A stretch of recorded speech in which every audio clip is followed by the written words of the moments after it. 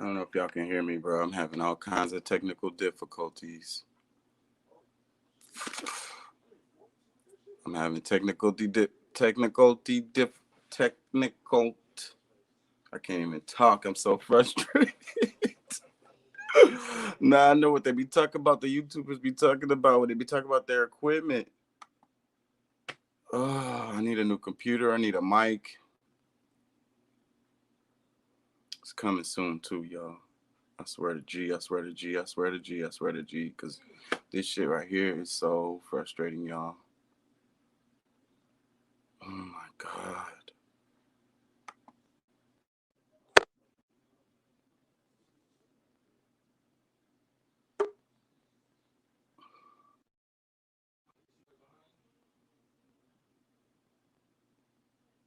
What the fuck?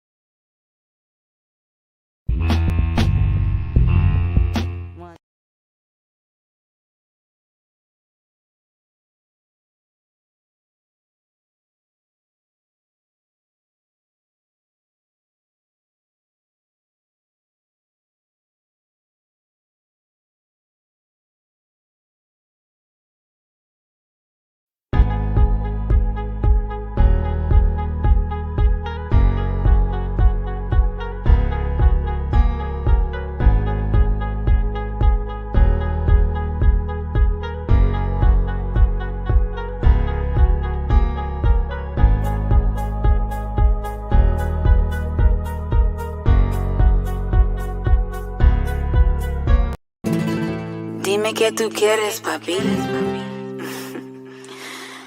¿Quieres que lo mueva para ti? Mueve, mueve. ¿Te gusta cuando me muevo así? Así. Mueve, muevo, mueve. Hey, you, we up in the place. We up in the place. We up in the place. Hey, you, make your body shake. Make your body shake. Make your body shake. Hey, you, we up in the place. We up in the place. We up in the place. Hey, you, make your body shake. Make your body shake. Make your body shake. Hop, hop, jump, skip up on the floor. If they didn't know, then we gon' let them know. Drop low, giving them a show. We gon' give them something that they never seen before. Hop, scotch, 784. Bouncing on the beat while keeping the flow. Stop, watch, freeze and go. Cock-a-doodle-doo is what you eating off the floor. Pop, lock, do it by yourself. You know you the best, you don't need nobody else. Rock, hip, toast to success. You was born a winner, so you never nothing less. Hey, you, we up in the place. We up in the place. We up in the place. Hey, you, make your body shake. Make your body shake. Make your body shake. Hey, you, we up in the place. We up in the place. We up in the place. Hey, you, make your body shake. Make your body shake. Make your body shake. Bow, bow, rock, rock, shake, shake, wiggle, wiggle, wiggle, wiggle, wiggle. Bow, bow, rock, rock, shake, shake, wiggle, wiggle, wiggle, ¿Quieres que lo mueva para ti? bow, bow, rock, rock, shake, shake, wiggle, wiggle, ¿Te gusta wiggle. cuando me muevo así? Bow, bow, rock, rock, shake, shake, wiggle, wiggle. When we come through, make you move just a little. Clap, clap, snap, do it from the hip. You can do this whether you stand or sit. Pump, fist, do it with your wrist. Pump it back and forth like you trying to catch a fish. Hip, twist, do a finger kiss. Rocking back and forth as you make your body shift. Top, tick, do it like you sick. 2 + 4 is 6, and that's a ripper thick. Top, 6, we gon' let it rip. We got your attention and we not gon' let it slip. So hands up, move your head and know what's up. Now it's shoulders rolling while you showing them your stuff. Hey, you, we up in the place. We up in the place. We up.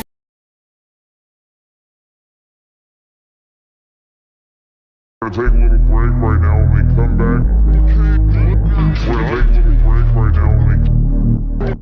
We're gonna take a little break right now.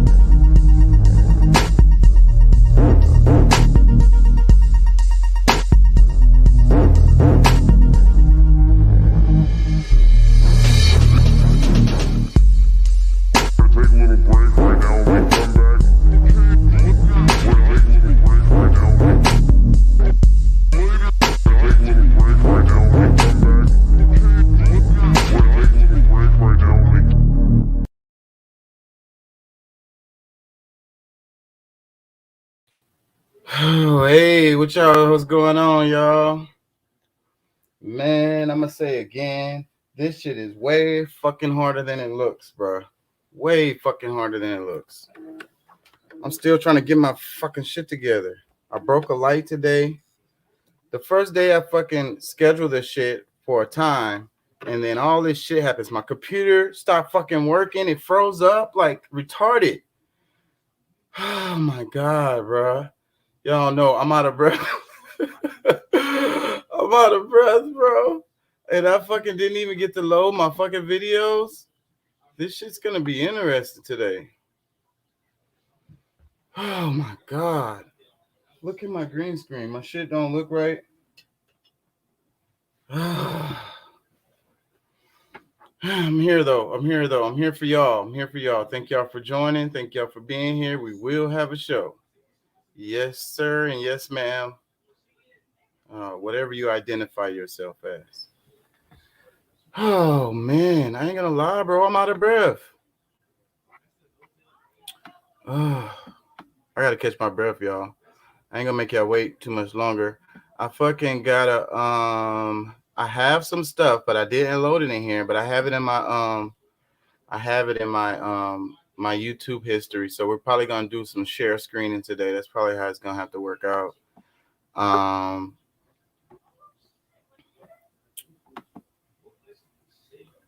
What's up? What's the deal, man? What's good with you? Not a whole bunch, bro. Just checking in with you, you know.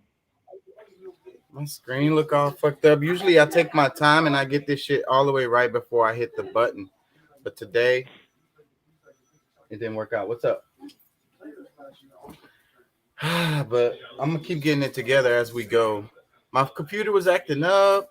I don't know. It was trying to reboot or whatever the hell, bro. You know what I'm saying? Like update. It was trying to update and all this fucking shit, bro. Man, now I know what the YouTubers be talking about when they be talking about their equipment and wanting better equipment, stuff that works every time. Now I understand. Fucking anyway. Nah, hey, look, I already kind of know from when I ran a studio. You know what I'm saying? It would have its challenges. Just when you have somebody coming in, you got paying customers, and you start having little glitches, and you just like, what the, you know what I'm saying? It's just so yeah. So you understand. I feel better though. I just need to calm down and get going here. What was my title? My title was usually across the top of my screen. I don't see it. I know what the title was supposed to be. I wonder. Oh, there it goes. Yeah. Do doctors know about nutrition and homeless children, homeless children? So yeah, that's the topic of today. Okay. Like taking care of homeless children. Like it's so crazy when you think about homeless, because we always think about adults. Some guy who did drugs or whatever, and somebody begging. Yeah.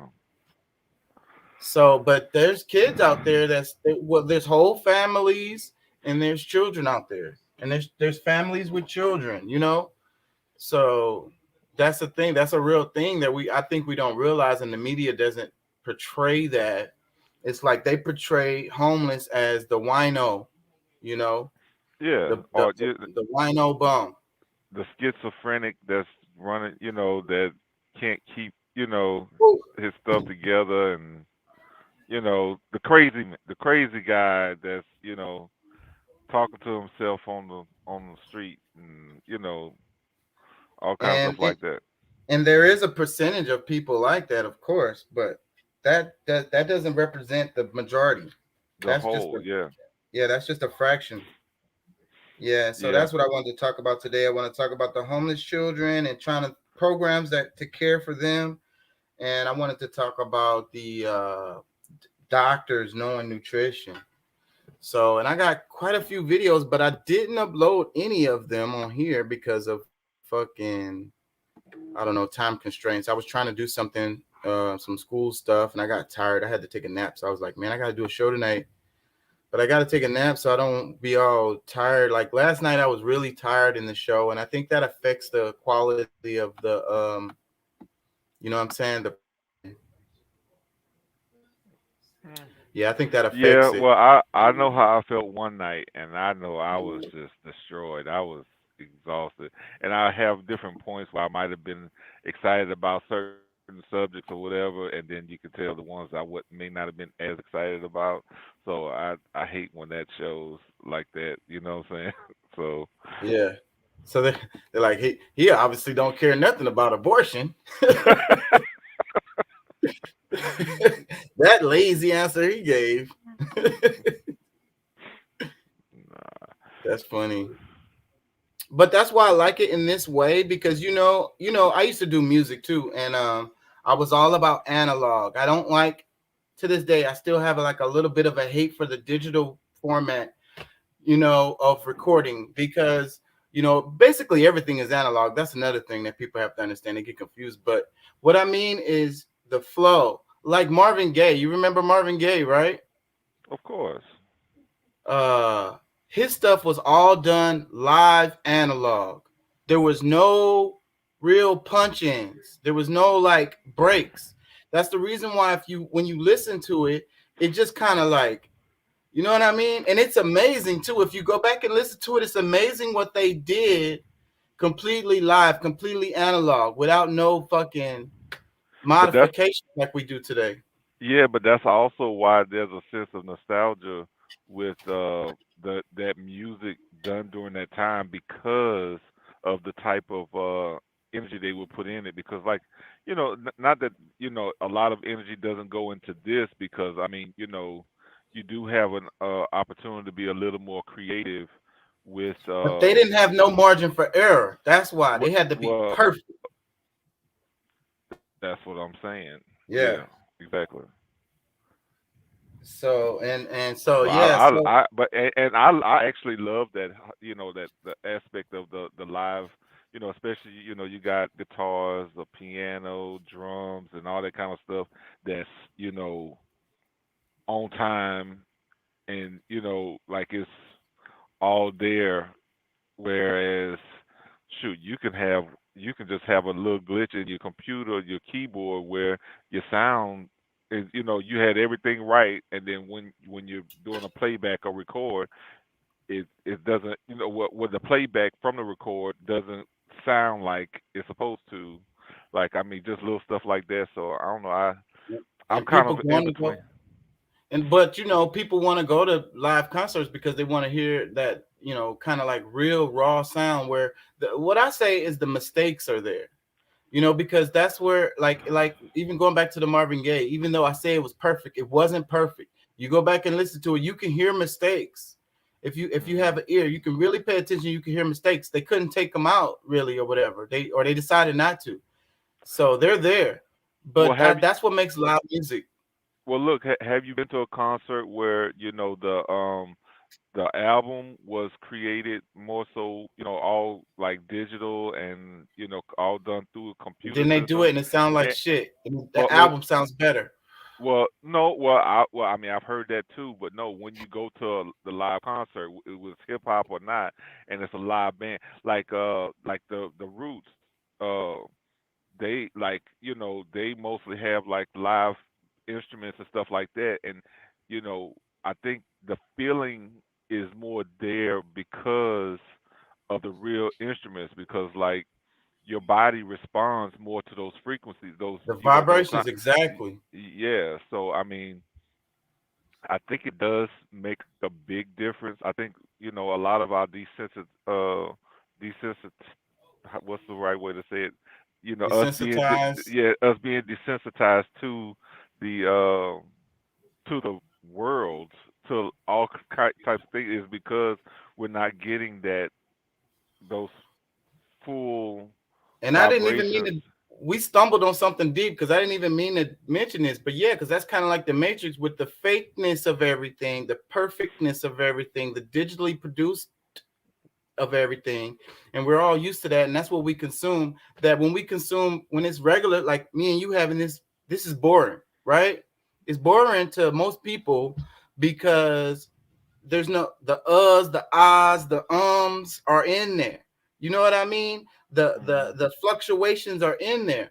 But again, going back to how I started this conversation, the reason why I do this that way is because I recorded my music the same way back in the day when I did music, because I like that feel of it's because the audience can connect. I believe they can connect better to it, because it sounds more like I don't know. There's a word for it, but real is not the word. It's like you can feel it more. It's more tangible.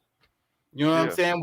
With the Well, one of the things that I learned through, my enlightenment of, like trying to, know thyself, is that at one point in time, that's how healing happened for people, is through the live instruments, the strum of, certain uh that's deep.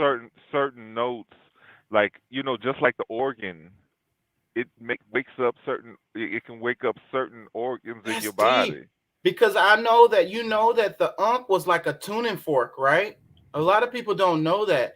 And they didn't carry in those pictures when they show the Egyptians carrying that stuff. It's kind of like those are your tools. It represents what you use. It wasn't in when it was an image of them holding it in their hand and they're like holding it down, they're walking with it, or maybe they're holding it up like this. That's Mhm. like, like if you're like the Masons, you the tools that you use that represents your, what you do for a living and what you do regularly is what you hold in your hand, and that's what the image is. You get what I'm saying? It's still like that Mhm. today. It's exactly like that today. A carpenter, if it was a picture of a carpenter, he would have a hammer in his hand. So the tuning, the Ankh, the picture of them holding the Ankh, and I put a lot of time thinking about this, but if you look it up, the Ankh was a tuning fork also. You know what I'm saying? So Yeah, they because it had used it. many that one symbol stood for many things. But I mean, I'm talking about a practical, actual use as a tool in your hand, Yeah. physically in the shape of the Ankh, and they used it as a tuning fork. They would hit it, boom, and it would make a vibration. What they Mhm. did with it, nobody fucking. That's what they don't know. Hmm. That's So, but that's my first time hearing that. So I mean, I could see how it could be used for that, because I mean, especially like, tightening the strings, whether it's on a piano, whether it's on a, guitar, but look, bass, or that's what the epiphany I just had when you was talking was healing. That will make a whole fucking bunch of fucking sense. yeah. I never thought of that. I just had this epiphany because it's putting pieces together, because I've thought about that with the Unk and the tuning fork thing for a long time. What the hell were they doing with it? You were just saying the vibrations of healing. And then you know that they be when they be the monks or whatever, when they use the when they're like and just like other religions, The when they be like humming, the hum. it's all about the vibration. It's all about that note. They're hitting certain notes, and then they'll Mhm. change the note. The monks, if you really pay attention to the monks, they'll go all together, and the note will change, or some shit. You know what I mean? Well, yeah, well, Hmm. look, and that's another discovery, because, like, when they talk about Ham, it's like the man's name wasn't Ham. That was just a way for them to be able to, like, when they responded to him, or when they, try to call out to him, it was more of the sound that Oh, hum, that was like one of those, so it's still like a embedded code with a lot of the things that's going on in the Bible, that, you don't really get awakened to until somebody, because I mean, for me, it took I somebody didn't know to that. What you just show that said, to. I just learned y- something too. I didn't know that. Yeah, Go ahead. yeah. So that's the whole idea to it. That, that I say the whole, not, I can't say the whole idea to it, but that's a part of that whole thing. Because even with when you look at Egyptian hieroglyphics, or the letter system for them, the vowels are interchangeable. So, a lot of times they'll write something like, when they write Kemet, they'll just put KMT. And, you know, it's like they said, the vowels can be interchangeable. So, that KMT could turn into different things. There's just like secret, like they say, secret societies. That's actually sacred society. Like things that's built into it is more sacred instead of secret. But that's what we've turned it into is like it's secret because you're not not many people really can talk about it or they don't talk about it, but it's more start off as sacred, you know, ideas and understandings and things like that. So I don't know. It's a lot of stuff to it that I'm still learning, and but I like a lot of this stuff really blows my mind because it's like you know, if I did not have an open mind to it, like I wouldn't have some of the discoveries that I've had. You would miss it. It would go right over your head. Yeah. Yeah, I'm getting myself together. I'm gonna download some of these while we're talking. Because what we were talking about right now is actually more interesting, I think, than what I was about to go into. But Well, I mean, because I think it's still, we're still stumbling around the health of, perspective because, personally, I like to listen to different chants and sometimes the ocean and, these different frequencies, these vibrations, as I sleep, even, sometimes it's even with affirmations, like when you're doing meditation, it's all about breathing and that's really what spirit is breath. So the way that you breathe is a way of calming and they call it the refreshing ka. your mind. Well, yeah, the ka. Well, your body is kind of like the car. It's a it's a vehicle just like a car. It's like a car, you know. But yeah, that's how it's looked at. So to heal the ka, you use that spirit to be able to receive and give off different vibrations. You know. And then, so modern medicine wants to keep on saying like it's all just crazy talk, like the Native Americans dancing and singing and stuff, and they're like, oh, that's gonna heal them, All you those know? times. Oh man, say bro, and that's one of the things where I got started with it because just I guess having a natural appeal to the Native American lifestyle. I would listen to some because I had some little cousins that my wife at the time was taking care of for my cousin, and they it was just the type of songs that they would have. I don't know if it's like really a different language or them just using just different sounds with their voice, but um just to hear those tones, like And what about your it just mother's did voice? something to me. So it Like, just made me. let's talk about that a moment. What about your mother's voice?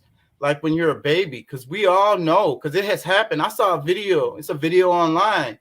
The baby, I think the baby was born still, or maybe the baby died after birth. Either way, the baby was not alive. And they gave the baby to the mom, and she was kind of like talking to him and stuff. And the baby it woke up.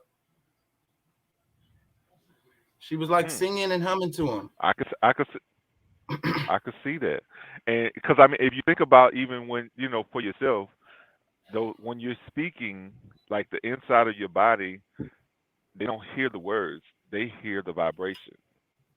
Your Like your organs and dog, like the like what? your pets. Like your pets, because your pets don't understand English, Spanish, or whatever freaking language you speak, but Hmm. they know to do what Your tone, they yeah, based on your by tone, your tone, yeah. because that's what they're reading is your tone. Because when you're mad at them, you're gonna talk to them in a certain way, and it's gonna come out fast, and they know you're mad at them. And when you're happy with them, it's gonna be a lower tone, softer tone, and it's gonna be slower. The frequency is gonna be slower, so they Hmm. know you're happy with them and you're brushing them or whatever. Yeah, yeah. I never really thought of it like that, but yeah, that's Oh, and then the other thing, because we're stumbled on something, bro, because creation is that, right? In the Bible, it says, let there be light, and it was good. So it said God said, and this is I come back to this over and over and over again because in the Bible it said God said. It says the same thing in the Quran and the Hebrew Bible. It's God said, "Let there be light," and He said it was good. It's like the voice, and then they say God created us in His image. So His voice, His thought, His imagination mixed with the voice caused the creation. Mm-hmm. The breath, it breathed the breath into life. Mm-hmm. Because that was Yeah. the other thing. He said he breathed into the sand or something like that in the Bible. Something about that. Breath into the dirt. He put his breath in the dirt. Something like that. Having to do when they created man.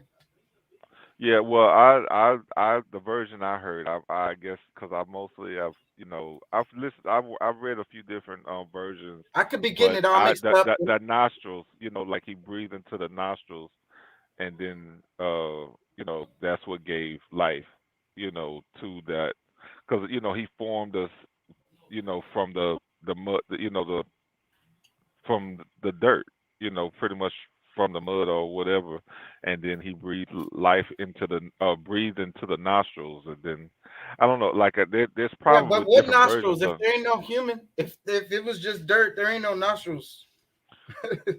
Well, That's all I'm saying. well, of course we can't get too specific about that Right, because I mean, right, right. we're But it's still still looking. about the breath. It's still y- about the breath. Yeah. And and then I would add the tone and frequency. And then they say, what is his name? I want to say Epstein because he popped up on my timeline just recently. But no, I'm talking about 369. The guy, electricity guy, It, Tesla. Tesla. oh, He said, oh, think in terms of Musk. frequency, You talking about Elon? vibration. You talking about Elon Musk? No, no, no. I'm talking about Oh, Neo. Nikola Tesla. Yeah, Nicola. Yeah. Okay. He said, think in terms of frequency, vibration, right? And I think he said energy. But if you add breath to that, but it's all related because whenever we make a vibration, it has to be it moves the air, right? Mhm. You have to think about that because I know you know about sound, and then you like the sound, the way it moves through the air is what determines the wave. It makes a wave. And you're playing the guitar. If you're playing the guitar, if you're playing a stringed instrument, you can see the air move around that fucking string. You know what I'm saying? Oh yeah. The air is definitely part of the sound that's coming out of that string. Oh, And most like when you definitely. playing a saxophone or any kind of instrument like that, the Mhm. the totally how you I used to play the clarinet. The way the way that air goes into it, definitely it's not just about how you press the note key on the clarinet. It's the way Mhm. you blow it too. Well, yeah, because I mean, you're blowing, and then the vibration from the reed will, somehow I need I more don't, shit. and it's also, I mean, it's bouncing off of the brass or the wood, whatever, based on what instrument it is. But even like when you're strumming a guitar, the you don't think that it's pushing air in and out, you know, at the same time. I mean, it's kind of like a simultaneous type thing, but when you're strumming the guitar, those strings, that vibration is, somehow it makes it that hollow sound because of it, because where how the guitar is made with Right. It's the got the wood on the outside, and then it has that hole right there in the middle where the strings kind of go over the top of that hole. So that's what so it is. yeah, They vibrating the air into that hole, and then the and back wood. out. Yes. So then the shape of that's why the depends on the shape of that guitar, because certain people like it because the sound's going to be different depending on the shape of the wood part of the guitar, how And then big it is, how much space is in there. and like depending on because some people I've heard like they do like a friend of mine, because in one of the bands that I managed, they one of the guy was like so good, like he could play all by himself, and he's tapping on the side of the guitar, making some almost like some little drum beat and strumming the strings at the same time. So I mean, all of that stuff is actually giving off those different frequencies and hitting the right tones that make you actually feel something inside, in your body. So it's to me that's like some real like it's some deep shit. You can't really just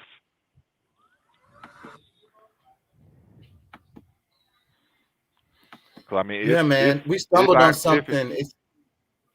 I'm gonna think about this later and really kind of try to take it in because our healthcare system is trash, and one of the things they always not they nose up on any kind of native or natural type of healing, like it has completely no benefit. So maybe the benefit is just not what they think it is, and why can't we use pharmaceuticals mixed with like native types of medicines and stuff? Why can't we use Well, it together? and that's a great question, but at the same time, we have to realize in order for it to really operate the way it does, maybe I'm in my conspiracy bag because I mean there's some things that work and some things that don't. But we also have to consider the whole placebo effect because regardless of what you give somebody in them in what kind of medicine, whether it's something that's actually has some healing properties to it, it's still based mostly on the mind. Their belief, their belief in it. Yeah, you know, if you give them something that's really healing, but they think negative about it, it's not gonna work. And the vice versa, the same thing. If it's the same way the other way around. And exactly, I mean, it can have some healing properties, or maybe not all the healing properties that's necessary. To like to just do all the healing on its own, but because of that, their mindset and their belief in this thing is going to heal them is what heals them more than anything because your mind can create a healing vibration throughout your body. Like your thought process can actually signal to the rest of your body that I need to get better soon. I want to be better soon to where But they your know cells that start working. in modern medicine, they know that, and they do acknowledge that in modern medicine because Well, they yeah, they say that in the doctor's office, well and yeah, they do acknowledge that. that's that whole placebo effect because they can give you a sugar pill and with that and that's all it is. Take this, 3 times a day, every 6 hours or whatever, and it's like within the next 2 days you're gonna start feeling better, and because of how much they believe in that, is what starts signaling to the rest of from their mind and throughout the rest of their body that Because triggers the healing. niggas, most of us don't even go home and take the damn drug, not properly, anyways. What, we take it the first 2 days? Yeah. Be like, man, You're I right don't need about all that. that. I don't need all them. Well, Damn, yeah, because I mean, I'm gonna just. I don't like the idea that I'm, of course, you end up with different chemicals in your body anyway. But especially when I know, like, I don't even take, like, I hate taking pain medicine because it's like, like Tylenol and this and that and the other, it messes up your liver. So it's like, okay, am I going to subject my long-term liver operation for a short-term headache? You know what I'm saying?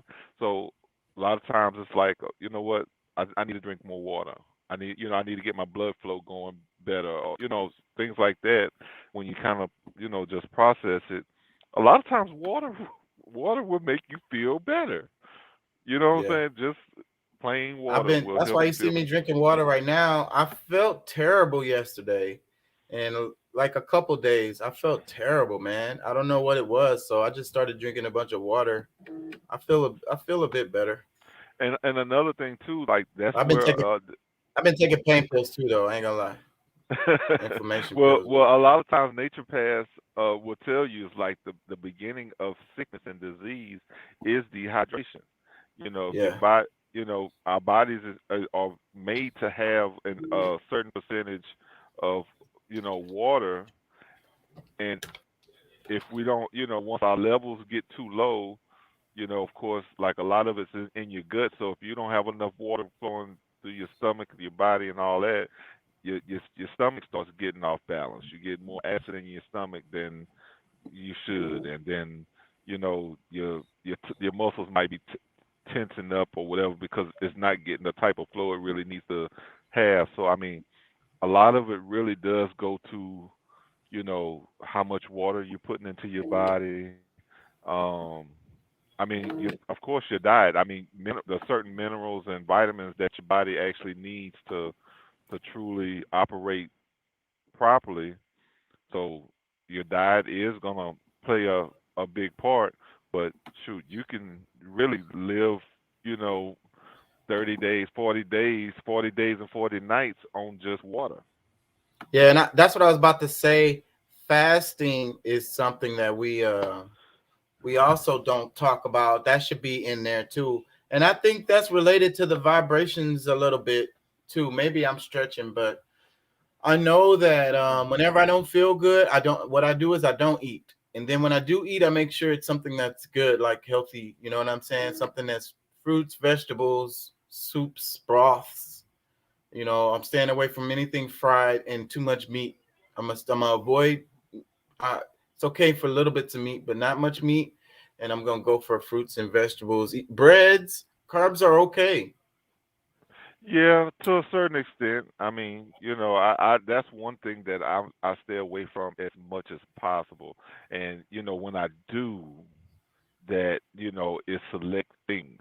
You know what I'm saying? Because you know, some people think that broccoli is a vegetable. Broccoli is actually a complex carb. So you know, that's a carbohydrate. So, getting stuff like that in is, still good for you. But, you know, when you really think about it, or, when you really, if you really look into these different foods, potatoes, you know, people might call that a vegetable, but can't necessarily say it's a vegetable. You know what I'm saying? It's a root pretty much. Like it's more of a That's how carb. they determine vegetables, but that's what kind of gets lost though, because the way it was grown, that's what determines it as a vegetable. But it's super starchy, so technically, It's a there's carb. not very many nutrients in it at all. Like you get Well, no, some out of the. What yeah, I mean is, there will be some. Go ahead. what I mean is, there's not much like a normal vegetable. You get some out of the skin, I guess. I don't know. There's some nutrients in there, but it's not nutrient rich. It's very nutrient shallow. Dense.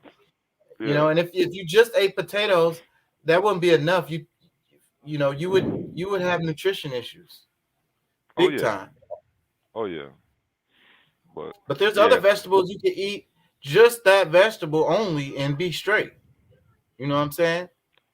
Yeah. I mean, cause I'm gonna tell you one thing that I like to try to keep in my diet is spinach.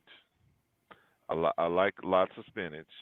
Um, Yeah, I ate I Subway today because I wasn't feeling good. I ate Subway, and yeah, I got a lot of you spinach. tried you tried that protein bowl or you just did a salad?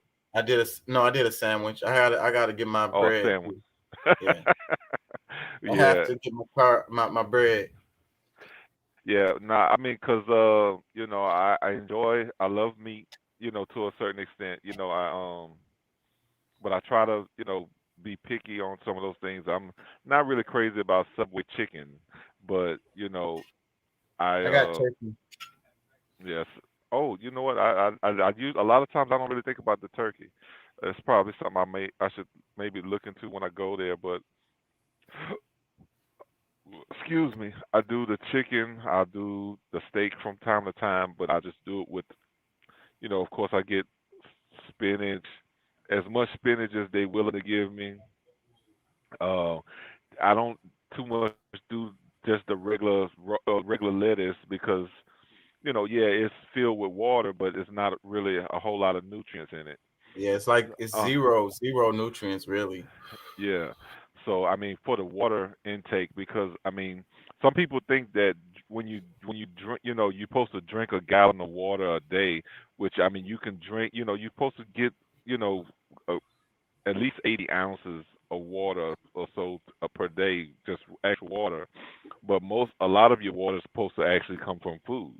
So eating fruits and vegetables and stuff like that is how you get the rest of your water intake for your body.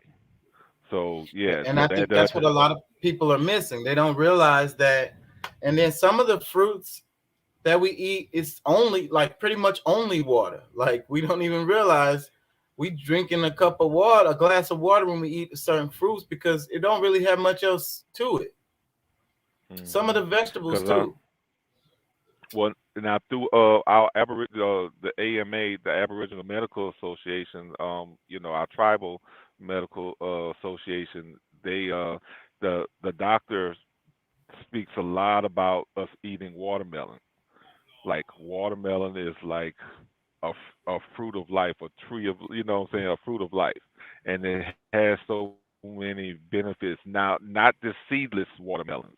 Like you need to get real watermelon that was grown. Whenever I eat Pro- watermelon, I say that's high quality H2O. yeah, Like old but buddy from the movie. but Every if time I say that, every time, because that's what I think about when I eat watermelon. Because you think about it, like that really is high quality H2O. I mean, it it's is. clean as fuck. What water is gonna be cleaner than that? That plant made sure that water was good. It wasn't finna pick the shitty water. It's like that's some clean ass water that plant was holding in itself. You know. Oh yeah. Yeah, but I mean, like I said, I mean, because I used to think that me getting any kind of watermelon was good, but when you start going to the GMO watermelons, the seedless watermelons, you're not you're robbing yourself. You might end up with some good fluids in you, but at the same time, the nutrients aren't really there. You. I mean, if you think, I mean, genetically modified, you're not getting natural or real, shall I say, a real watermelon. Real fruits produce real seeds. So Yeah, the whole thing that's with the way Monsanto. God intended it. The whole thing is Monsanto, those that big ag, and people leave them out when they talk about the bad corporations. They always mention the military industrial complex. They always mention the pharmaceutical companies, you know, and they always mention the oil companies. But they tend to forget about big ag. Big ag. We can't Well, forget about them. I don't think they forget. I think that they choose. They know it's not a good idea for them to for them to be able to continue in the way that they have been, because I mean that's one.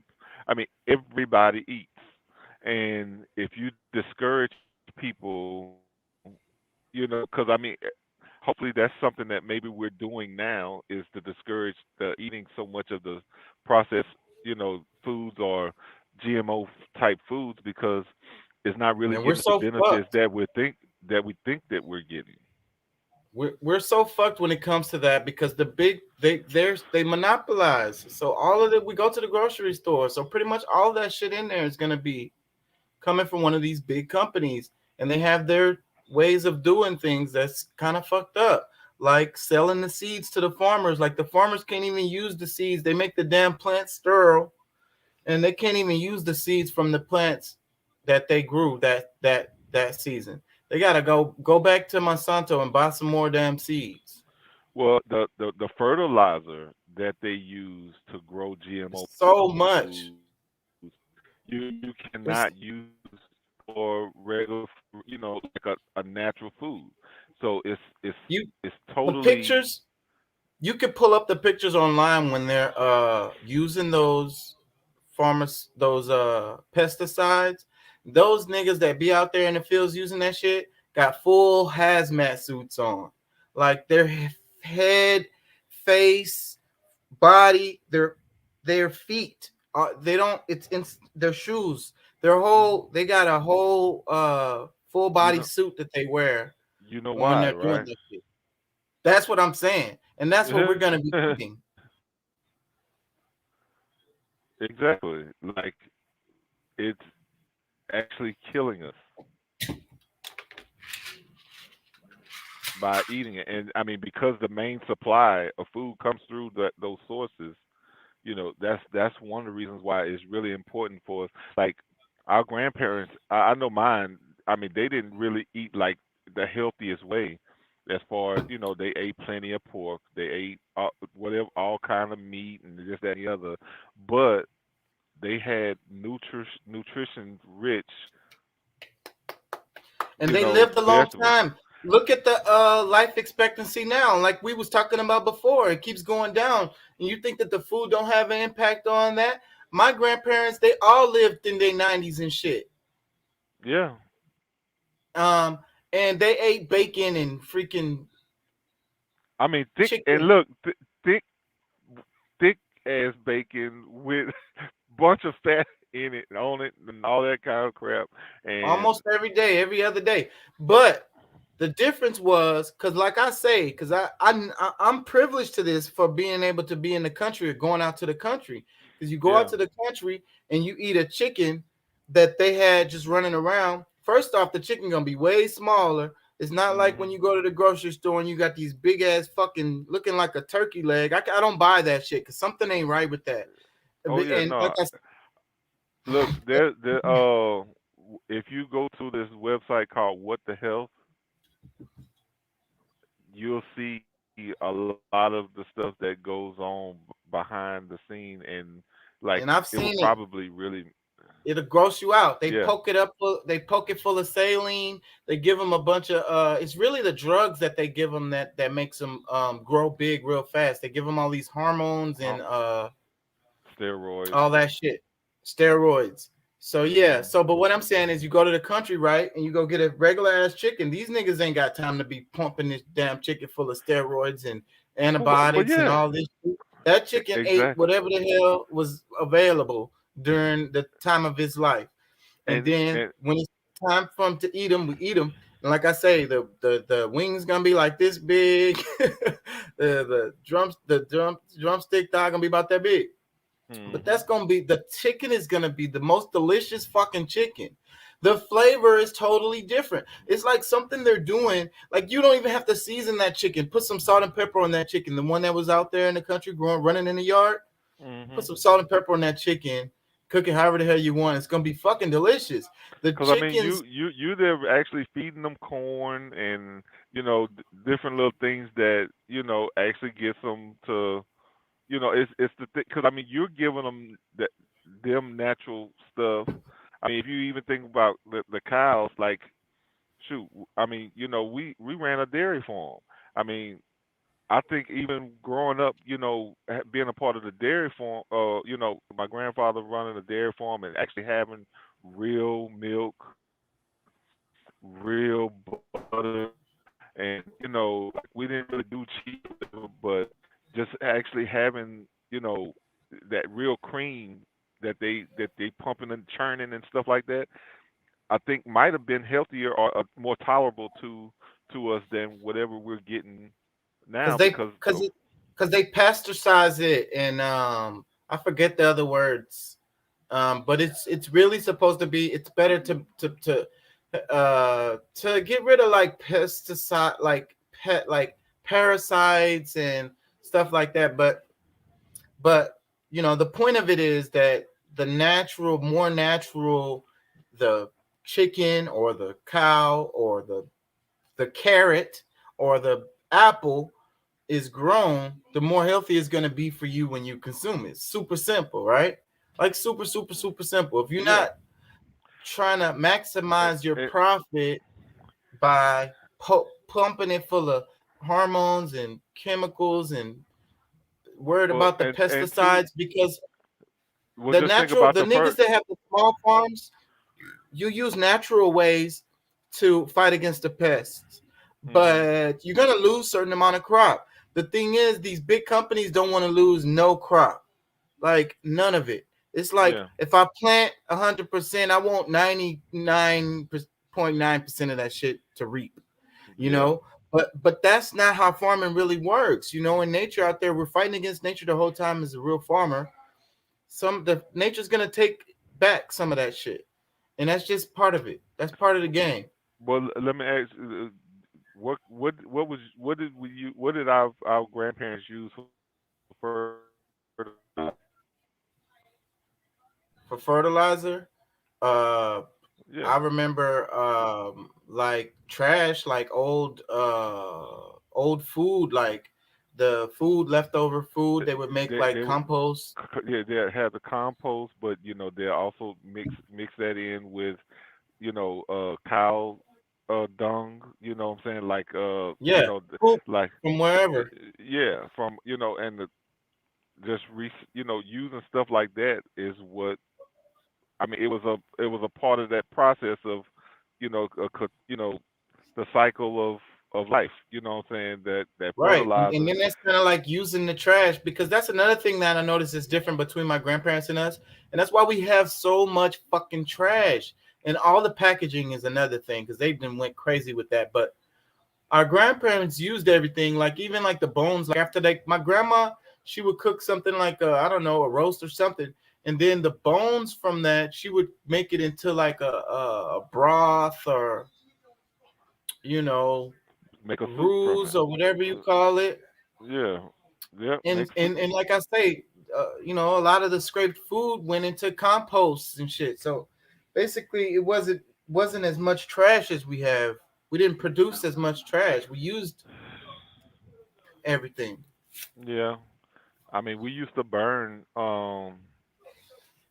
Every so often, we would end up burning the field, which did something to it as well.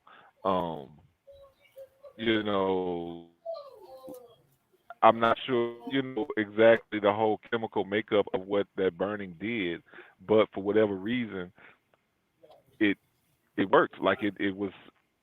It revitalizes the land. I know about that because you know they learned about that from the Native Americans. Like the Native Americans was doing that shit when they came over here, and they was like, "What the fuck are these motherfuckers doing?" No, we we And we so are we are we're the ones that they learned it from. that's what Our I'm saying right here right here in America. And they came over here and they call it slash and burn. So, but they was like, why are they burning their own fucking shit like that? But yeah, they understand that. Yeah, like it does a lot. I mean, I used to watch videos. I'm really into that kind of stuff. So, but it does a lot. It does a multiple different things.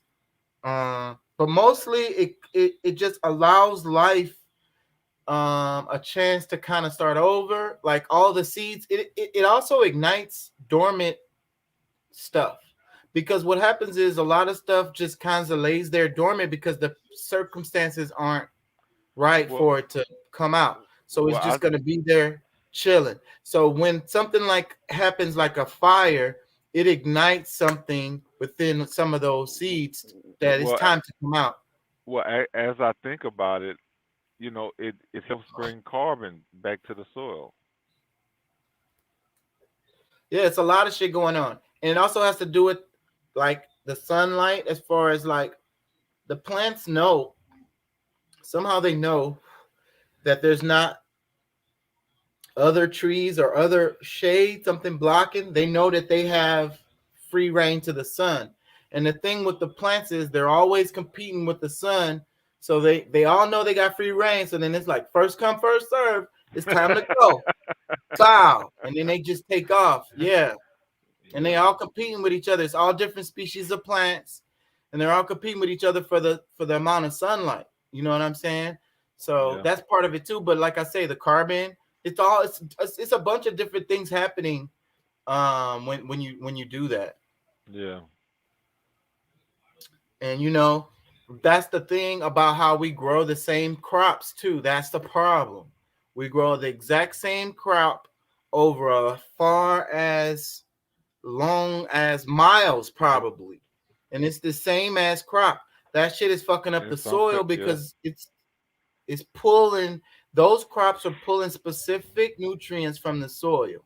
So, and you got miles of that one crop pulling these specifics. So now that soil is going to be deficient of whatever type of nutrients that plant pulls out of it.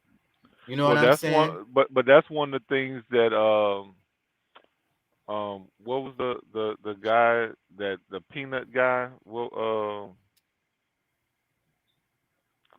I was I used to watch George Washington Carver Yeah. is that realizing that changing up the things that you grow can revitalize the land and still produce at the same time some product uh and I think that's what he got to being able growing peanuts, growing potatoes and things like that because it didn't rob the soil. You could still grow and produce a product, but it didn't actually rob those nutrients. It actually fed the soil to make it be able to so you can come back and grow other things that the soil would actually produce the nutrients that you wanted, that you needed for those other vegetables. So and I think throughout history, like after I think it was like after a 7 year period, a lot of times they would move to different places to grow because of allowing it time to be able to reproduce or to regenerate those nutrients through, because of course rain is bringing in different things, uh, the wind and trees, like everything in around it is somehow helping that. So not using that land for however long will help revitalize it. So when you're ready to come back to it, it's it's gonna put out you know good vegetation. And like I say, man, the Native Americans knew that already. They grew plants together in groups. So the ones that would kind of like work together, kind of like one is pulling a certain thing from the soil, the other one is putting a certain thing into the soil. And then, these patches of plants kind of work together, in that way.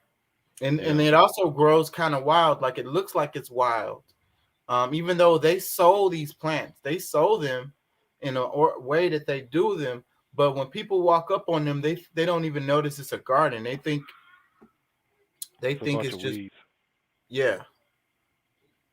Hmm. So, and all that is so related to nutrition, uh, Most and definitely. health. The actual natural as foods, natural as plants, and the soil actually having the nutrients in it. Because how is the plant gonna give you the nutrients you need when you eat it if it didn't even have the nutrients in the soil when it was grown? E- And exactly. I mean, and then that's the only way that it can produce it. I mean, that's the only way that you can get it. Because I mean, you could get a plant, like you can get it to grow certain things, but will the nutrients can't be there if the soil doesn't have it there. And I mean, and that's then that's so it's simple. nutrientless. The food is nutrientless, and then they put all these damn chemicals on top of it because they was fighting against the damn bugs. But now all them damn chemicals they use to fight against the damn bugs, we consuming that shit now. On top of the fact that they didn't, it sapped all the nutrients out of the shit. Hmm. It really has. That's fucking depressing. Yeah. Well, I guess toward the subject of do doctors know nutrition? Oh yeah, You I know, got a video on that. Perfect segue, but go ahead. yeah, I really believe that of course they know. I mean, that's a part of, their course study. But the biggest problem with that is that, if they really teach proper nutrition, that would mess up their money because there's a lot of kickbacks from the big pharma to push those drugs instead of a healthy lifestyle. And I don't think it's the doctor specifically. I think it has more to do with the pharmaceutical companies and maybe even the hospitals, because the doctors are even though they have their own business, they're employees to the fucking pharmaceutical companies and damn, especially the hospitals, because they can't do shit without the hospitals, and the hospitals are completely like separate entities. That's what a lot of people don't understand. The doctor Well, has a relationship with the hospital. well, no, see, it goes further than just the hospital because I mean, the doctors, regardless if they're in a private firm or if they're in a major hospital, they're still their connections through the pharmaceutical companies is still just. I mean, it's pretty much the same. So I mean, even in a private practice, you're still looking at insurance companies to give you the bulk of the money that you received, Yeah, I forgot. We dealing didn't with even mention the patients. insurance companies. Yeah, yeah. So So that most of their cycle, patients are paying cash. Yeah, yeah. they're getting their money from the insurance companies. Yeah, So that cycle is what begins it all, and they're trying to make a livelihood for themselves and their family. They want to send their kids to med school and this, that, and the third. So, and if there is a bigger incentive to push a certain drug that is at least closely related to whatever ailment it is, or that's, what's being promoted by the pharmaceutical companies, that's what they usually do, unless you're more vocal with your doctor. There's some doctors you find some good kind of walk the fine line, and if you're speak out and question certain things that because a lot of the doctors they don't use all those pharmaceutical stuff or give it to their family. They have alternative ways that they use for themselves and their family. and I've been in the So doctor's office and I've seen them peddling these damn drugs that they don't know shit about to their customers. Because just because it's a new drug and a pharmaceutical rep came around and gave them some samples and also gave them a bunch of free shit, probably bought them lunch and told them, "Hey, this is a new drug right here. We trying to, see what's up with this drug or whatever." And then immediately, right after the meeting with the pharmaceutical rep, the doctor is prescribing. Well, they're not prescribing it because it's it's new and it's sample, so they're giving it to you. They're yeah, giving it to you for free as a sample, related to whatever situation that you possibly. So it's like fucking trials, bro. Like even on everybody. So we want to think that this COVID thing, this bovid thing is a new thing. It's totally not. Like you say, it ain't nothing new under the sun. And they've been experimenting forever. Like it's what they do with those drugs because they don't be knowing. They don't be knowing. So they give out the drugs as hmm samples, and then the patients be telling you, "Hey, yeah, that shit gave me heart palpitations." So okay, all right. So it gives them heart palpitations. hmm Now we know well, that. well, I mean, just think about what they advertise on TV. Different things that people may be dealing with. That, a lot of people do have hope for the health. That um, that okay, they see this advertisement, and even with the guy that's in the background speaking, 50 words, 200 words per minute, and talking about all of the possible problems that could come from it, that and people still want to try it. You know what I'm saying? There's people that still they talk with your doctor before using, but it may cause blah blah blah blah blah blah blah, blah, that whole spiel that goes on. And so one way or the other is getting to the people to where like, because your doctor probably wouldn't suggest it, but because you brought it up, you asked for it.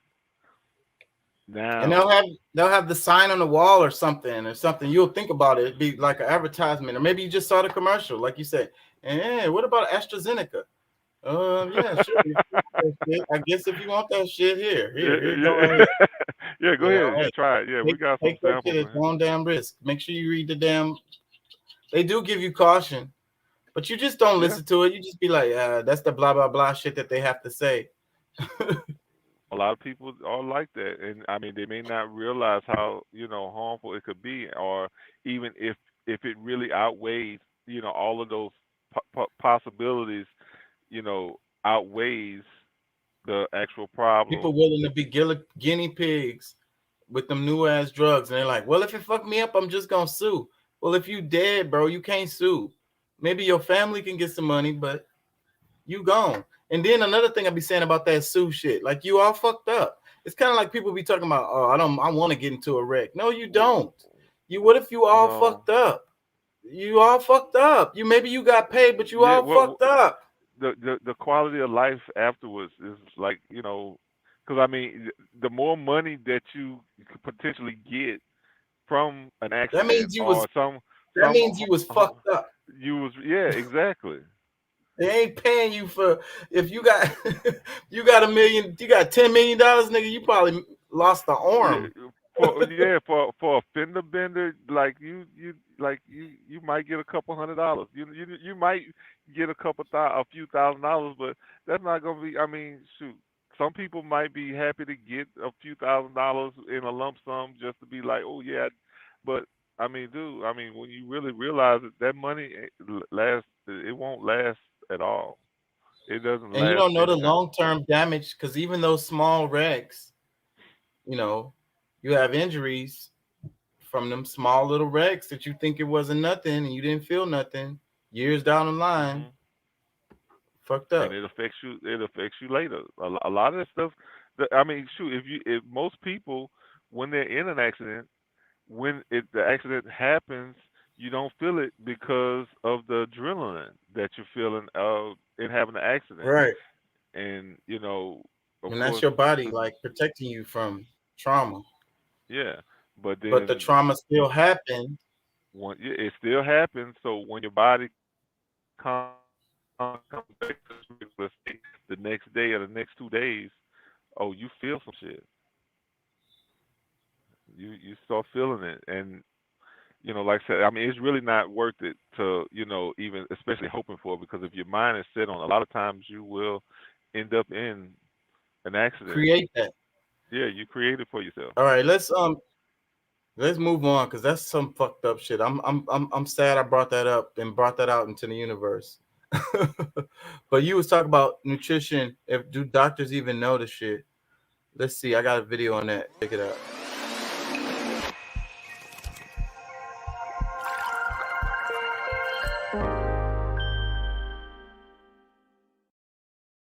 A poor diet now outranks smoking as the leading cause of death on the planet, as well as specifically in the United States. In the U.S., the #1 killer of Americans is the American diet. So if diet is humanity's #1 killer, then obviously it's the #1 thing taught in medical school, right? Sadly, medical students around the world are poorly trained in nutrition. It's not that medical students aren't interested in learning about it. Medical schools just aren't teaching it. Without a solid foundation of clinical nutrition knowledge and skills, physicians worldwide are generally not equipped to even begin to have an informed conversation about nutrition with their patients. How bad is it? One study assessing the clinical nutrition knowledge of medical doctors found the majority got 70% of the questions wrong. And they were multiple-choice questions, so they should have gotten about a fifth right just by chance.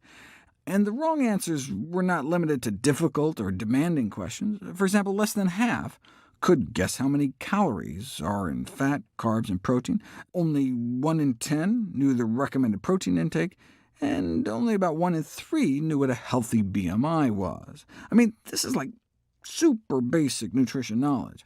And what's worse, not only did the majority of medical doctors get a failing grade, but 30% of those who failed had a high self-perception of their clinical nutrition expertise, meaning not only were they clueless about nutrition, they were also clueless that they were clueless about nutrition, a particularly bad combination, given that doctors are trusted and influential sources of healthy eating advice. For those majority of consumers who get information from their personal healthcare professional, 78% indicate making a change in their eating habits as a result of those conversations. So if everything the doctor knows they read in some checkout aisle magazine, that's what the patients are going to be following. Only a quarter of doctors surveyed correctly identified the American Heart Association's recommended number of fruit and vegetable servings per day, and fewer still were aware of the recommended daily added sugar limits. So how are they going to counsel patients on it? Yet again, of the doctors who perceive themselves as having high nutrition knowledge, 93% couldn't answer those two basic multiple-choice questions. Physicians with no genuine expertise in, say, brain surgery are neither likely to broadcast detailed opinions on that topic, nor have their quote-unquote expert opinions solicited by media. And most topical domains in medicine enjoy such respect. We defer expert opinion and commentary to actual experts.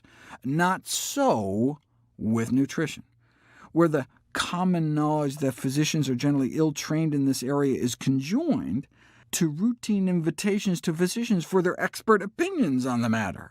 All too many are willing to provide their opinions absent any basis for actual expertise, or worse, made on the basis of bias and personal preference, sometimes directly tethered to personal gain, such as diet book sales. That's one of the reasons all the proceeds I receive from my books are donated directly to charity. I don't even want the appearance of any conflicts of interest. In a culture that routinely fails to distinguish expertise from mere opinion or personal anecdote, we physicians should be doing all we can to establish relevant barriers to entry for expert opinion on diet and nutrition, as in all other matters of genuine medical significance. I mean, we're not talking celebrity gossip. Lives are at stake, and there are entire industries devoted to marketing messages that may conspire directly against well-informed medical advice in this area. Medical education must be brought up to date. For physicians to be ill-trained in the very area most impactful on the rate of premature death at the population level is an absurd anachronism. The mission of medicine is to protect, defend, and advance the human condition. That mission cannot be fulfilled if diet is neglected. Maybe one place to start is for physicians and healthcare organizations to collectively begin to emphasize their seriousness about nutrition in healthcare by practicing what they at least should be preaching. Is it appropriate to serve pizza and soft drinks at a resident conference while bemoaning the high prevalence of obesity and encouraging patients to eat healthier? A similarly poor example exists in medical conferences, including national meetings where some morning sessions are accompanied by foods such as donuts and sausage.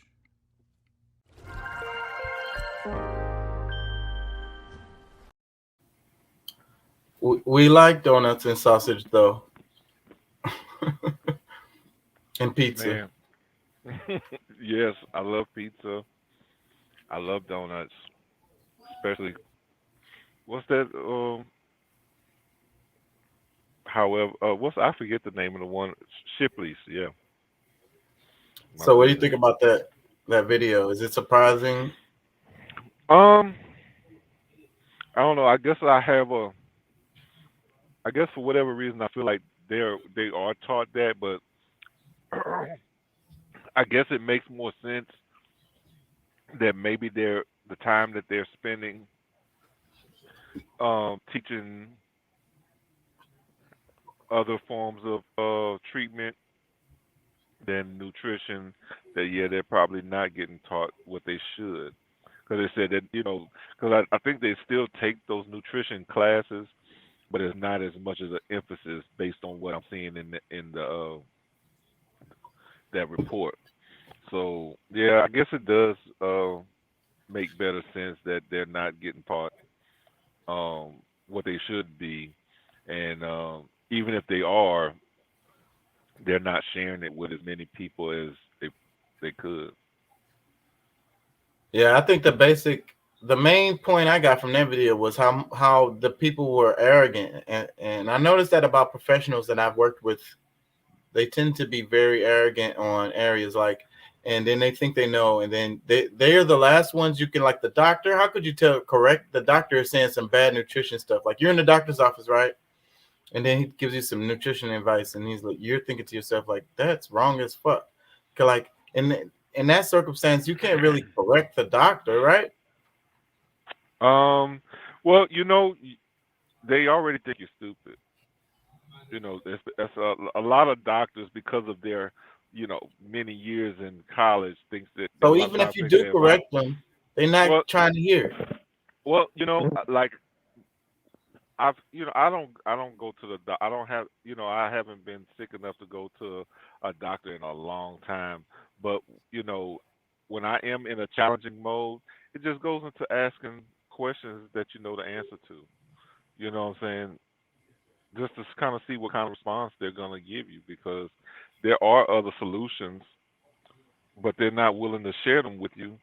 And you know, some of them, I mean, because of the strict guidelines that is in place for them, they don't want to get caught in, because there's, just like when you go to certain stores, there's secret shoppers, so they're afraid to tell different people different things, because they don't know if you the rat that's coming to try to pull them out.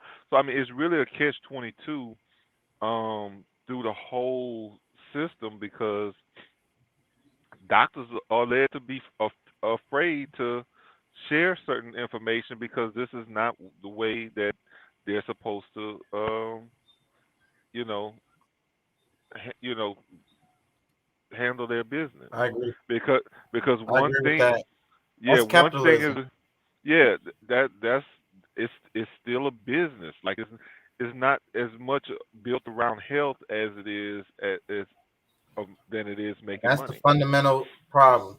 And but like I say, from that video, what stood out to me is how much they thought they knew about nutrition and they was wrong. Like the ones that thought they knew were the ones that was the most wrong. The ones that was the most confident. Yeah, I'm sure I'm an expert in nutrition. Bah, bah. Well, I mean, but just think about, like, because you kind of mentioned, like, about different diets. Like, every month there's a new type of diet that comes out. Every quarter there's somebody that's like, blazing the trails of some new type of diet that you need to get on, and it has become a trend. Like, diet is a trend instead of a lifestyle, because it's so many different theories on what's right, which, I mean, for some people that theory will work, but like we discussed the other Because night, the whole idea I of the diet though is to take advantage of people anyways, right? Because it's like a short-term fix for people who don't want to, because like you say, lifestyle change, a diet should really be it's lifestyle change is what it really is. You have to change your lifestyle, change the way you eat and the way you move, like walking and whatever the hell. but there's And it's still, not temporary. You have to do that and continue to do it. well, we also have to put into the equation that you know everybody's biology isn't the same, so you have to have different ways for different people. So, everybody's always trying to seek out, okay, well, let me try this one, because that one wasn't quite, maybe they had some benefits from it. And And then that it's kind of like, goes okay, well, back I like the idea of this one. It kind of goes Give it back a to what you were saying, shot. because it's the cookie cutter way that we do healthcare, one size fits all type shit. So like this diet worked for a lot of people, so it should work for you type shit. You know what I'm saying? Same Yeah. thing with the pharmaceutical pills. This drug worked well for a bunch of people, so it should work for you. But they don't really know that ever. No, and, for how long? And especially we get into, if a certain diet pills or whatever, they come up with some kind of mixture of, whatever they say, how natural a lot of this stuff is, but we're still looking at something that can change your composition, because of the different chemicals that even these natural things can let off, that's not giving you still not giving you the balance that you want. And let's say somebody that's looking for a fat burn, they take these different things, think it's going to give you a fat burn, but then I can admit I've tried some, and because I'm not as active as I probably should, maybe that's a part of why it's not working, or what. There's a lot of different factors that can change it, and that's the whole I think that's a part of, of course that's a part of the problem, but totally I think we need to be able to really look into health a different way than it just being, a quick fix, or that there's one way to fix a problem for everybody. So I got another video. Check it. Alright, this video is going to be all about nutrition for medics and health professionals, I guess. Unfortunately, during nursing school, during medical school, we are not taught enough nutrition. It's my fundamental belief that all health professionals should be able to deliver simple, actionable nutrition and lifestyle advice to all patients that they come in contact with. It is an essential part of medicine.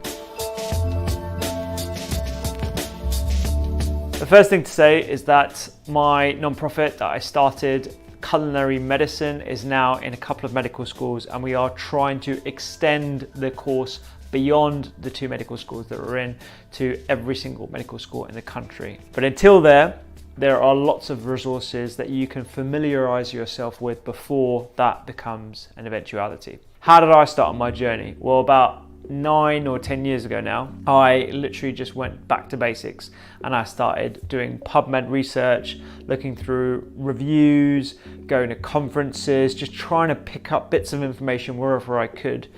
But having had that experience, I can now offer you a more strategic approach to educating yourself in nutrition principles. Number 1, there are a few free courses online that I do recommend. The first is the Food as Medicine course by Monash University, an Australian university. You can get it on FutureLearn and it is free. If you wanted to pay, I think it's around £60, you'll get a certificate with it, but you can do the free course if you're just dipping your toe, and they've got real registered dietitians and doctors talking about the subject and whether food can be referred to as medicine.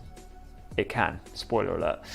The second course I would say is Coursera. So if you look through Coursera at nutrition courses, and another one is by the Night Lab in West Coast America. They've got a whole course about the microbiota, the population of microbes that live in our gut, and it is absolutely inseparable from health. If you want a more technical dive into the microbiota and how little we know about this current subject, but how exciting it is, I definitely recommend that course. The links of all will be down below as well. For a basic overview of nutrition, I've got my own course online. You can check that out at thedoctorskitchen.com and sign up to my newsletter, which gives you free recipes every week, plus lots of podcast links and everything else that I'm reading as well. That's very, very basic. So if you're a health professional, it could be a nice way of just familiarizing yourself with what's out there and listening to the 40 plus episodes I've got on my podcast as well. I am often asked if there are paid for courses online that people can use to familiarize themselves with nutrition in the UK.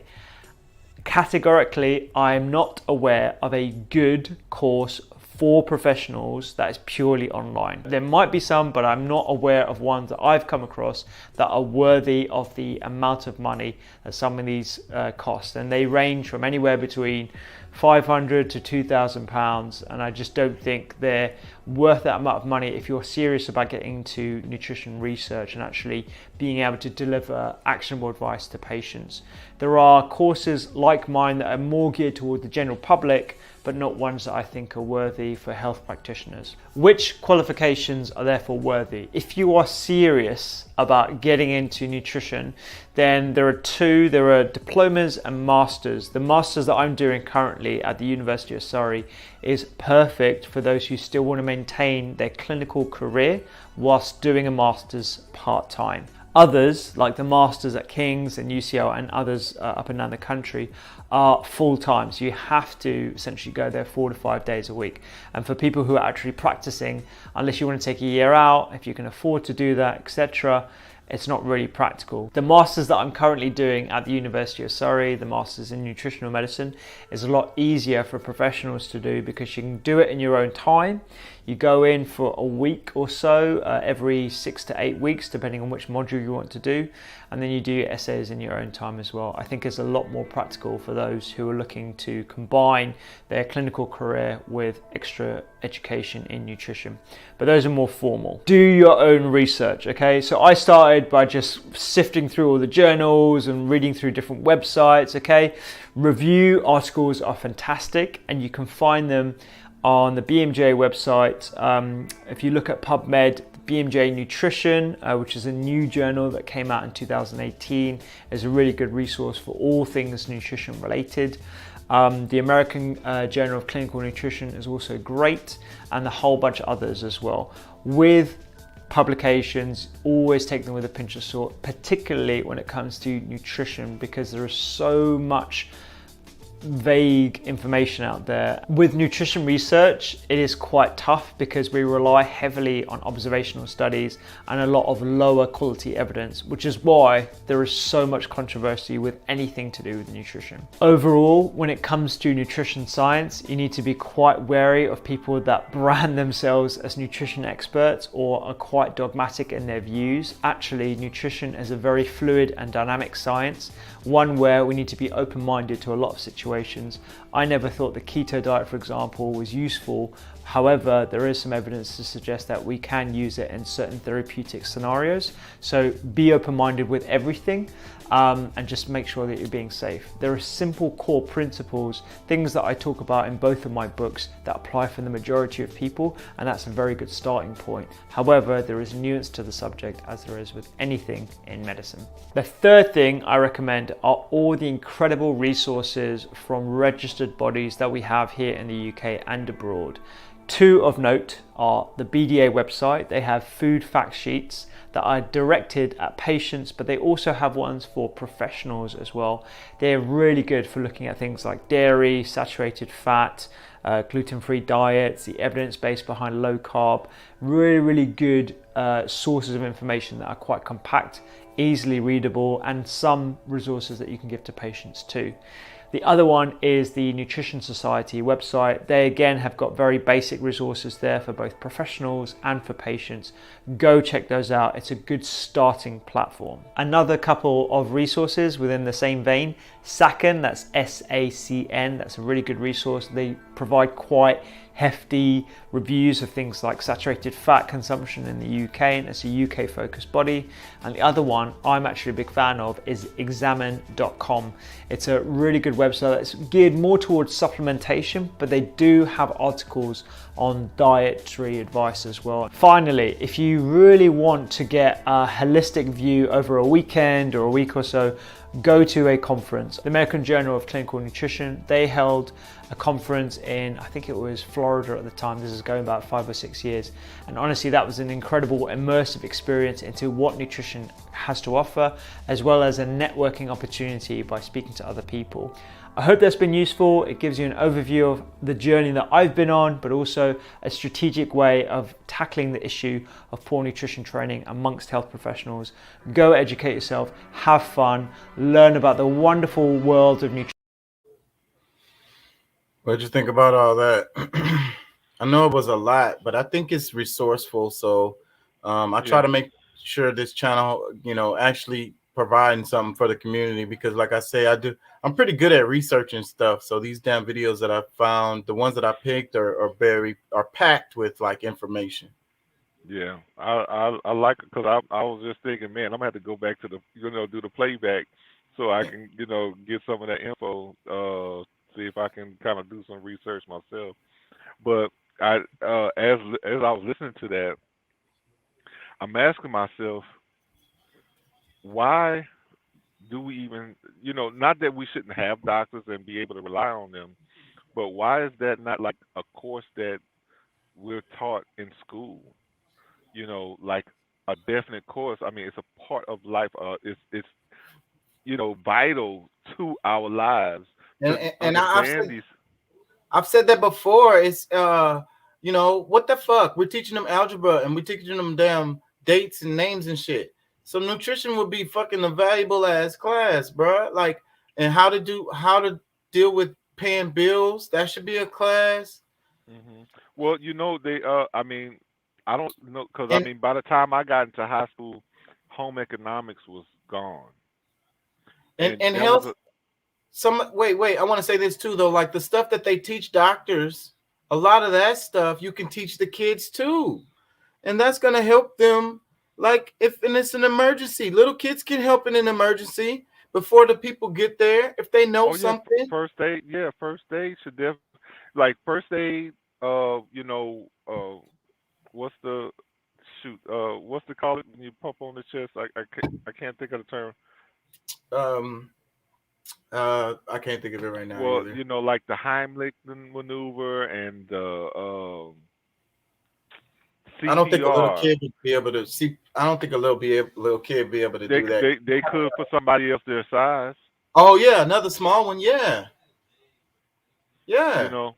I didn't think about that. Yeah, of course. That's most likely to be the case, anyways, right?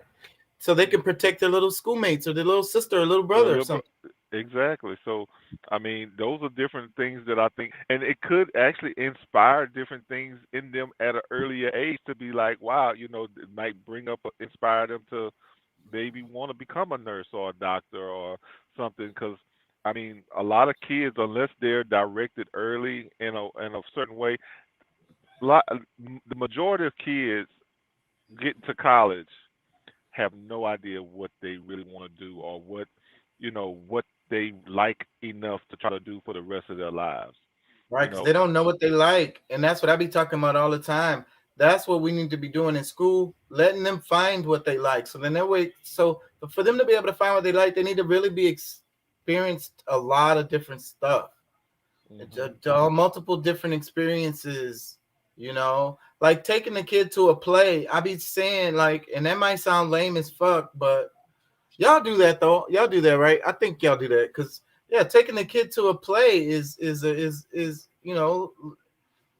yeah. I mean, I like think that. for the most part, as a kid, you might take them to the Disney on Ice and little stuff like that. Elmo come to town and things like that, which I believe is still good for excuse me It's an for their minds. experience. Yeah. Yeah, but I didn't realize how much I loved plays and things until I was in college. You know what I'm saying? Like, Yeah, my parents never took me to nothing like that. That's what I'm saying. I've taken my kids to them.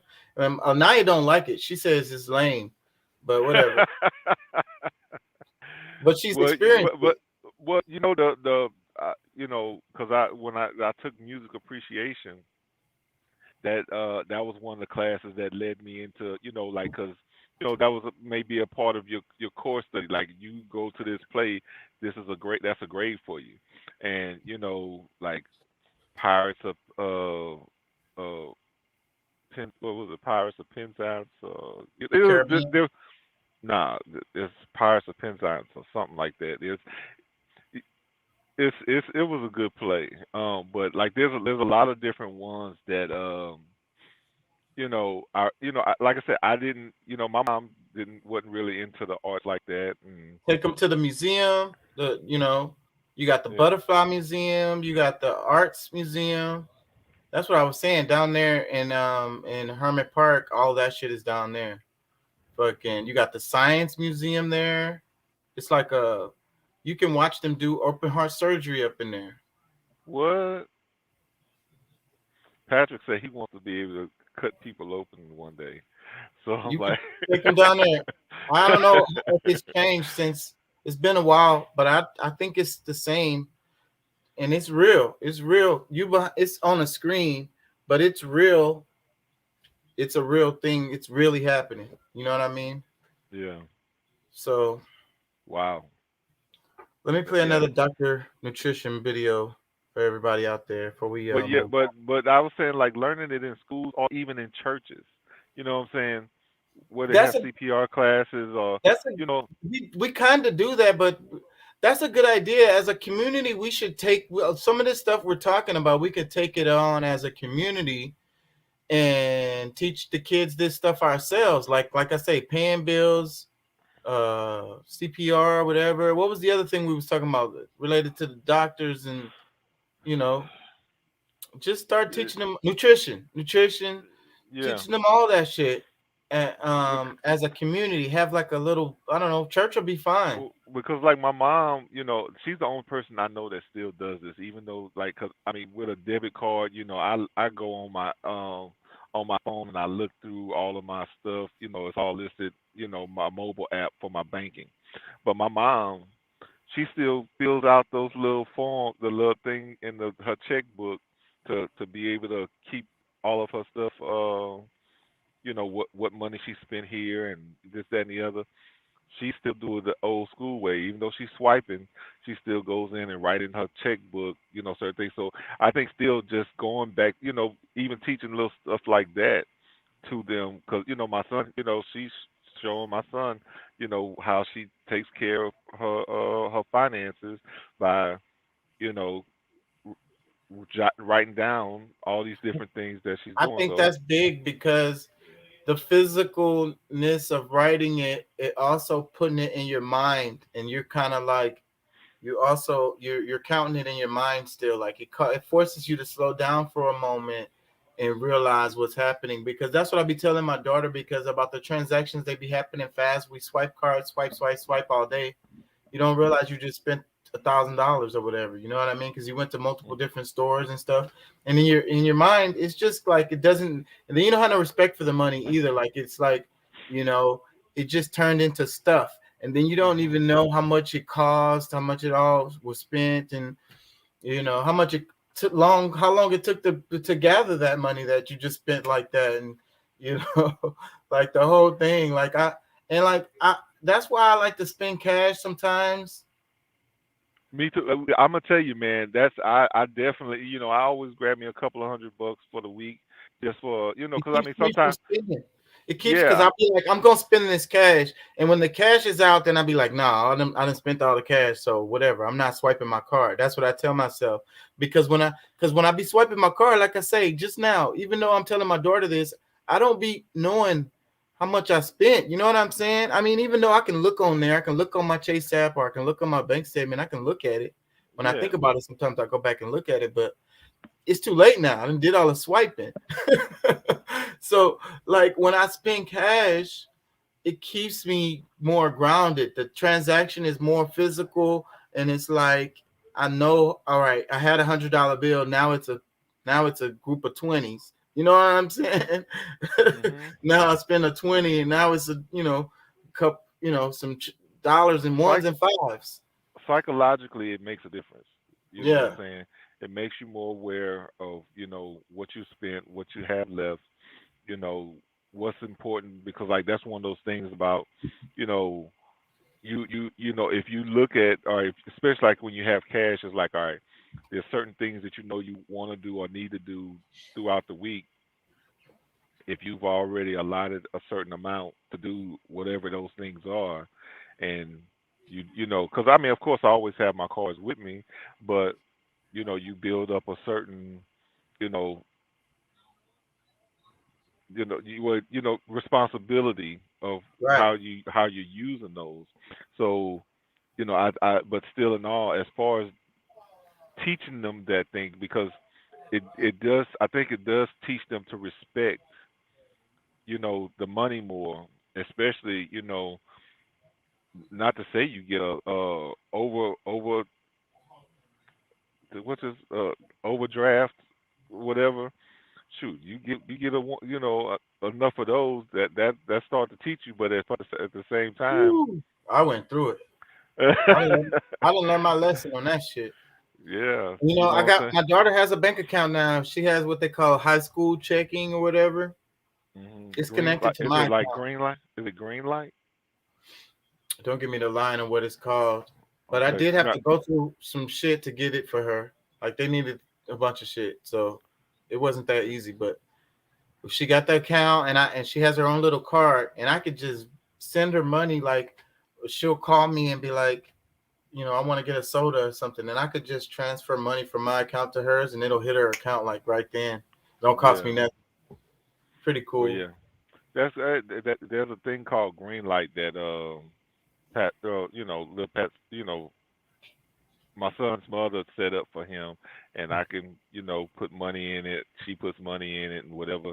I mean, he never spends out of it, so I know he's got a nice little grip sitting there. But, however, just in case there's some people, because it's supposed to help them learn how to, manage, certain funds and be able to do certain things with their card.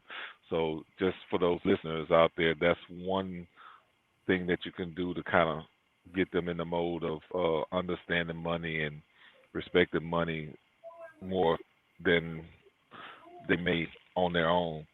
But we need to talk more, I guess, offline, or to try to figure out what we can do to set up some things to have those classes, set up some classes, or even inspire other people to start making up classes like that.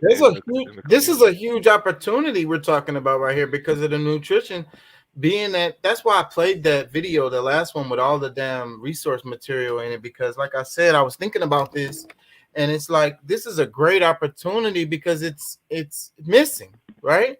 So like everybody and anybody can start, but see, if it needs to be real information though, you know what I mean? It needs to be academic type information. It can't just be like eat some carrots for your eyes. You know what I mean? We need to. It has to be broken down and explained, and like that's why the dude was showing in the thing, like it's a real ass class. He was saying for the doctors, like they gotta come 5 days a week. That's a real ass fucking class. You gotta go. Oh yeah. 5 days a week. I mean, what it's probably that's a lot of information. Well, let's say for the week, if they're going 5 days a week, maybe it is maybe an hour class, 50 minutes, 45 minutes, or something like that per day. But yeah, that still should be some good information, just listening to him and, the specifics and things that, they touch on. Like, yeah, that sounds like something, even though, I like to focus on, things that's specific for certain anatomy, certain biologies, something that's going to match my own, and the people that because I can only affect those that's close to me. But all that information gonna be useful, like almost all of it probably. It's gonna. Well, yeah, and I think it might have to be tweaked because, like I said, there's certain foods that we just shouldn't eat at all that other people can have, and it won't affect them the same way that it will affect us. Because because that's what I do with like my academics. I always let them people teach me they shit, but then I bring it back to the specifics of like my community or whatever. You know what I'm saying? Yeah. But their knowledge is great, and but that's what makes it so hard and time consuming and expensive. You're gonna have to pay for this shit if you really want to know. So, but that's what I say. If people like us was able to, gather the information, some good, really good stuff, that's marketable. That's definitely marketable. Well, and I also want to, I guess, also plug the AMA, the Aboriginal Medical Association. They have classes as well that that's more specific to our biology. So, and pretty much it can benefit anybody because if it's good for us, it'll be good for everybody else. All right, check this out.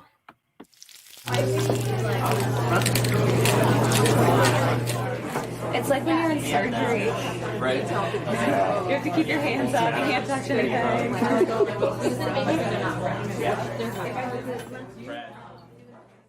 Cooking isn't something that everybody grabs onto, And I salute any physician and doctor who wants to learn how to cook healthier so they can relay that style of cooking to their patient. Doctors have to become health conscious themselves in order to convince someone else to eat better and eat healthy. So our students actually came to us and said, we've heard about this concept of culinary medicine. I love the idea that you can help make people well or reduce their requirements for medications with their diet. Yeah, so culinary medicine is our opportunity to teach our students about how food is important for wellness, for their own wellness as well as for their patients. I think it's one thing to tell patients to eat a healthful diet, but it's another to do it yourself and another to have recipes and things you can hand them. We've got a great clinician leading it, a great dietitian leading it, and a great chef that's leading it. And we're able to partner with this wonderful community organization, the Capital Area Food Bank, that in fact has a professional teaching kitchen. As part of our course, we actually take our students out around DC to parts of DC such as Ward 7 and 8 where there are known food deserts. And we really learn about the constraints that our patients may be dealing with if they don't have the luxury of being able to drive or the time to take multiple buses and metro to get where they need to go. During our course, we actually do 8 different modules, and each of the modules focus on a different area. And so we're able to actually bring in some of our fellow colleagues in different specialties to help reinforce how they would use this information in their own specialty. One of the things that I really love about culinary medicine is that it incorporates the whole spectrum and continuum of care with patients. As a dietitian, I get a lot of patients who are told to lose weight or to watch their sodium and everything, but they don't know how. And giving the medical students this education and this familiarity with it allows for that continuum to go on. I'm an advocate for culinary medicine, and I feel that all physicians in all walks of medicine can not only benefit themselves but also benefit their patients. I think of culinary medicine as really applied science and applied nutrition, and really a way that clinicians can build and improve their relationship with their patients so that the patients can have better lifestyles.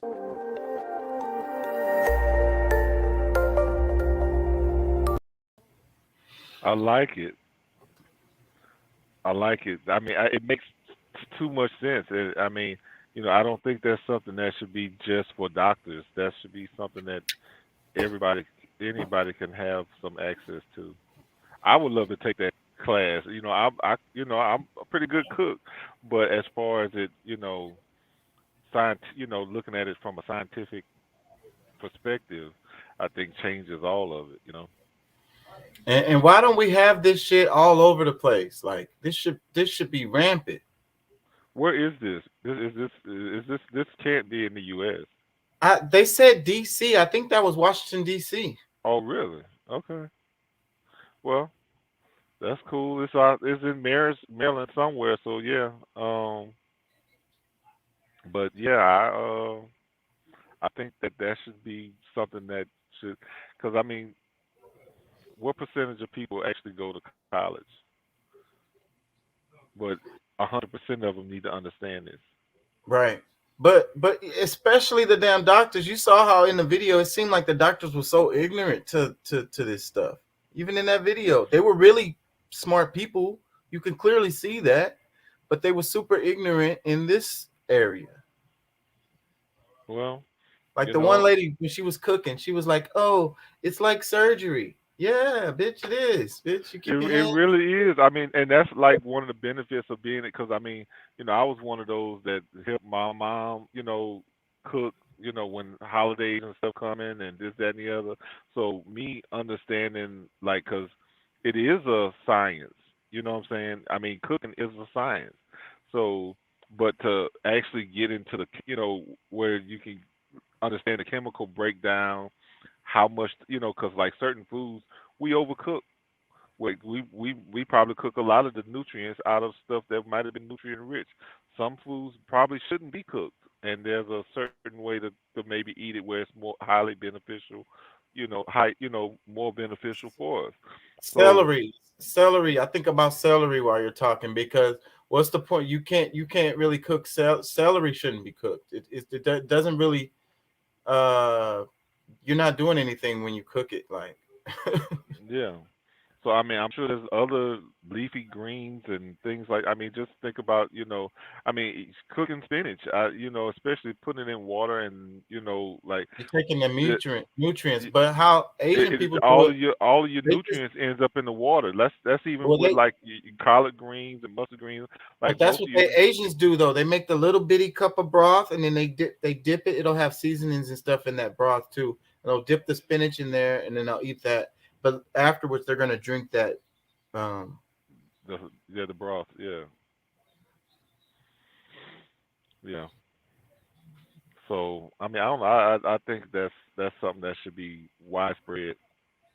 It should be. It's so insane. The way we do our healthcare is insane, and these ideas are out there, but it's like not to. It should have already taken on. Like this should be old. Well, I'm gonna tell you, man, we need to have our own new world order or new nation order on the way that we're doing things, because if we rely on certain entities that's already systematically made to work the way it's working, like we're just gonna have to create our own system that we can help spread close to us, and then hopefully it'll spread out past that over time. But in order for us to really be able to protect our own lives, we just gotta do it. And that's why I'm making this channel, because I feel like, a lot of this stuff is just not going to happen. And like, unless people, like, a fire needs to be lit on people's ass to get out there and fucking make this shit happen, because these big companies are running everything and they don't care. As long as it's not making them, it's not bothering their profit, it's not making them profit, then they don't have no interest. And there's a lot of stuff going on in the community, or should be going on in the community, that don't have anything to do with profit. You know what I mean? But us being, healthy enough to take care of ourselves, that will truly, mess up their bottom lines and have to give a. I really feel like that's one of the reasons why they don't necessarily have, national and way everybody can benefit from it, because if they're starting to harm their finances. You know what I'm saying? So, and then a lot of people not gonna. I mean, it has to be something that we take it to our hands. We can't even. I don't know. I think it really be like if they really, as far as on a systematic approach where the government is involved, there could, if everything was reversed and where they, looked out more for us before we get hurt or get sick or something like that, it could benefit them more, because the food, if it's at a higher quality, instead of them spending extra money on health insurance or seeing a doctor or all these medications, they'll spend more money on eating the right foods, the healthier foods, whether it's more expensive or not. I mean, food prices go up anyway based on inflation. So I mean, if I don't know, there has to be a better way if we were to do it government, through like with government assistance. But I think it just makes more sense for us to, just do it ourselves. Well, a couple things from the video, like relationship with patients. I like that when they was talking about how to build relationship with patients, like, and that's what I be talking about. The healthcare, our doctor should know us really well. Our doctor knows what we be eating and shit. Like we got a whole relationship with them because they're like cooking for us or whatever the hell. And I don't know how that would work, but that's fucking interesting as hell. I mean, just to get what you the doctor, and all right, well, look, here goes some bell peppers that's gonna have this, that, and whatever. Here goes some peas, and like, because I mean, and matter, give you a recipe. When you really break it down, give you a recipe to cook the give us recipes and the bell peppers. Yeah. Yeah. So I mean, that's like a totally, of course, like I know people listening probably like, oh, hey, that's some crazy shit, but that sounds interesting to me. I know, but I mean, that's more so what it should be, because I mean, our food is our medicine.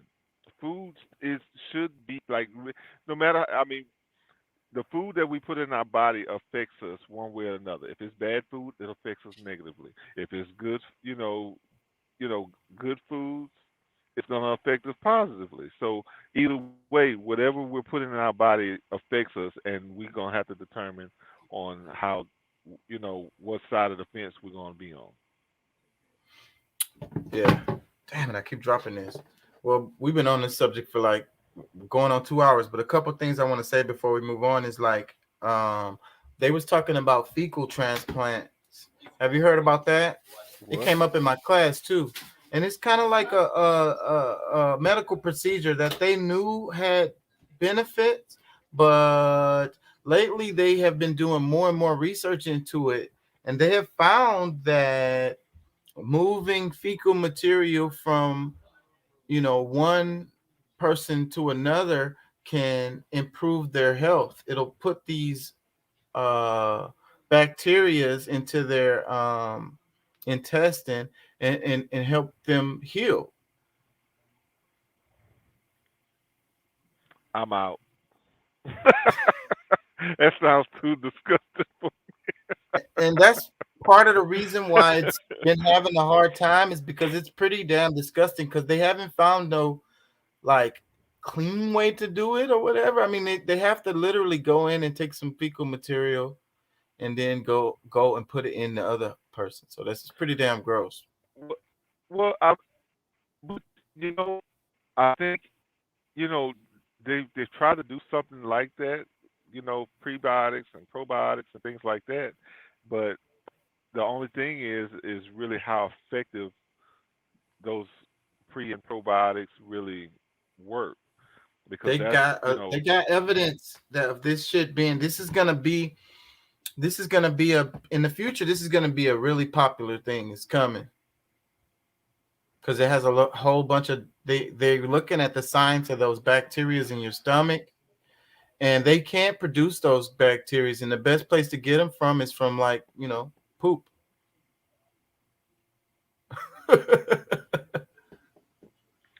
Man, this is say, bro, I'll be throwing up all day just the thought of damn, I got somebody else's poop in my body. Like I don't know if I don't know if I can get past the psychological barriers for. They're gonna explain it to you in a way that it ain't gonna sound like that. They're gonna say, yeah, we're gonna take some fecal material and. The hell you are.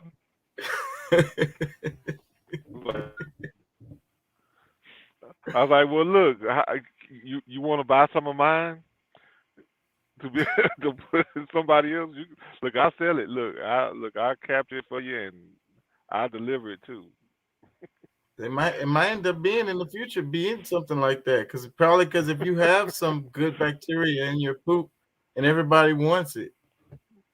Oh my God, that's anyways. So all right. The other thing I want to because anyways, they as crazy as they want to say like the Native American medicine is, so like whatever, but again with health you got to be open-minded. Like that dude said, the first video I played, the nutrition guy, he said you got to be open-minded with this stuff. The other thing I want to touch on before we move on is like the eating in season stuff and like how celery, how like we was talking about celery and how like it don't really have no nutrients really, and it's basically just water, but what you really get from it is like that fibrous stuff that kind of goes through your intestine and kind of helps clean you out, and then you burning calories while you're eating celery. So those are good things about celery. But I wanted to touch on the eating in season thing. Oh, go ahead. Go ahead. No, I wanted to ask about eating celery. Yeah, I was just gonna ask about eating the celery with like peanut butter and dressing. Nothing wrong with that. That's dressing. Yeah. Well, I don't know about the salad dressing, because then at that point you're getting your nutrients or vitamins or whatever you're getting, your sugar, salt, cholesterol, and fucking all that shit from that other stuff that you're putting on the celery or you're eating with it. Is that what you're talking about? You froze up, man. You're chopping up. Is your battery low on the phone? I think you're about to. A little bit. And your screen froze up.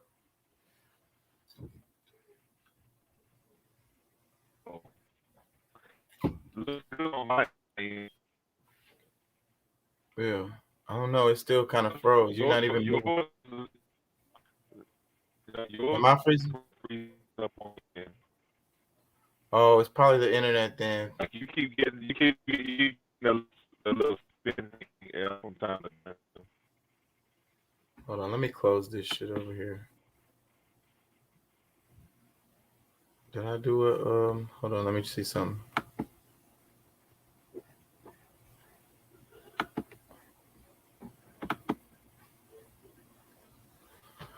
All right. Oh yeah. Eating in season. Like, you know what's happening online, and a lot of people, I knew I was about to lose him.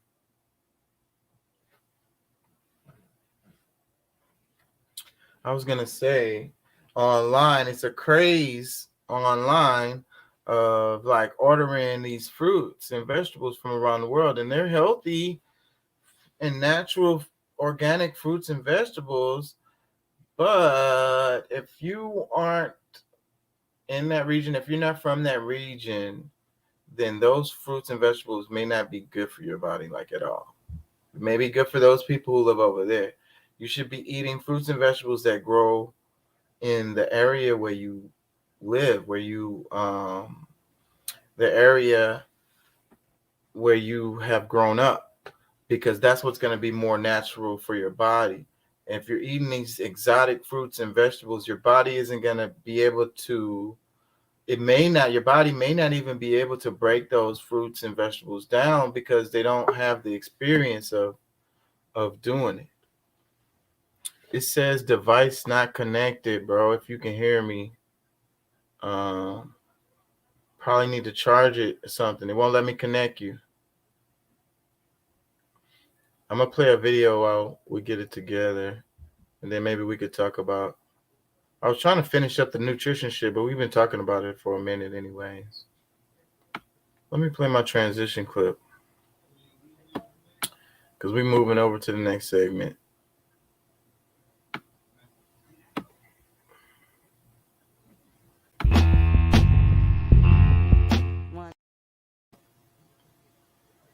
Because the show must go on.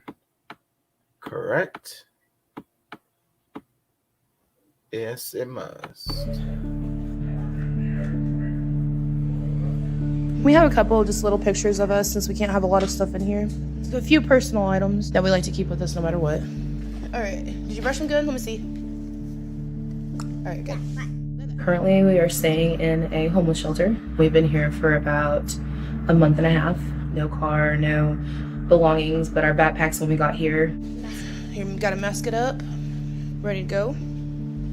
Megan DeShroon and her 6-year-old son Bradley moved into this homeless shelter in June after she could no longer afford their rent. Let's go. Started with COVID. I was teaching, and then the school had shut down on March 13th. And so with that, I lost my job. And we had everything, and then in a blink of an eye, we didn't have anything anymore. Oh, hey, we forgot to tie your shoes. She says her landlord ignored the federal eviction moratorium and gave her 30 days to vacate. Good? Good. Rather than fight him, she left. They're now among what the government estimates could be over 150,000 families living in homelessness in the United States. The shelter that we stay at, they said, hey, there is a school that is just for homeless kids because the outside world is rough enough. They're going through tough enough times. Let's give them a place where they can be happy, creative, free, in a stress-free environment. And as soon as they told me that, I was like, yes, that's where I want him. The bus is here. Y'all gonna be in class together today. You're down? Last month, Bradley started the first grade at Positive Tomorrows, an elementary school program in Oklahoma City designed specifically for homeless children. Good morning, Mason. We're all gonna get a paper that looks like this. The first step, I'm gonna give you your paper. You're gonna write your name, okay? They are coming from backgrounds that are very chaotic. They're behind socially, they're behind academically. And so it's our intention to get these children up to speed in those areas. What are the challenges for a child experiencing homelessness in the regular school system? It may be something as simple as they don't have internet access at home.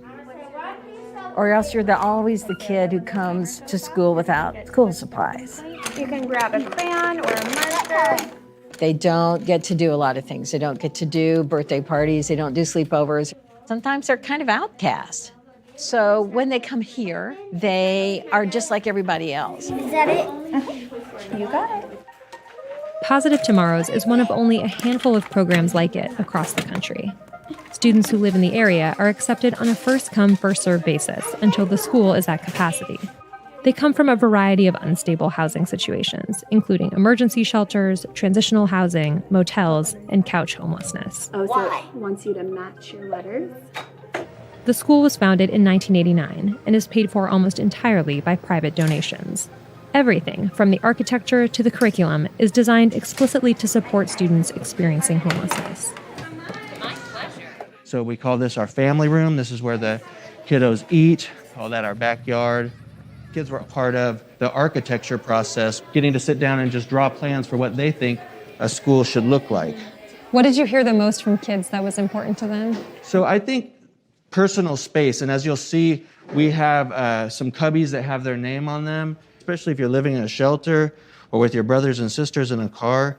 Private space really is something that you just don't get a lot of chance to experience. We want to make sure that we meet all the basic needs. So when we do our enrollment and they say to us, well, I don't really have clothes for the first day of school or a backpack, we say, don't worry about it. We got all that stuff. Did you get your backpack from here? What was that like? I picked a backpack out. You got to pick that out? A red one. Will you tell us a little bit about where you are, like with your mom? What it's like there? I'm in a homeless shelter. What's it been like for you guys being there? Like jail. What do you mean? Like prison. If we were going to tell someone who'd never been in here before about this place, like what would you want them to know that this school? I tell them about the swings. Tell them about the monkey bars and the other monkey bars. How did the pandemic affect the families that you have here? Are you seeing different kinds of homelessness? Part of what's going to happen is it's going to be a lagging indicator that happens after the eviction moratorium ends. We did see last year during the school year a higher level of neglect than we typically see. We saw more evidence of domestic violence than we typically see. Most of our families work. They just can't earn a living wage. I think there's a lot of people, even in the state of Oklahoma, that are just a couple of paychecks away from homelessness. And it just could be that everything goes wrong and you can't quite get it together, and then it's hard to climb out of that hole. Each family at Positive Tomorrows gets a case manager who helps parents navigate finding housing and other resources they might not know are available. Thank you. Alrighty. We're going to do a emergency housing voucher. So this would be Section 8. Have you had a Section 8 voucher before? No, I haven't. Okay. So Positive Tomorrows can help you pay for the deposit for the housing. When did you move into the City Rescue Mission? Remind me. It's going to be a month and a week on Thursday. How's that going? I know that it can be tough living in a At shelter. first, it was rough. Yeah. At first, it really was, because I was like, I'm a bad mom for being in this situation. But once I, really started looking at it differently, I knew that I wasn't, and it's honestly not that bad of a place to be whatsoever. And I would argue that you are a good mom for getting you to a stable place to have a roof over your head. Thank you. Kids stay in the school until their living situation is stable enough for them to return to more traditional public schools, usually about 2 years. For now, Positive Tomorrows can take about 100 students in its pre-K and elementary school programs. In the coming years, it has plans to add a middle school and double in size. But it will still only be able to serve a tiny fraction of the 25,000 homeless students in Oklahoma alone, or the nearly 1.5 million homeless students nationally. Do you think that there's a role for the government to contribute more to this kind of model? Yeah, I do think the government has a responsibility to do so. We take a child who's not doing well in school, lives are chaotic, they're moving from place to place, bouncing from school to school. I know that that child is a drain on the public school system. All right, Bradley, you're up again, bud. Oh, very good. But if we can take that child and mold it into a child who is performing well in the classroom, who understands how to deal with some of the trauma that's impacted him in the past, I know that I have saved the public school a lot of money and time and effort. A few weeks after Bradley started school, Deshroon got a new job in administration at a local high school. She's actively seeking permanent housing, but for now, they're still living in the shelter. What was important to you or appealing to you about having him go to a school with other children who are also experiencing homelessness? Knowing that even if you don't have anything, you're still a human, you're still a person. There's other people going through the same exact things you are. And I thought it was important for all the kids to be able to go to school together and learn and laugh and be happy and be in a safe environment and learn from each other.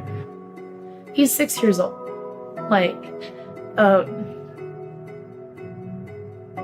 I just want him to be a kid and not have to worry about the hard stuff.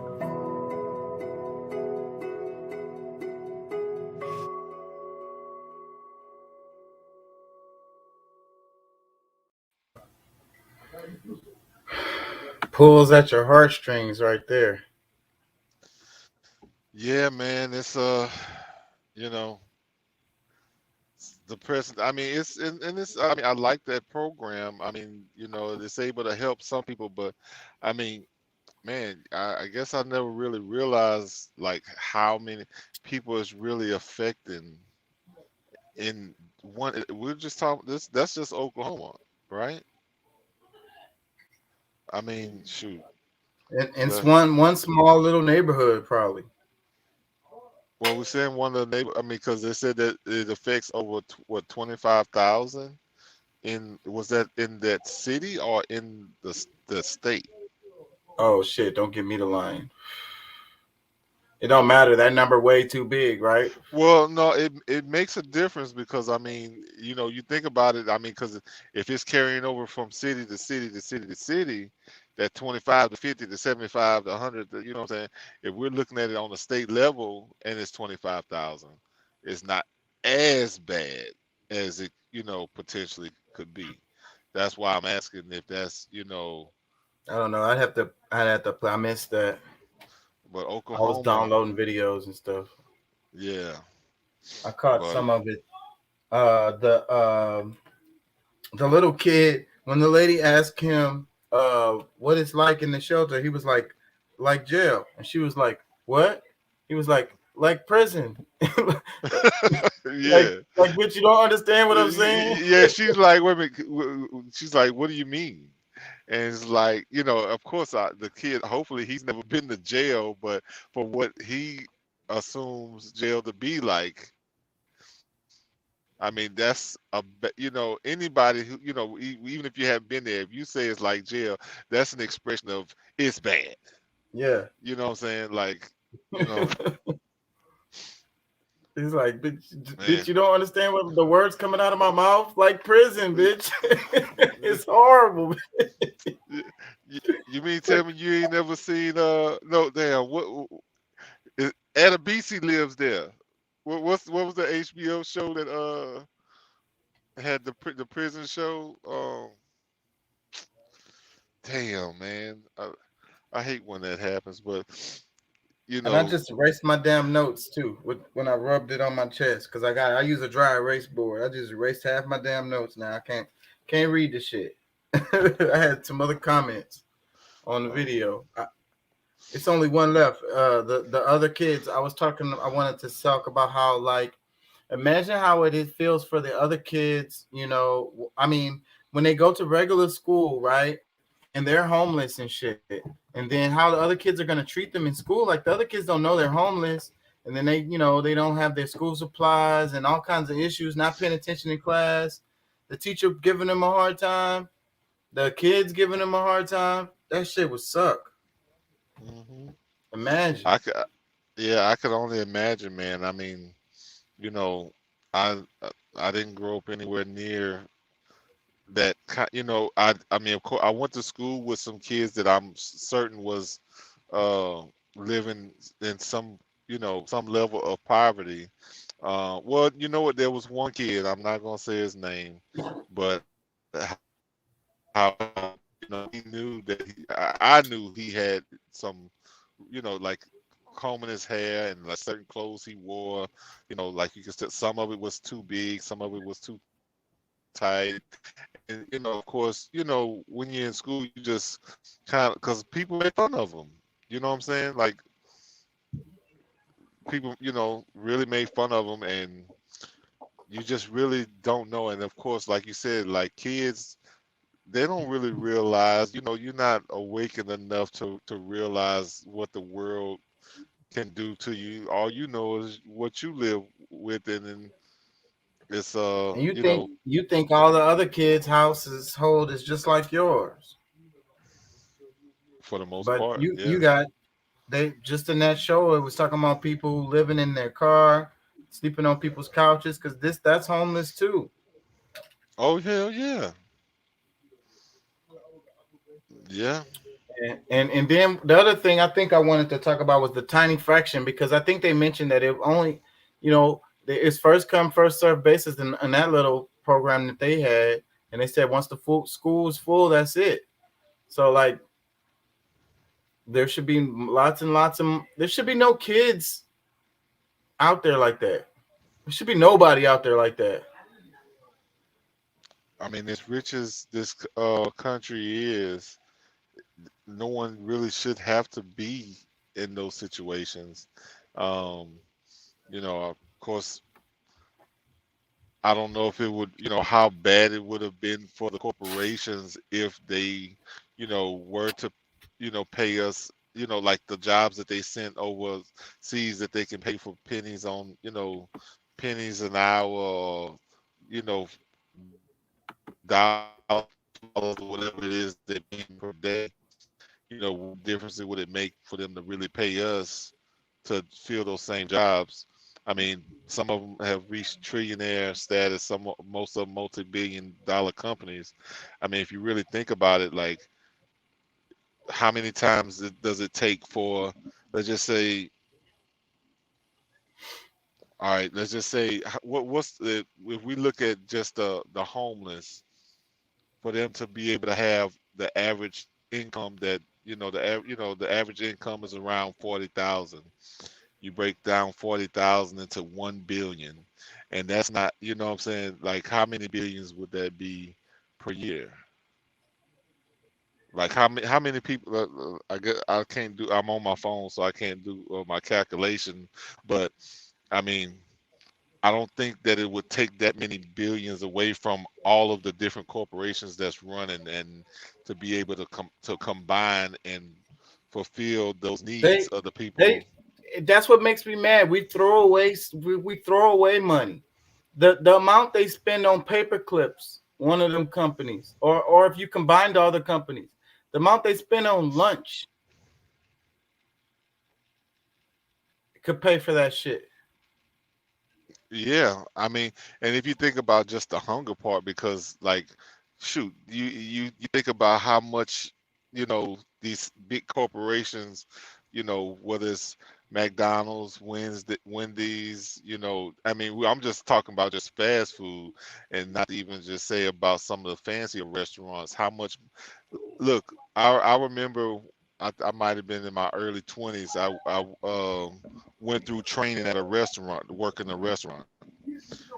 In 1 week, just to do training, they spent over $2 million to throw away foods just to train us with. We couldn't eat it, or not, like they didn't let, like it's all to teach you how to make it, and they throw it all away. Steaks, fish, like, I mean, beautiful food, pastas, and I mean all kind of stuff. I $2 million. work in the restaurant business, and I've been in the restaurant business, and we throw away a lot of food in the restaurant business. It's just a part of the business. We throw away a lot of food. So, but all these companies, they throw away enough to these big companies. They throw away enough. And they won't let you dig. It's illegal to dig in the trash. I don't recommend anybody digging in the trash. I'm just saying sometimes it'd be literally, stuff they've been thrown away that's totally viable stuff. Yeah. When I used to work at Home Depot, we used to fucking destroy electronics just because it went to 1 penny in the computer. It's crazy. And they couldn't give it to they couldn't give it to the staff. You would get fired for that. Real strict ass rule on that shit. A lot of people got fired for that shit when I was there. That kind of shit. Yeah. I'm gonna pull at your heartstrings a little bit more. It's hard to not cry when you have your kids, So, and with her, she's just like, that's my rock right there. So, whenever I cry or something happens, she's just like, oh, mommy, it's okay, it's gonna be okay. And I'm just like, I'm over it. Like, there's nothing I can do except for just do this day by day, and hopefully it'll get better. So once the welfare office did accept me and they did put me in the HSP program, then I was like, now I have an option to get out of this. Now I have a step to get out of this besides just trying to do this on my own. So I'm trying not to cry. Not the best ideal situation, but what else can I do? Some of it is like, it either may or may not be your fault to why you're in this situation. But it doesn't matter whose fault it is. You're in the situation, either you're trying to get out of it or you're not.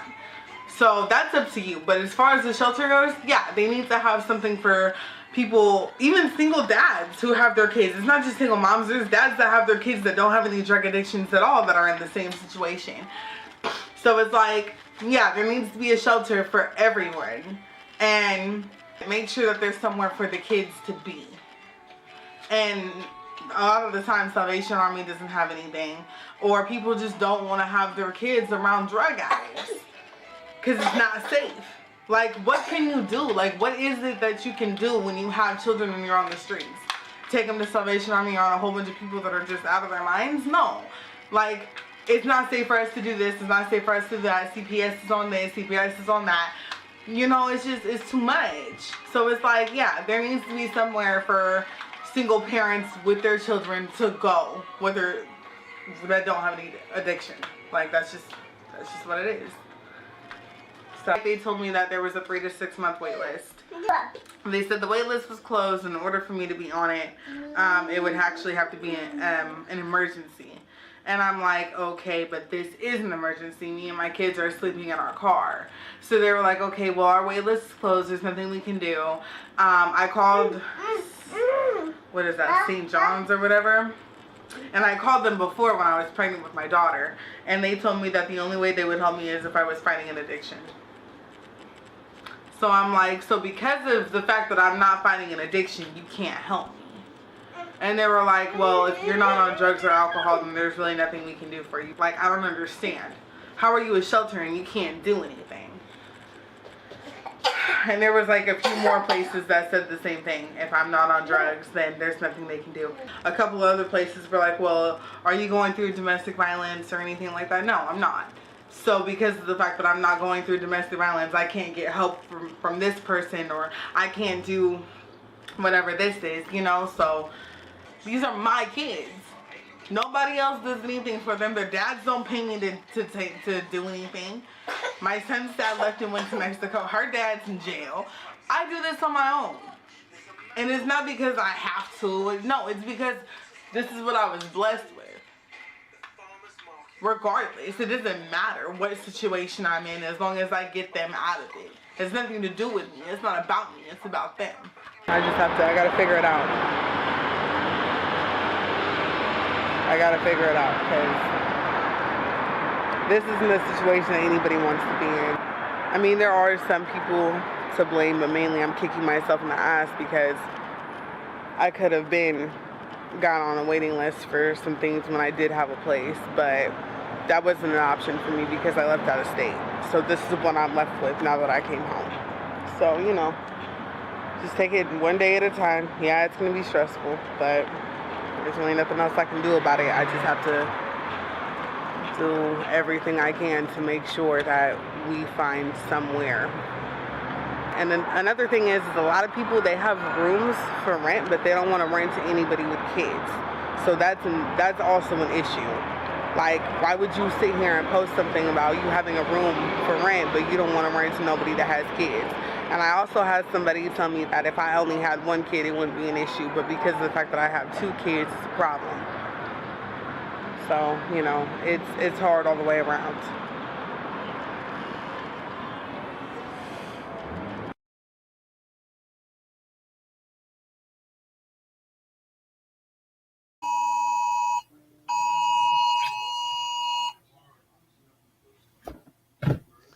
Yeah, you got What the you think same about one I that? guess I got. Yeah, I didn't even look at it. Amber Alert. Yeah.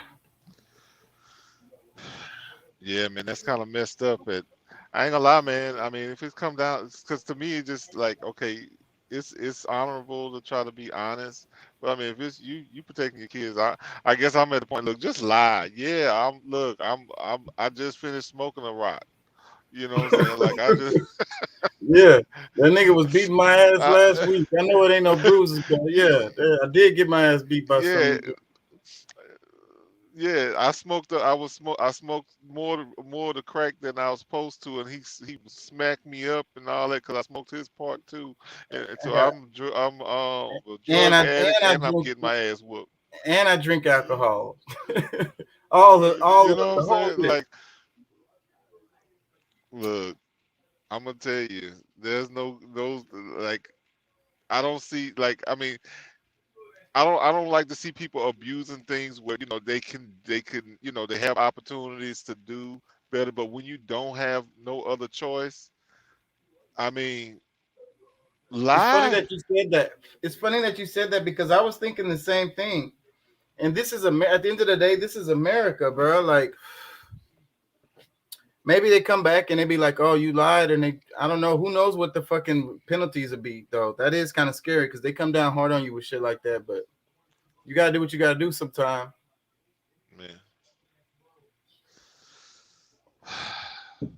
Man, I don't know, bro. I mean,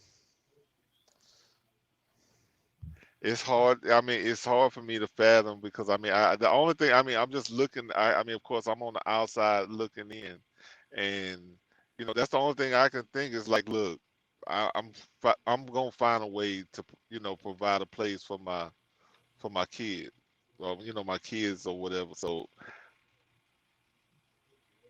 the My rules, cheek still. the rules. I mean, the rules don't apply no more. I feel exactly the same way. Exactly the same way. I'm not gonna allow myself to be in that position. I mean, the rules are tainted anyway. Like, I mean, all these different, like it's.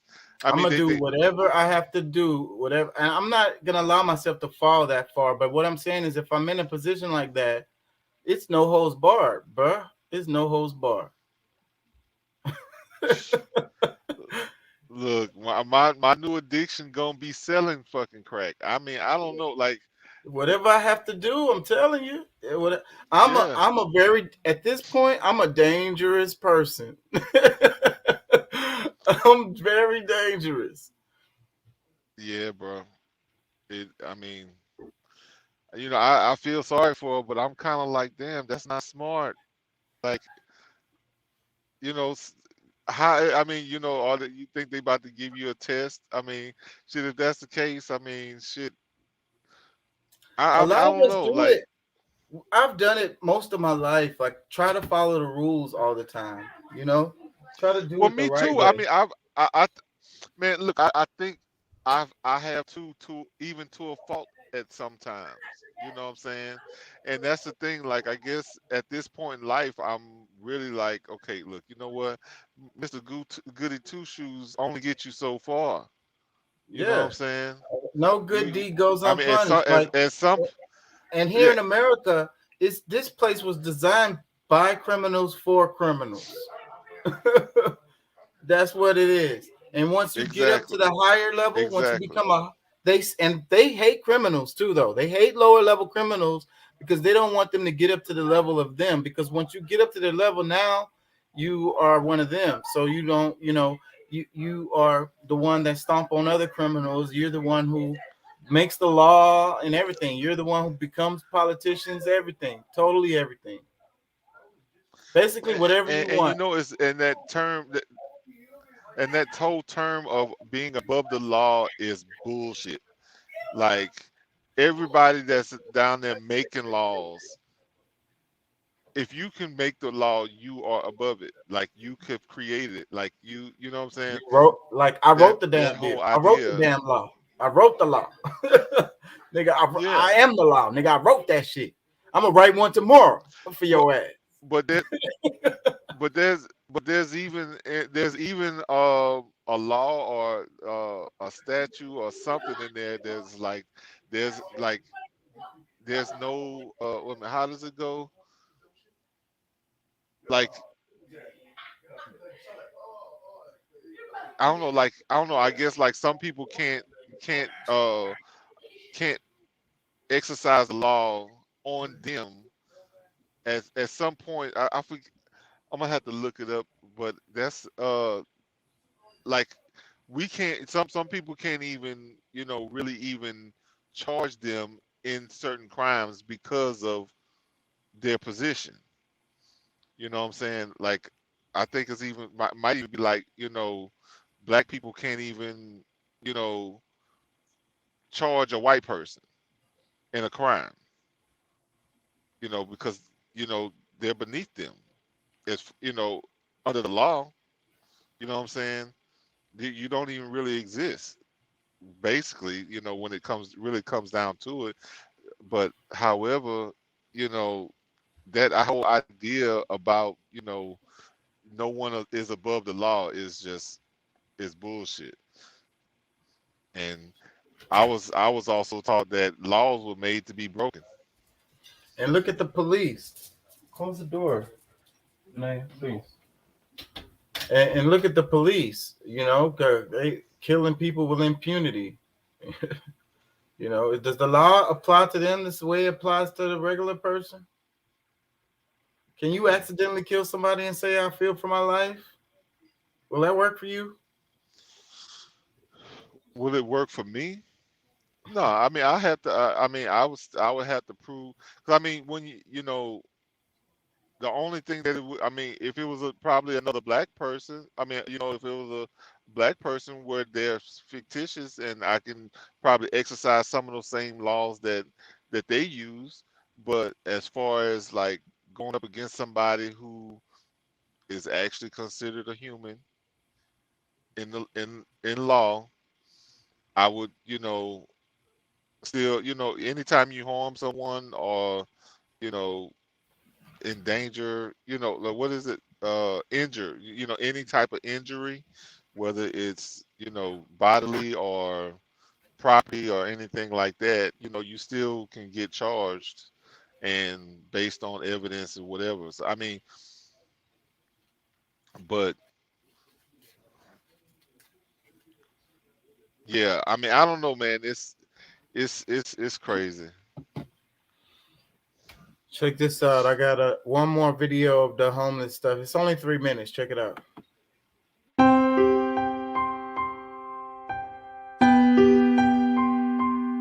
Homelessness, it made my heart hurt. And I said, I'm their parent. There are over 700 families currently living on the streets, in shelters, in cars, or doubled up in small apartments in the city of San Francisco. That's hundreds of children that don't have a place to call home. Unfortunately, given the limited resources that we have here in San Francisco, it can take a family up to 6 months to find shelter or transitional housing. Homelessness has a devastating impact on children. They don't have access to a place to do their homework. They don't have a place where they can feel safe. They don't have a pillow and a bed that they can lie down in at night and know that they're going to get a good night's rest. As you can imagine, this has a terrible impact on their academic development and on their social development. Before I came here in Hamilton, I was doing pretty bad in school, and the kids were bullying. They was judging people how they looked, the color of their skin. I was feeling like I should be treated more better than that because I deserve it. Oh, they was really going through it. I was going through it. I was stressful. I was doing a lot of yelling, and it was like a domino effect, rolling off of me down to them. Research shows that children who have experienced long periods of homelessness when they're growing up are much more likely to be homeless themselves and are much more likely to be poor.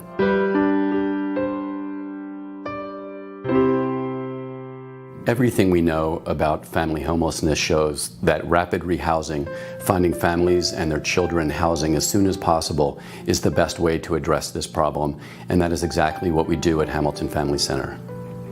Now that I'm here in Hamilton, doing great in reading, math, and science, and I don't have to hide anymore. I can be free. They help with everything. Mental health big brothers, they provide workshops. They got it. They got your back. The staff here in Hamilton Family Center, they're nice, they're friendly, and they treat us fairly.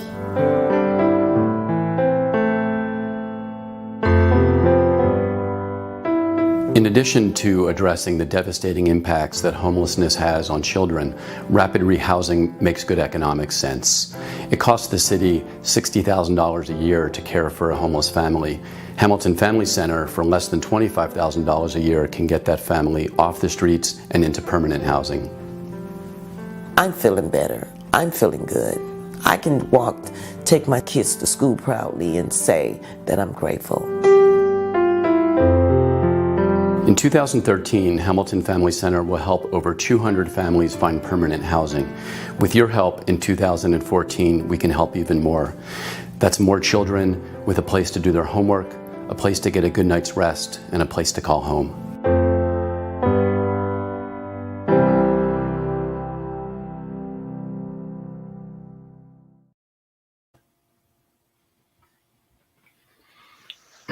Wow.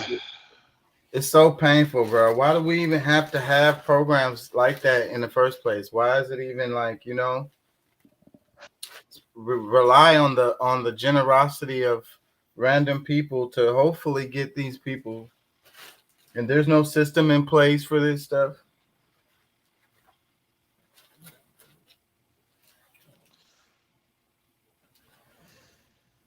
Some organization got to do it.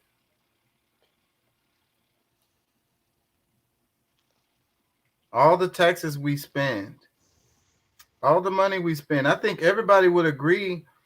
So why isn't it happening? I think everybody would agree that some of the money should go to that out of all the taxes we spend. Well, I think everybody would agree with that. Man. Yeah, just think about, all the money that's, even because they don't need our taxes to survive. Because it's a corporate structure. There's, corporations that's, spending billions of dollars to, get things, to try to, get laws put in place for them, or, different things that's gonna help push their business more. So if they can, advertisement money. Just think about money that just spread out based on trying to attract us to the business. If a portion of that was used in some kind of way, you know what I'm saying? There's like it doesn't make sense at all. That's a good example. I really like that you said ad money, because that's a perfect place to and then you could just shave off a really little small portion of it and that probably would be enough to cure homelessness across the whole United States. Just that alone. Yeah. Because they spend a lot of fucking Well, money on and ads. you know, but I mean, if everything was hunky dory, then they don't really have anything to try to, like the people who's in the middle or even at the top to strive to be away from, to try to keep from being homeless or being poor. That's one of the embedded, what's the word?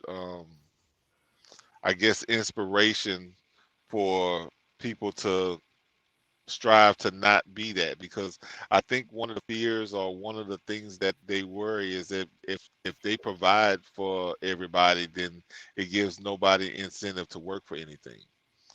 You know what I'm saying? And I mean, I understand it, but at the same time, it's still fucked up. I don't think it's true. I don't think it's true. I don't think that most people want to do something. Like, people don't want to go to their jobs. That's true, but people want to do things. If you give them options, they'll do it. And it's not about the money. I be saying it all the time. The job that you stay at over time, I mean, money is a factor, but that's not the biggest factor in the reason why you're still there. There's other factors that's going to be more important. Yeah. We just don't really acknowledge. Just think about.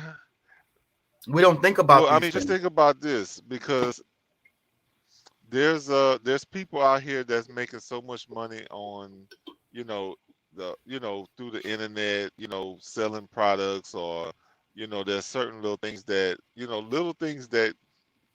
people need. Uploading photos or uploading this and uploading that, and then throughout everything with, if there's people that could probably hire other people to do some of those jobs, still make a big profit, and pay them some form of salary that allows them to be able to still function. With and a lot of times it's stuff that it may not take that long to do. So I mean, I think we have to be more creative. Like I'm trying to learn the whole internet business stuff. I'm not really proficient in that, but I do. Me neither. I'm learning. The ads. I think you can make money. You can make money with ads alone. I don't really know how that works, but you can make money with just ads, placing people's ads different places. Yeah. And it's connected to a link that you created. So whenever somebody, and if people click on it, you getting some money. And I saw a video where, because I'm trying to do this YouTuber page thing, where the people have a YouTube page and they have somebody else to do the voice, they have somebody else to do the editing, and then they might have somebody else to do the writing, and then it's like. They send it off to these people. They send it back to them, and they post it. Yeah. So I mean, there's different things that I looked at trying to get into, because I like to get more into like the voiceover type of business, or even doing your voice radio sounds good too. Advertisements. That's why I used some of those clips I used in the thing was because of your voice. That part where Brendan was like, "I'm naked, guys," and I was like, yeah, we don't want to see it. And then you was like, "Yeah, please." At the end of the clip, you was like, "Yeah, please," like, really calm. It was the sound of your voice that was really cool on that. Yeah, that's why I used that. Well, I don't know. Sometimes I think it sounds weird, and like. I don't think when I was rapping and stuff. I mean, other people enjoyed it, but to me it sounded kind of. I guess maybe I hear it too much. I don't think it's nothing too You have special like a about it. But melodic voice or whatever. I'm not saying the right word, but I used to do music. Mainly what I did was editing, bro. I made beats and I edited and I recorded it, people, and I edited. So I spent a lot of time listening to people's voices and, you know, trying to make them sound good and shit. Like, cause some people's voice just don't sound good naturally or whatever on record or whatever. You know what I'm saying? If that makes any sense. And then you kind of mess with it a little bit. And then other people's voice, they just sound so good already on the track, like melting with the track, you know? And you don't even have to do much work, and you just kind of like, and also with the chops, because when people your cadence has a chop at the end of your, like, you have like a pitch when you're gonna end your sentence, and then there's a pause, and then you go on to the next, like, and then okay, like I said, I used to do music, so that's like a punch in right there, because the pause gives you opportunity for the punch. You get what I'm saying? The clip or the chop. Yeah, and I guess also doing those layers, like, you know, helps. You know, doing different layers so you can lay them on top of each other, and it'll give it more of a fuller sound. But I I might don't do know, that. man. It's That'll be fun. I'm gonna probably do that because I just said it. I'm gonna do it. I'm gonna play with your voice and double it or something for a video. Let's see what it sounds like. Because I never did it before, so I'll learn Oh stuff Lord. while I'm doing it. Yeah, I know I can, because the program that I have that I use to chop the videos, it can do literally everything, and I need to learn how to play with it a little bit. So if I expand my little old, you know, abilities by trying to do that, I know I can do it. Yeah. I don't know how, but I know I could. I'm gonna play with it, figure it out. That's how I learn programs anyways, because I can't learn it by even nobody telling me it. I have to like play with it myself and make the mistakes, and you know, every program I learn like that, because I learn it by actually trying to do something with it, trying to make something with it. And then, so, you know, usually I make something simple because that's all I really know how to do on the program. But then I'd be like, oh man, I want to do more. So then I have to learn more about the program to be able to do more, if that makes any sense. Oh yeah, no, perfect sense. I mean, that's the only way, you know, you really can. I'm not gonna say only, because you know everybody learns differently. So I mean, some people can be told, "Hey, well, yeah, if you do this, and then the light goes off." That, oh well, yeah, and then you can explore within that. But But really, only you know, for that's some what I say people, though. they have. The only way somebody can really tell you about it is if you already know something about it. So if you play with the program, then that's when someone can give you input and be like, well, you know, you could do this. You'd be like, oh, I can do that. But if they're just, you haven't played with the program at all and they're just telling you it, you're like, I don't know what the F you're talking about. That's what I mean. I don't think. Is that a cockpit? Is that a cockpit you're sitting in? Is that supposed to be like an airplane cockpit that you're? I don't as your think so. background? It's supposed to be a living room or like a computer room or whatever, you know, game room or something. Somebody who works on. I did that really quickly. I usually take my time. You know, I ain't mentioned this before, but the green screen is like the third person in the show or whatever. Like it's me, you, and the green screen, because like I pick the green screens. I'm kind of picky about them, and I take my time and the way they look and shit. So like I think they're really nice. That's what I'm saying. Most of the time, this one I picked really quickly. But you like this one? Yeah, it's cool. You know, that's why for whatever reason I felt like, okay, maybe that's supposed to be a planes flying through clouds, or you know, going into some clouds or something like that. But No, I think it's just like a computer setup, you know. And you do your monitors like that, it'll have the monitor, this, you know, the screen protector, and it'll play on both computers. And anybody that does any, because when I used to do music, that's when I learned it in school, that we always had two screens, because when you're doing music, it's be so much stuff you're trying to look at, you can't fit it all on one screen, and I don't know. So, but anybody who's working on stuff that's like really heavy, if they're doing video work too, they're gonna have two screens like that. Even people who research, because when I research, I like to have 3 computers would be great. I'm telling you. But what I do is I use my laptop and the library computer and my phone all at the same time while I'm researching something.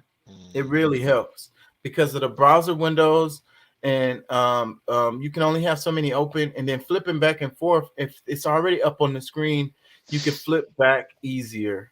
If that makes any sense. I done went on a whole damn tangent.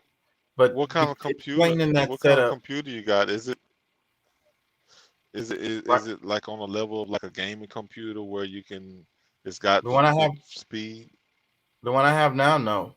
The one I'm using right now, no. I need a new computer, and that's what was the problem at the beginning of the broadcast today. My computer was acting up. It was slow as hell, and it was acting an ass. I almost missed my deadline because this was the first time I did a pre-broadcasted scheduled time and all that shit. And on the Facebook one, it's connected to Facebook, Twitch, and YouTube.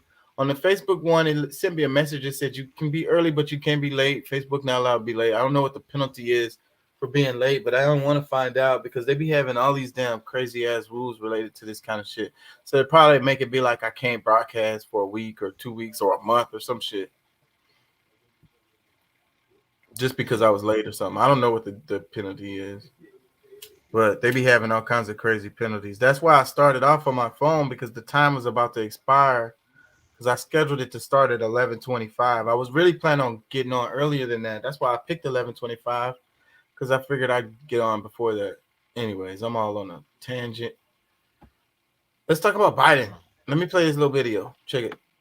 I know we still have a long way to go, but I'm confident the Congress will deliver to my desk both the bipartisan physical infrastructure plan and the Build Back Better plan that I have proposed. And I've said many times before, I believe we're at an inflection point in this country. One of those moments where the decisions we're about to make can literally change the trajectory of our nation for years and possibly decades to come. Each inflection point in this nation's history represents a fundamental choice. I believe that America at this moment is facing such a choice. And the choice is this: are we going to continue with an economy where the overwhelming share of the benefits go to big corporations and the very wealthy? Or are we going to take this moment right now to set this country on a new path? One that invests in this nation, creates real sustained economic growth, and that benefits everyone, including working people and middle-class folks.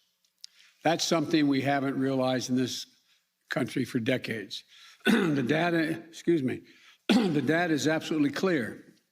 Over the past 40 years, the wealthy have gotten wealthier, and too many corporations have lost their sense of responsibility to their workers, their communities, and the country. Just look at the facts. CEOs used to make about 20 times the average worker in the company that they ran. Today, they make more than 350 times what the average worker in their corporation makes.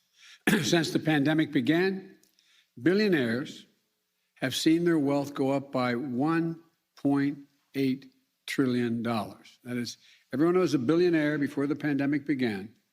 The total accumulated wealth beyond the billions they already had has gone up by $1.8 trillion. Simply not fair.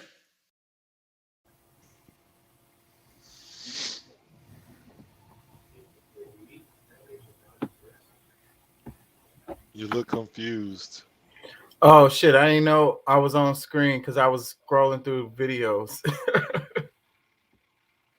What'd you think about all that? Yeah. Well, of course, I always have hope for America and its growth. But when it comes from, career politicians, yeah, I'm weary.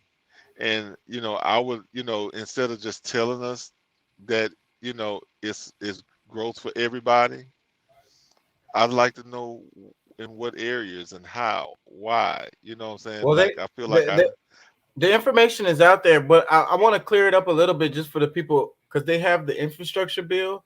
That's the one that the major corporations want. There's some good stuff in there, but most of that stuff is another giveaway to to Wall Street, basically.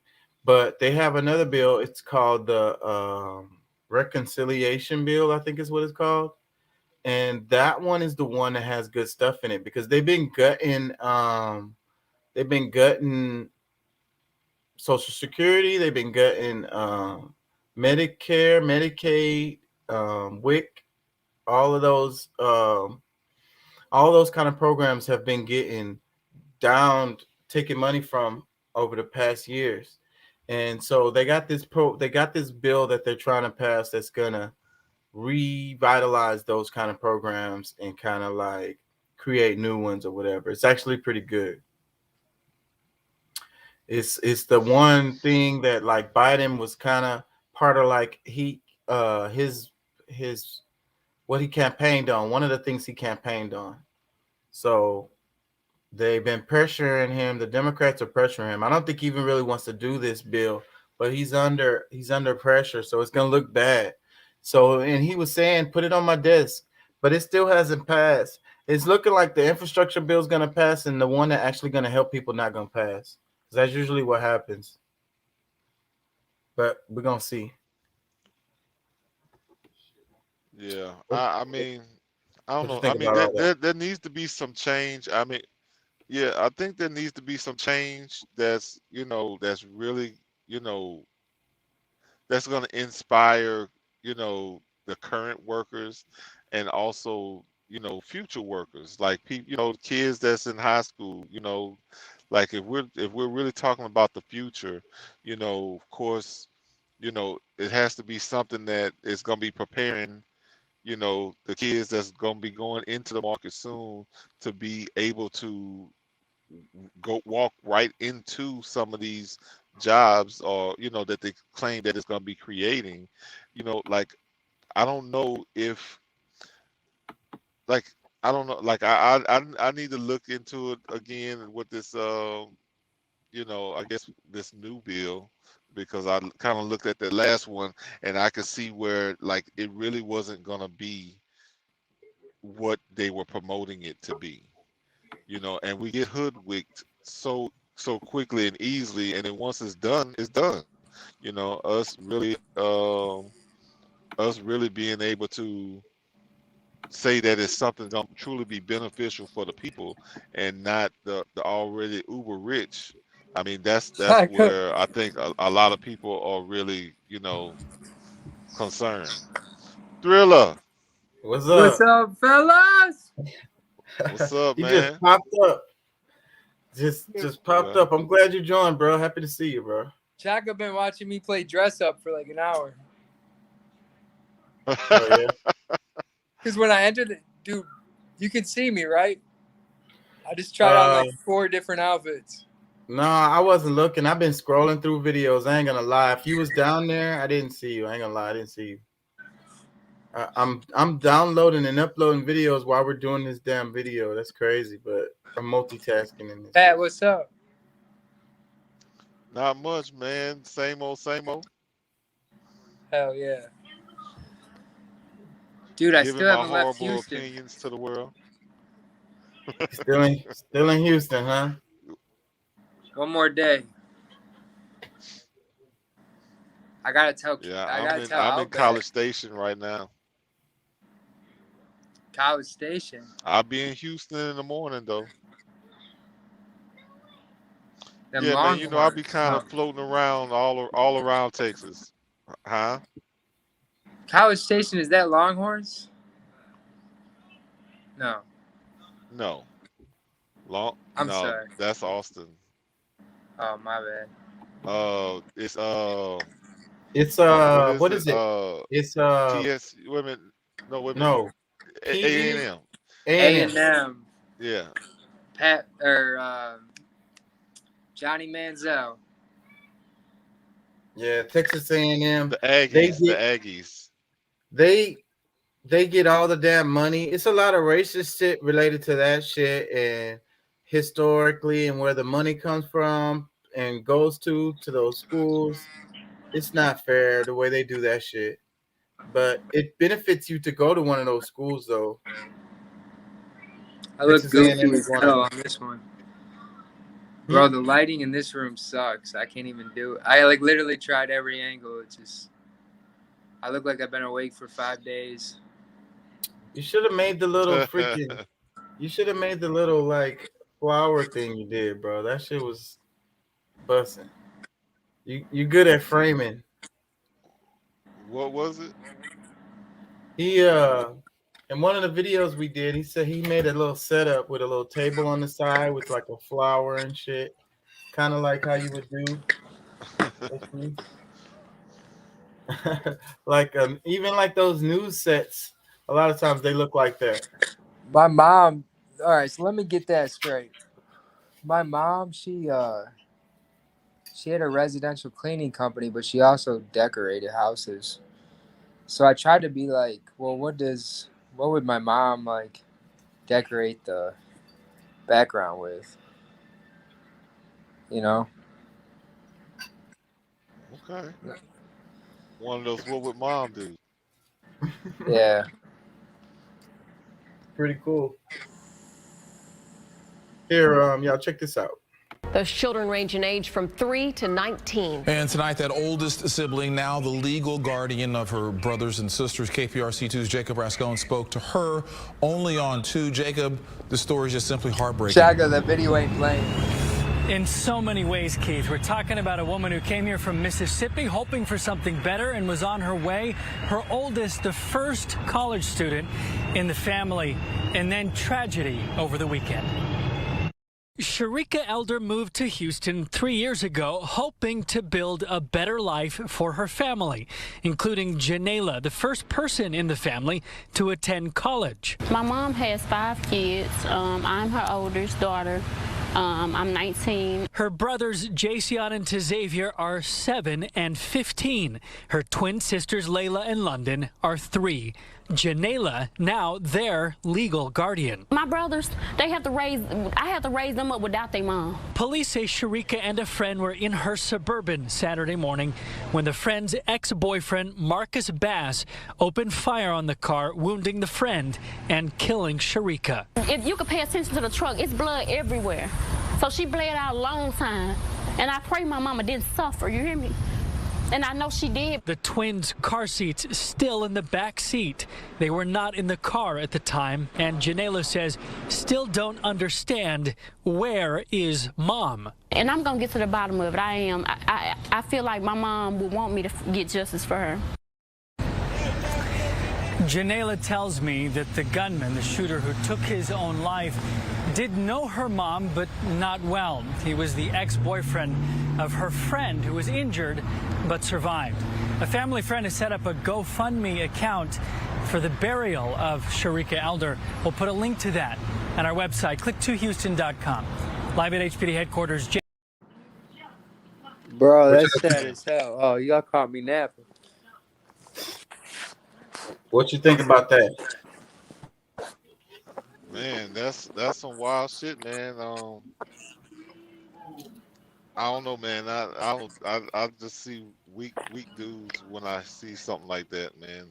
It's like, you know, somebody trying to do better in life, and obviously they couldn't see it happening with them, and you know that's ego. You know what I'm saying? Like, if they not gonna suffer through life with you, then now they gonna have to, you know. I don't know, man. It's crazy, bro. That's really sad, man. Yeah, it's crazy. I've seen crimes of passion and shit, but that's next level. Because you could have killed the kids, you know? Well, Wasn't the kids riding with her? I mean, yeah. Well, I think the kids were the kids in the car with her. I don't think the kids was in the car. Well, I think they said it injured a friend and killed her. So it sounds like they may be the only two in the vehicle. Yeah. But That's why I grew up worshiping Eminem, and he's over here talking about killing his girl all the time, dude. It's just like, damn, I think that did have an effect on everybody.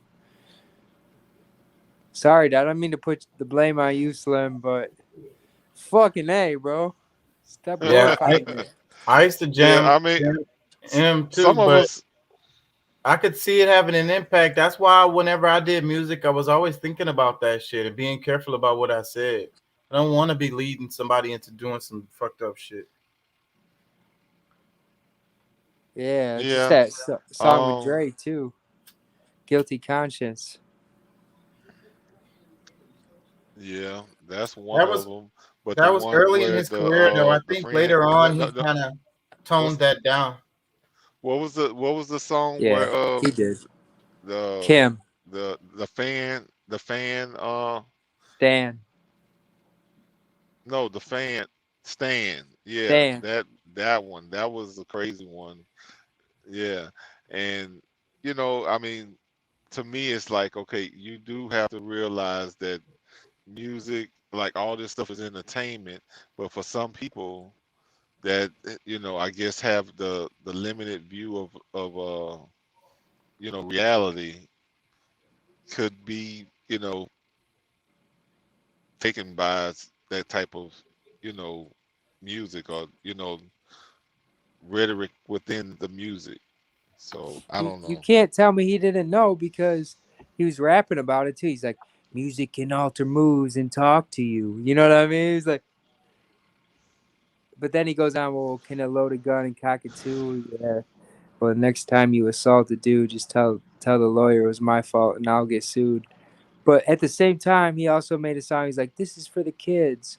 And then he was like, oh, but I'm not a role model. He was like mocking it almost. He mocked it. He told us to kill everybody. His mom, his wife, his girl. And then he mocked it. Like, oh, no, it ain't my fault. Well, I think that's one of, like, I mean, I don't know. Did y'all see Little Nas X on Breakfast Club today? I I didn't. think I sent you the video. Yeah. Well, he like flat out said, "F your kids." What? Yeah, I saw the little headline, and that was enough for me. I can't What watch the that fuck? shit, bro. I can't watch none of that shit, bro. I be having problems with F watching your. it. He said have sex with your kids? Well, that's just the that's out of No. context. But if that's the gist, because everybody was mad No, about yeah. this, Well, not saying that he wants to. they're No. mad about his images being on TV and the kids seeing it. And so he's like, fuck your kids, bro. They, you know what I'm saying? They finna get this work. Yeah, And what you he's gonna like, do I'm about not. He said, I'm not pandering to your kids or y'all. Like he gonna do what he wanna do, and that's that. And it's like, okay, you're in the public eye, and it's just gotten to the point to where a lot of people don't want to be held responsible for the things that they do in public. So it's like, Yeah. how They everybody sell their has to soul have to a the sense. devil. And Well, then they're I like, oh, mean, And I have to say that they canceled little the baby. The baby is trying to recover his damn career. He might fucking fall off the planet. and I don't think what he's saying And they or just how he's portraying. and they just letting Lil Nas X just go on and on with his shit. Like they could cancel his ass too, but they allowing this shit. That's my point. Well, I don't know. I think a lot of the public will start to say this, kind of may give the same kind of reaction to him, especially with the way that he, his empathetic, way of, expressing because I mean, he could have been way more professional about it, but at the same time, I'm glad he was as honest as he was about it because I mean, that just lets you know that I mean, he really don't give a shit about nobody. He just out here living his best life, whatever is gonna make him the money he wants to make while he can make it. He, and I think he's purposely doing a lot of stuff outrageous stuff in order to, be talked about and stay in, in people's, conversations. So, he feeds right into it as much as he can.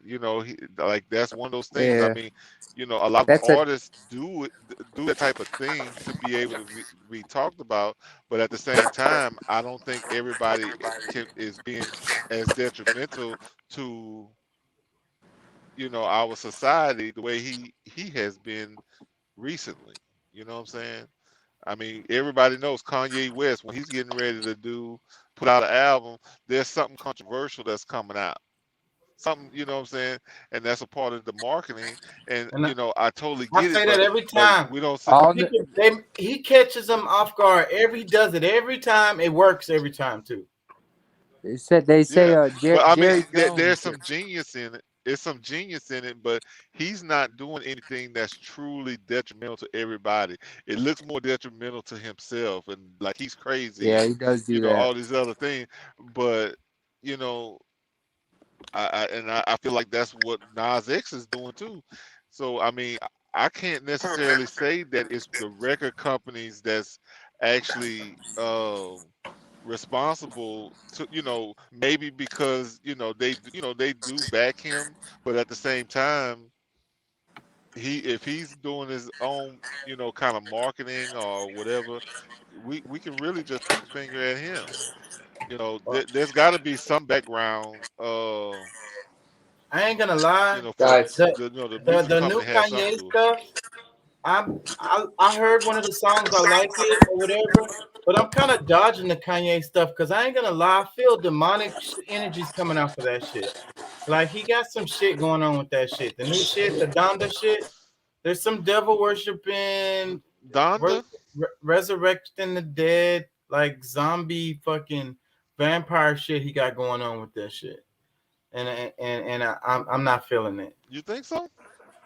I mean, I'm gonna try to enjoy the music for the music, but it's definitely some stam energies coming off of that shit. Look at the images that's coming off of it already.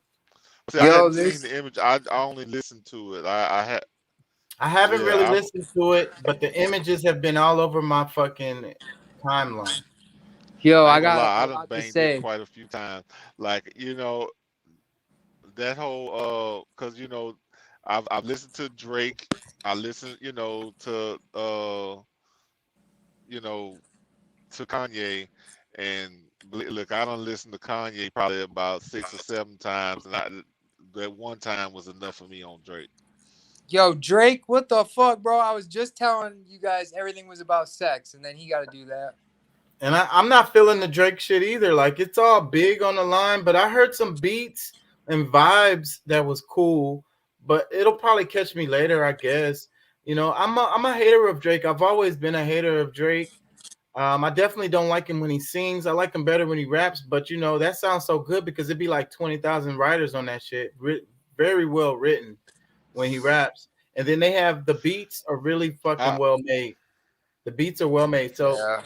I don't know. I'm Not not the a fan. production. The production I think is good, but I don't think that he gave his all to this album.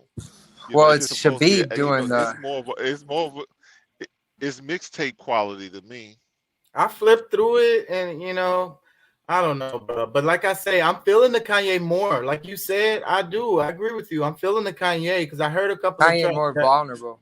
it's the beats, and like I say, the songs. I'm feeling the songs. What I say, a couple of the songs. I listened to a little bit of it, but I'm avoiding it, like I say, because I feel like he on some shit this time. What you think about that, Thriller?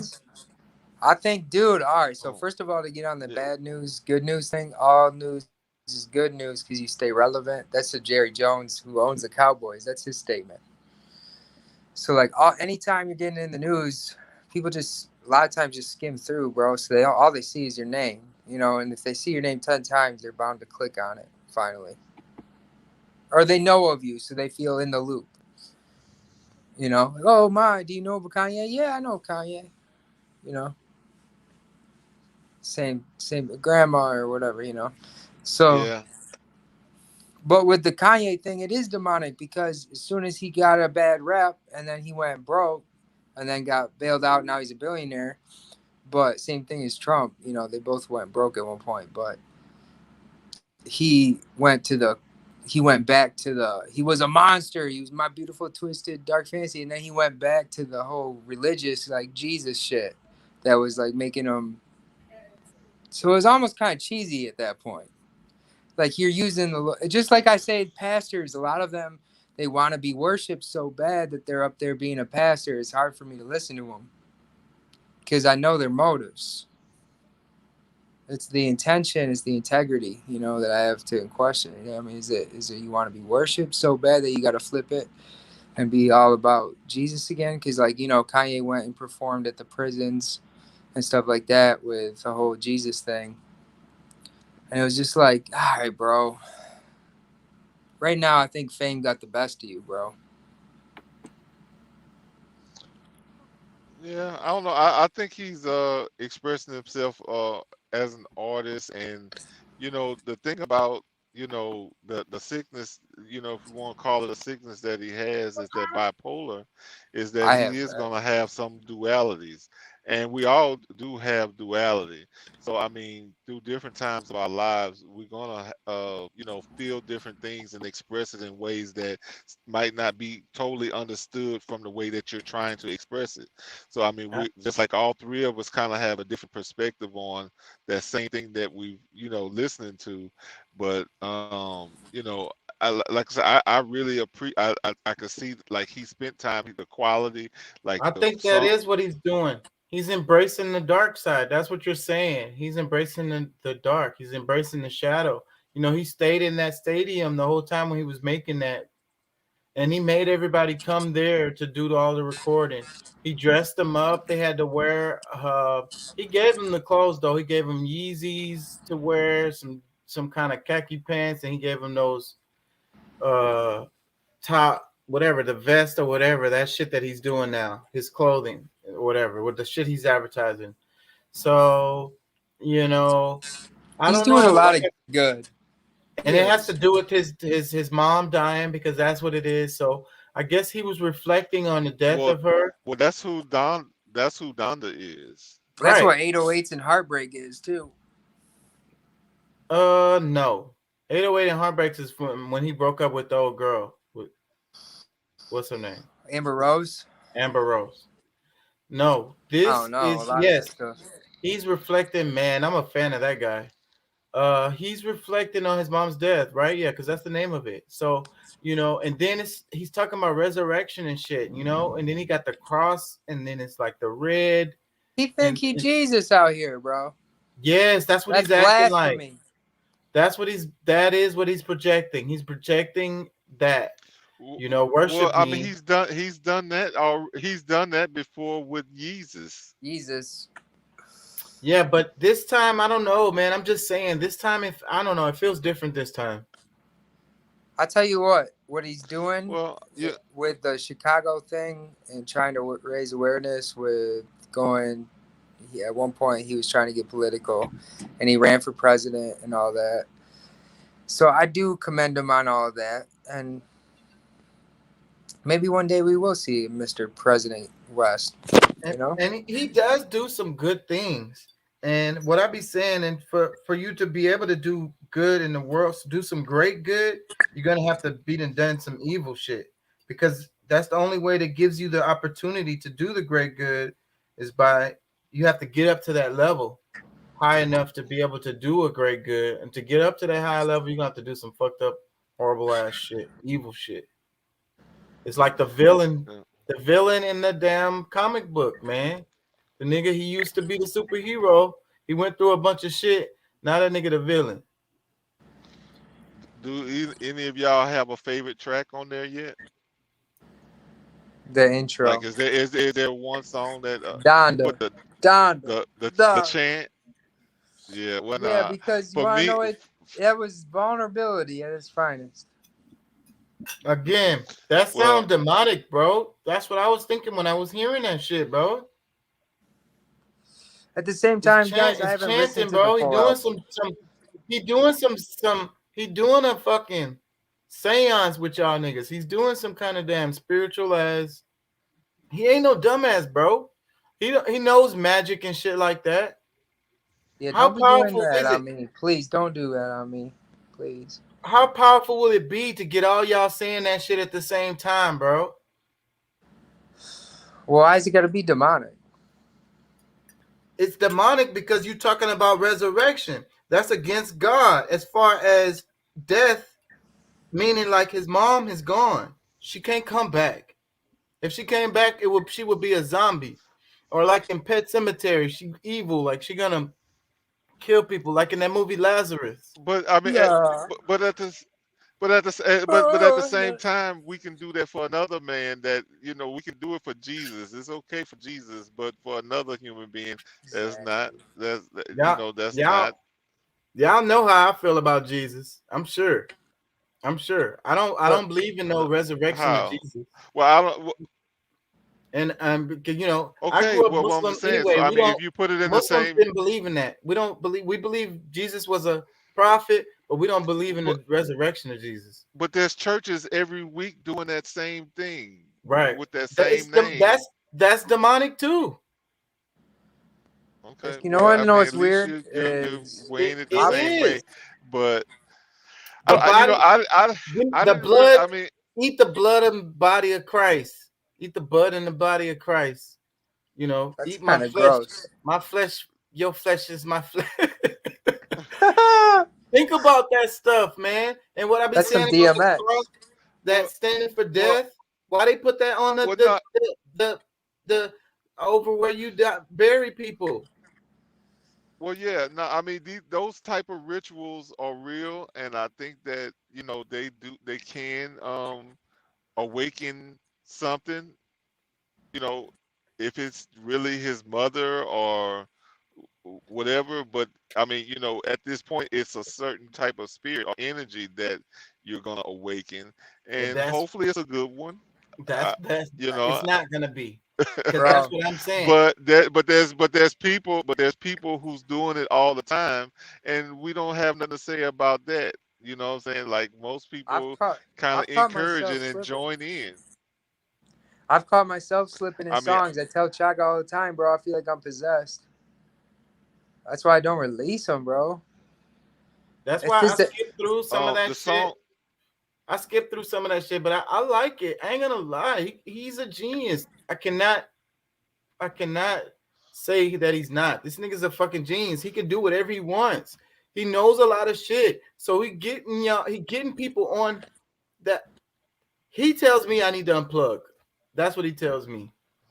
Like I need to his interviews.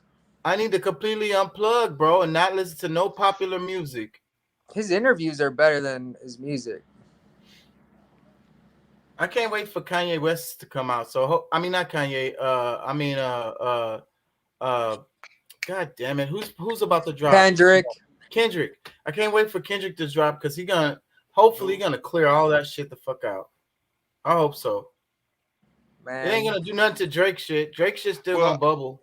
I mean, for somebody because he's the one Weezy. who has unplugged in order to be, I guess, they said this is what was said that he hid his phone for 3 months or whatever to, I guess, focus on what's supposed to be his last album. Weezy. I like some of that you know shit, that song with Jay Electronica? I think that's my favorite song. Yeah. Which one? Yeah, I don't know which one. I think it's on the album. Something is yeah, I think it's. Bro, I'm not a human being. Jesus 3. is Lord, or something. I forget the name of it, but I wish I could pull it up. Like I'm on my phone, I don't have any other device. Don't play with it. me. Don't play it because it'll cause problems. No. I wouldn't. I was just gonna just say the name of it, but the one where he has the clip with Marilyn Manson in the background. Have y'all seen that? The image. It's a little clip from the. I don't know. I guess What's up with that? Video. What's up with the glorification of Marilyn Manson? Did you see Lil it? Uzi Vert does that too. Did you see that though? That song, I like that song. That shit is jamming as fuck. Hey, that shit Chaka. was jamming. What? Whatever song that was, I don't know what song You that was, what? but that song was jamming. Wheezy's the opposite because his music, bro, is so fucking good, bro, but his interviews blow. Whereas Kanye, I wouldn't say his music blows, but his interviews, man, he's speaking some real fucking shit. Yeah, I think he wanna get y'all on some damn fucking experiment. He want y'all niggas in some ritual, bro. Try to get y'all niggas saying that shit at the same Kanye? time. And them niggas, bro. I don't Well, I believe hope in he the does. Illuminati shit. I don't. But I believe in there is some truth to like if they're really smart, like the people that know shit, because magic is real. If you know magic, you know it's real. Vibrations, sounds. How else do you reach with that shit, bro? Come on. I know y'all gotta be feeling me. That's Well, what they say. Oh, my I, God. I guess, if you're fearful of that kind of stuff, yeah, it bothers you. But I mean, I'm not really into any chanting and all that kind of stuff myself. But it didn't affect me the same way, I guess, as affecting you guys on that, because I just took it artistically, and I think that he's got a great album. I didn't expect him to come with as many tracks, and of course, he even got bonus tracks on there as well. So, It's because everybody is doing that. It's the way that they're doing it. It's a marketing way. It's a Wayne effect. Because people don't consume music the way that they used to. They just listen to individual tracks. So they only need like 2 or 3, maybe 4, 3 or 4 of them to really catch, and then it'll make this album successful. It'll carry the album. So they drop like 24 fucking tracks. Yeah. 4 of them gonna catch. You can pretty much That's guarantee. Look, Lil Wayne, yeah. That before it song with was your Jay, record label. I think that's It was your record label only. You never featured on someone else's record label. Record labels beefed. Wayne made it so everybody works with everybody. And there you have less work to do. Half of the song, you only have to lay 116. You got more songs. That's true. But it depends on who owns that song, and it also depends on how much did it cost for those features. I mean, man, I look so white, bro. Yeah, you got the white pillows in the background. Look at my skin. You need some sun, bro. Dude, that's my problem. I want to play a video, some political shit. It's France, Australia. I never let Pat speak, bro. It's not that long. Check it. All right. Something's taken an awfully long time to build. As we know, they can take at least a decade, if not more, from the time you decide to build them. And Australia looked around and said, well, if we're thinking about where we're going to be in terms of regional security in 20, 30, 40, 50 years from now, was the deal we made with France some years ago to build a bunch of conventional submarines really the way forward for our long-term security? And especially as in just in the last few years, of course, the concerns about the expansionism of China in the region, both strategically and economically, have risen. So Australia took a look at that and said, well, we need to commit now to where we're going to be in 3 or 4 decades. So that means, unfortunately, scrapping the French deal before those subs actually did start getting built, thankfully, and pivoting to the idea of nuclear submarines, which will substantially enhance their capability to protect their security in the region. Well, the French have described it as a stab in the back. They've described it as sort of going against the spirit of their agreement with Australia, which took a long time to negotiate.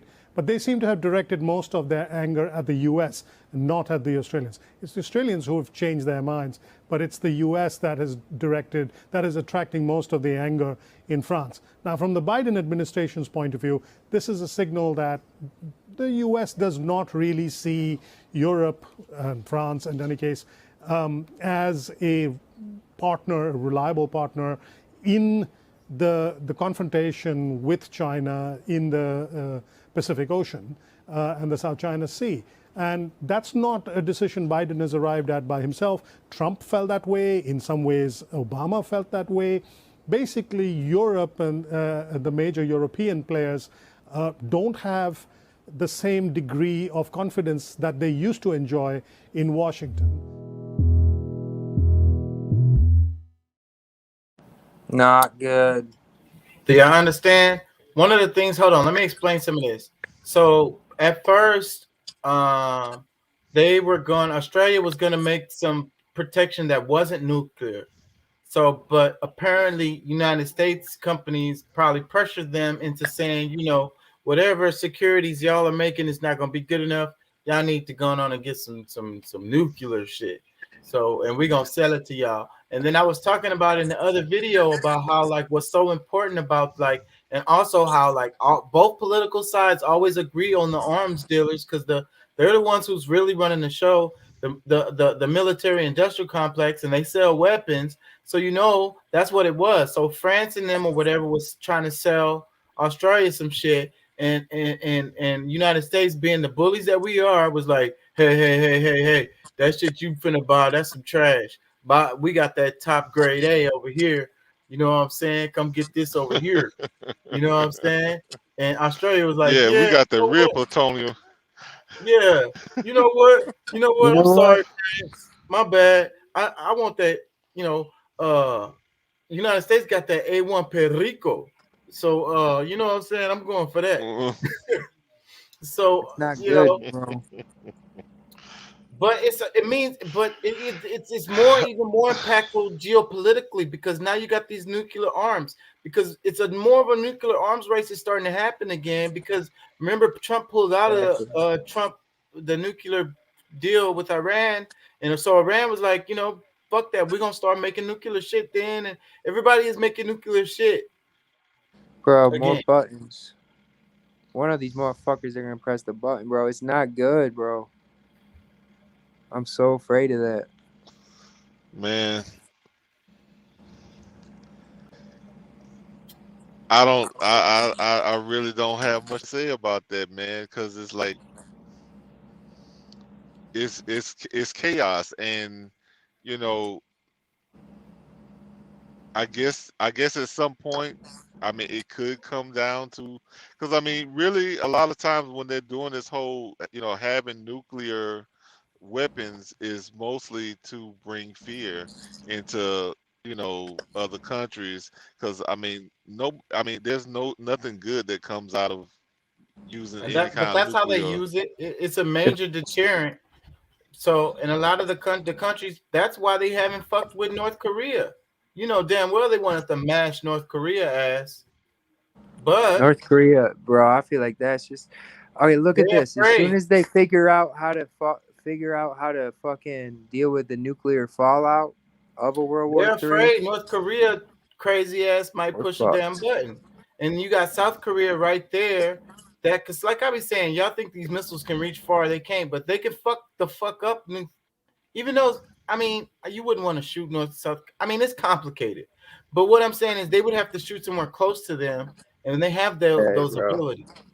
They have those abilities, and it's the United States. We got people. We really want Korea to be like a little state of ours, because South Korea is. So that's what we want. But North Korea not feeling that. We got ambassadors over there chilling all day. But that's the reason why they haven't been conquered or whatever is because of them damn nukes that they have, or the possibility, of having it. You ever seen them play the violin, bro? Think of how hard they go on their nuclear scientists. There's a couple of other countries that's out there that the only reason why they haven't been conquered by the United States is because of that. Dog, we all got nuclear weapons. We're all just aiming them at each other. See that. We're all just aiming them at each other, bro. That's why it's like, gosh, damn it. As soon as one presses the button, the other 20 are, you know what I mean? And after that, we're fucked. Did I play the video where they found because I meant to play it in the last video. I think both of y'all was in it too, where Japan found like stuff in the vials like for the jab, like tainted jab. Or did I just talk about it? Or did I play a video? Do y'all remember? I haven't been tuning in. No, I don't think I played that. Not tonight. No. Here, check this out. Japan's COVID-19 vaccination push has suffered a blow after reports of contamination in supplies of Moderna's vaccine. Japan's Kanagawa prefecture said that it has found another vial of Moderna's COVID-19 vaccine suspected of containing a foreign substance. The rest of the batch has been put on hold. This after a pharmacist found several black particles in one vial upon checking. Just last week, Japan had suspended the use of 1.63 million doses of Moderna shots due to a similar issue. Moderna and Spanish pharma company Rovi, which bottles Moderna vaccines, have said the cause could be a manufacturing issue, prompting EU safety regulators to launch an investigation. Moderna, however, maintains that no safety or efficacy issues have been identified. The domestic distributor in Kanagawa Prefecture said that about 3,790 people had already received shots from the same lot with the contaminated vial. More Moderna shots were also temporarily halted in 2 regions of Japan this week for what appears to be a separate issue. Reports emerged of parts of the vial's rubber stopper breaking off when needles were incorrectly inserted.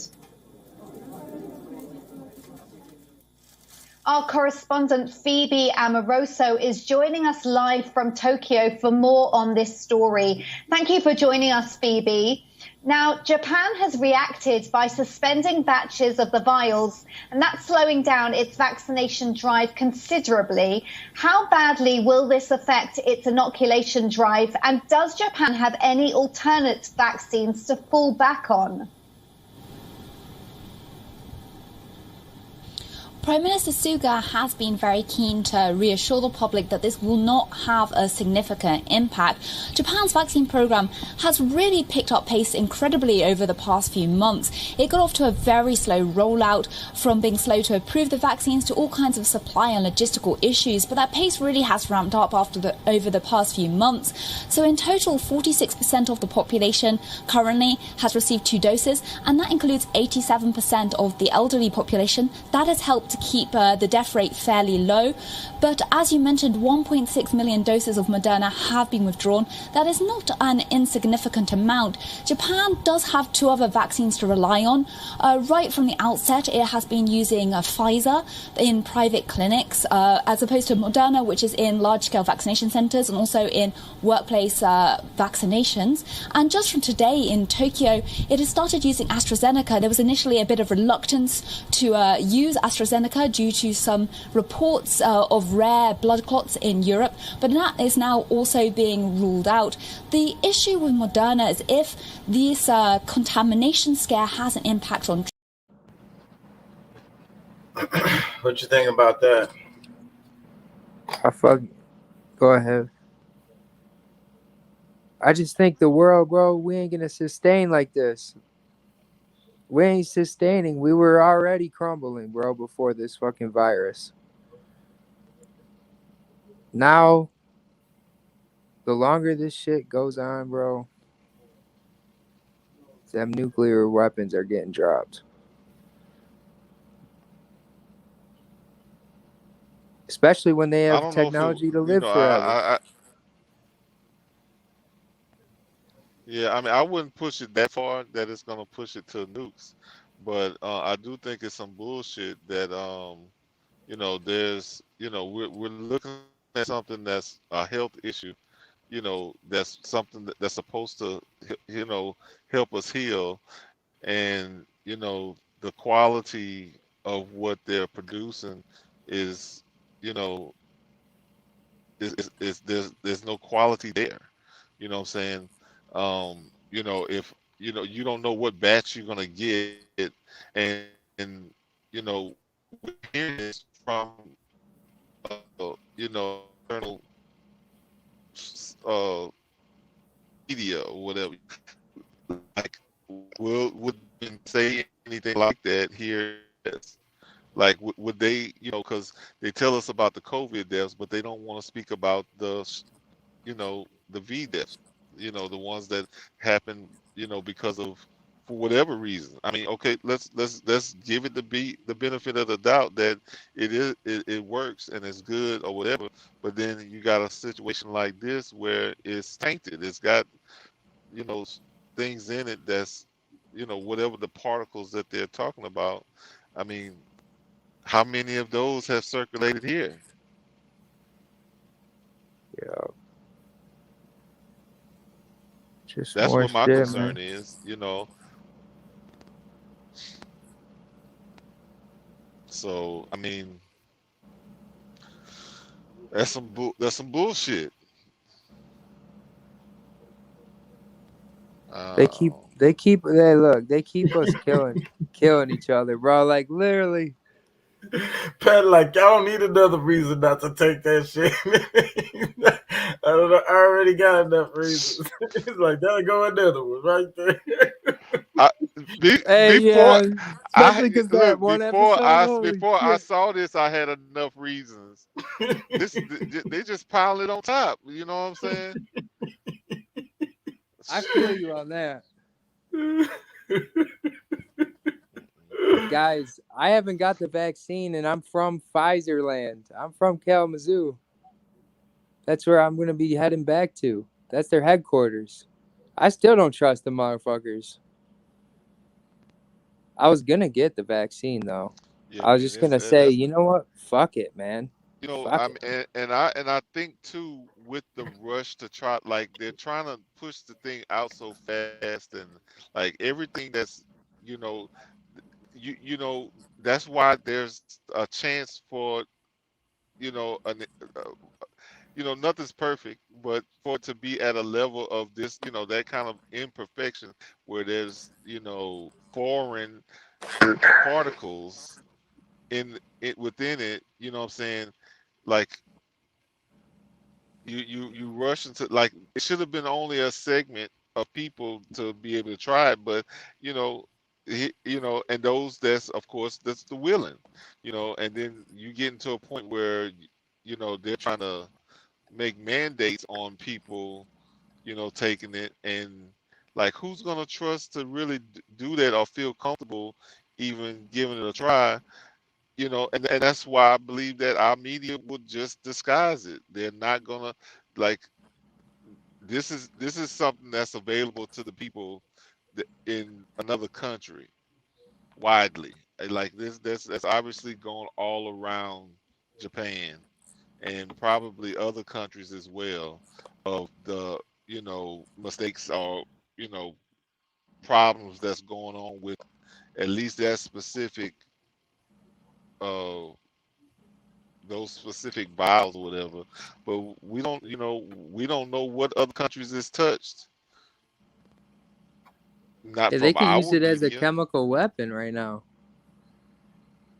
They could Be use this careful. shit as a weapon right now, bro. Be careful what you say. Oh shit! I'm not being careful. Fuck them all. That particular subject is touchy for YouTube. Fuck you too. Well, yeah, well, you know, like I said, it is that's definitely something that you know, No. anybody who was on the fence I love YouTube. I that just want to say would hear that.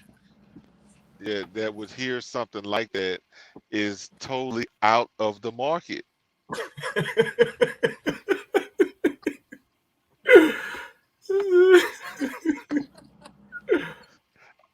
ain't Hey gonna man, lie. look, I ain't gonna lie. That's part of you the know, reason why I played it. I'm so yeah, I'm so far away from the fence even before this. But at the same time, for those who, you know, I mean, but that's the part that I guess is really, you know, I guess making me, is frustrating me, is because, you know, we can 2 weeks from now, we still won't hear that from our media. It's still like go, go, go, like, you know, sis boom ba, you know, that somebody's, you know, cheerleading you all the way there, but you know, you better believe, you know, there's people who know this other than us in this country, and in Yeah. high places they've been knowing it. Yeah, that's why I play this stuff, because I be looking at news from all over the world, because you're not gonna get that news story. That was a Japanese news story. Hey, You're not can you finna get imagine? Can you imagine bringing a kid into this world right now? Imagine you just knocked a girl up. Fuck that. a lot of Well, people I'm are not thinking afraid that of way. nothing like that. That's Yeah, so sad. They're gonna be I'm born not. into it. They'll never get to Well, really enjoy life like we did. dude, that same kind of speech was going on when I had my kid. You know what I'm saying? Like, my Really? son was born in 2011, 2012. It was the end of the world. Why bring a kid into the world with all of this and blah blah blah? No, I mean, you know, you just gotta really, you know, The you world have to be cried wolf wise. You on really us. have to. What's that? Love thy neighbor. The world cried wolf on us. We just Because if need to it is love the end thy of the neighbor. world, we're like, yeah, we heard that a million times. We just need I to don't want love to thy be all neighbor. fear mongering though, but fuck, man, I live every day in fear right now. It's hard It No. not is to. scary. It is scary, but we can't be pessimistic. We gotta look for the light, man. We got to Well, jump out of you, this you know universe.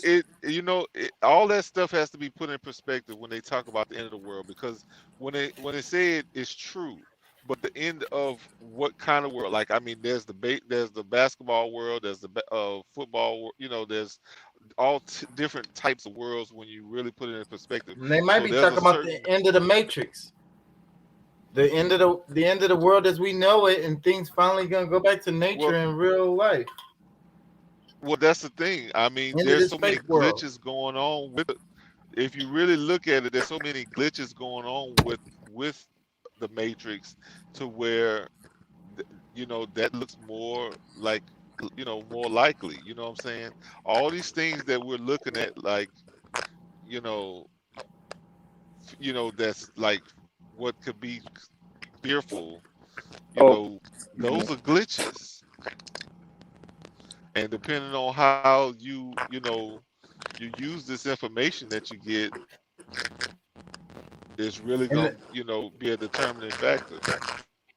and the pandemic is a distraction, just because a bunch of people was waking up, so they needed to inject some new fear into everybody, so that people cannot be paying oh, attention to changing the world, because the way we move into the next dimension is by all of us doing it mentally, and we have to move together as a group.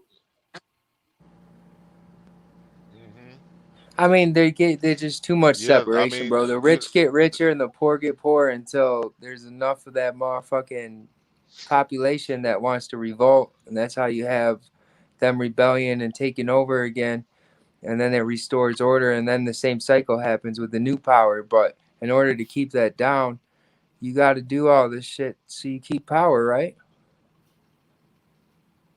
It's the agenda of the elite or whatever they've been talking well, about I mean, forever.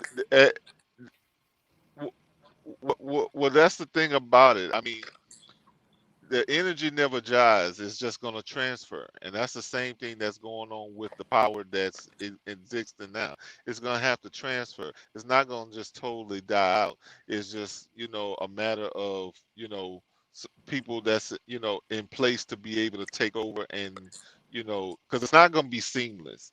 I mean, it's never going to be seamless. It's always like right now we're feeling all the bumps in the road, but at the same time we're really in a better place than we think, because I mean, if everything was really as smooth and whatever, like, we'll be going into a whole nother phase of, you know, destruction.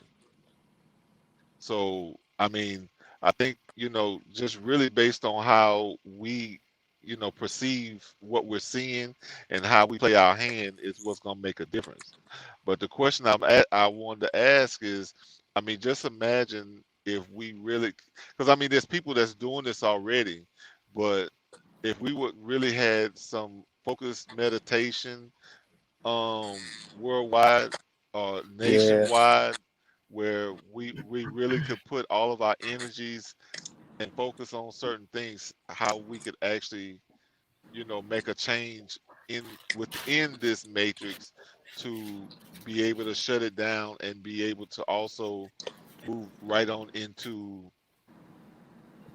a new, if you want to say a new matrix, or at least a new frequency. a different program. Yeah. Hey, I don't know A if much that's better like program. music. Music is mass meditation. Chaka, you were kind of right with that. And I was talking about earlier before you got on, we was talking about healing and nutrition. We was talking about how like the Native Americans would dance and have the songs and the vibrations and stuff to try to heal people, and how in the medical field they kind of like act like that's just mumbo jumbo. But then we talked about how many situations where had to do with vibrations and voices. Like it was a situation where a mom's baby passed, and the mom held the baby and was singing to the baby, and the baby came back. And because yeah, I believe that it was her vibrations and tone that did it. I don't doubt that. Yeah.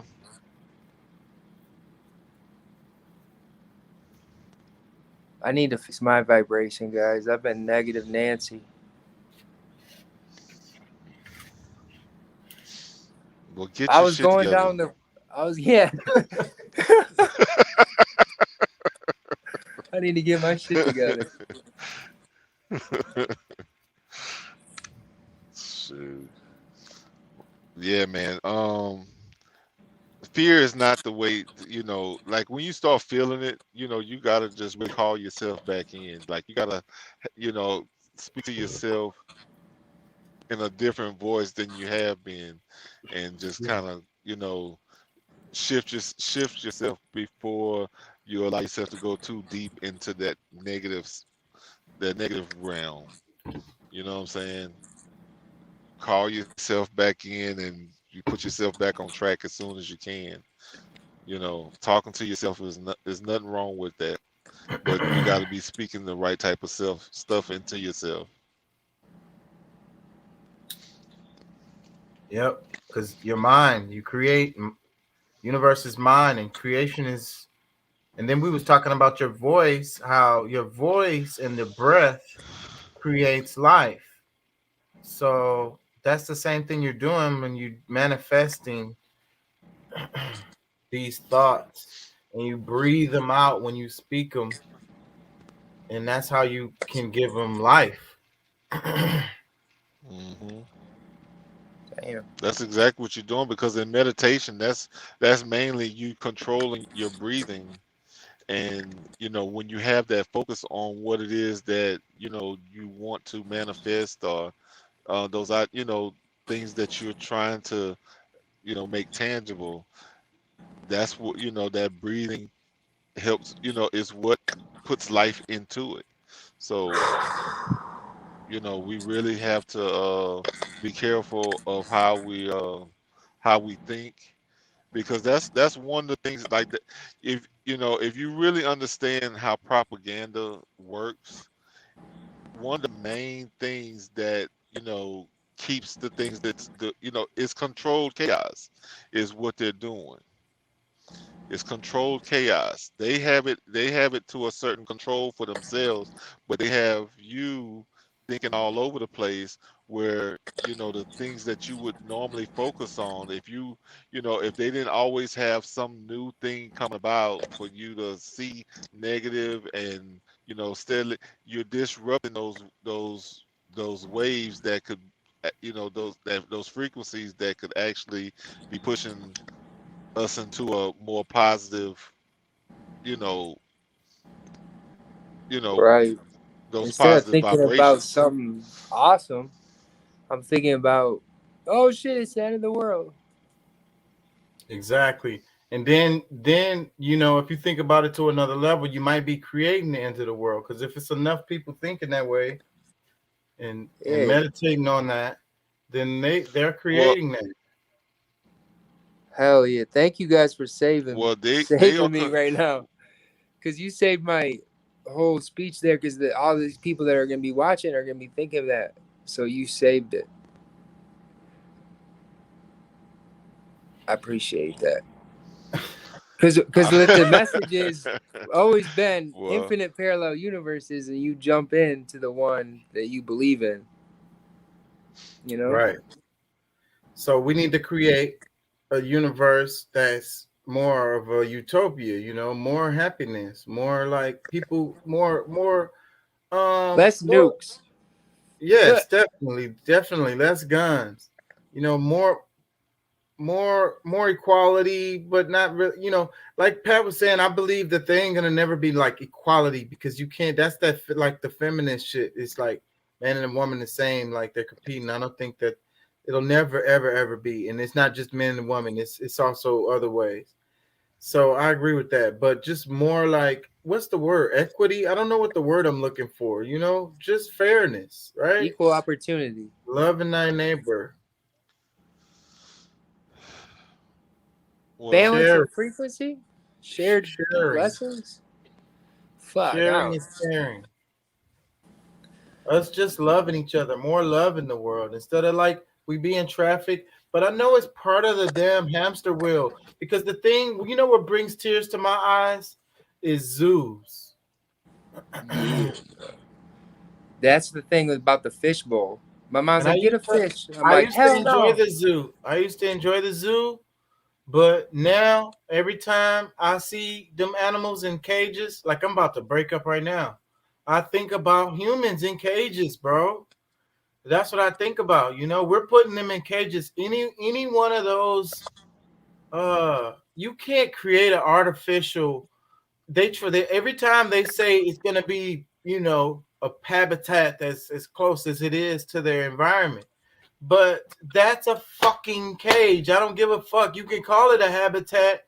It's a fucking cage. They can't move around like they would if they were in nature. Then that means it's a cage.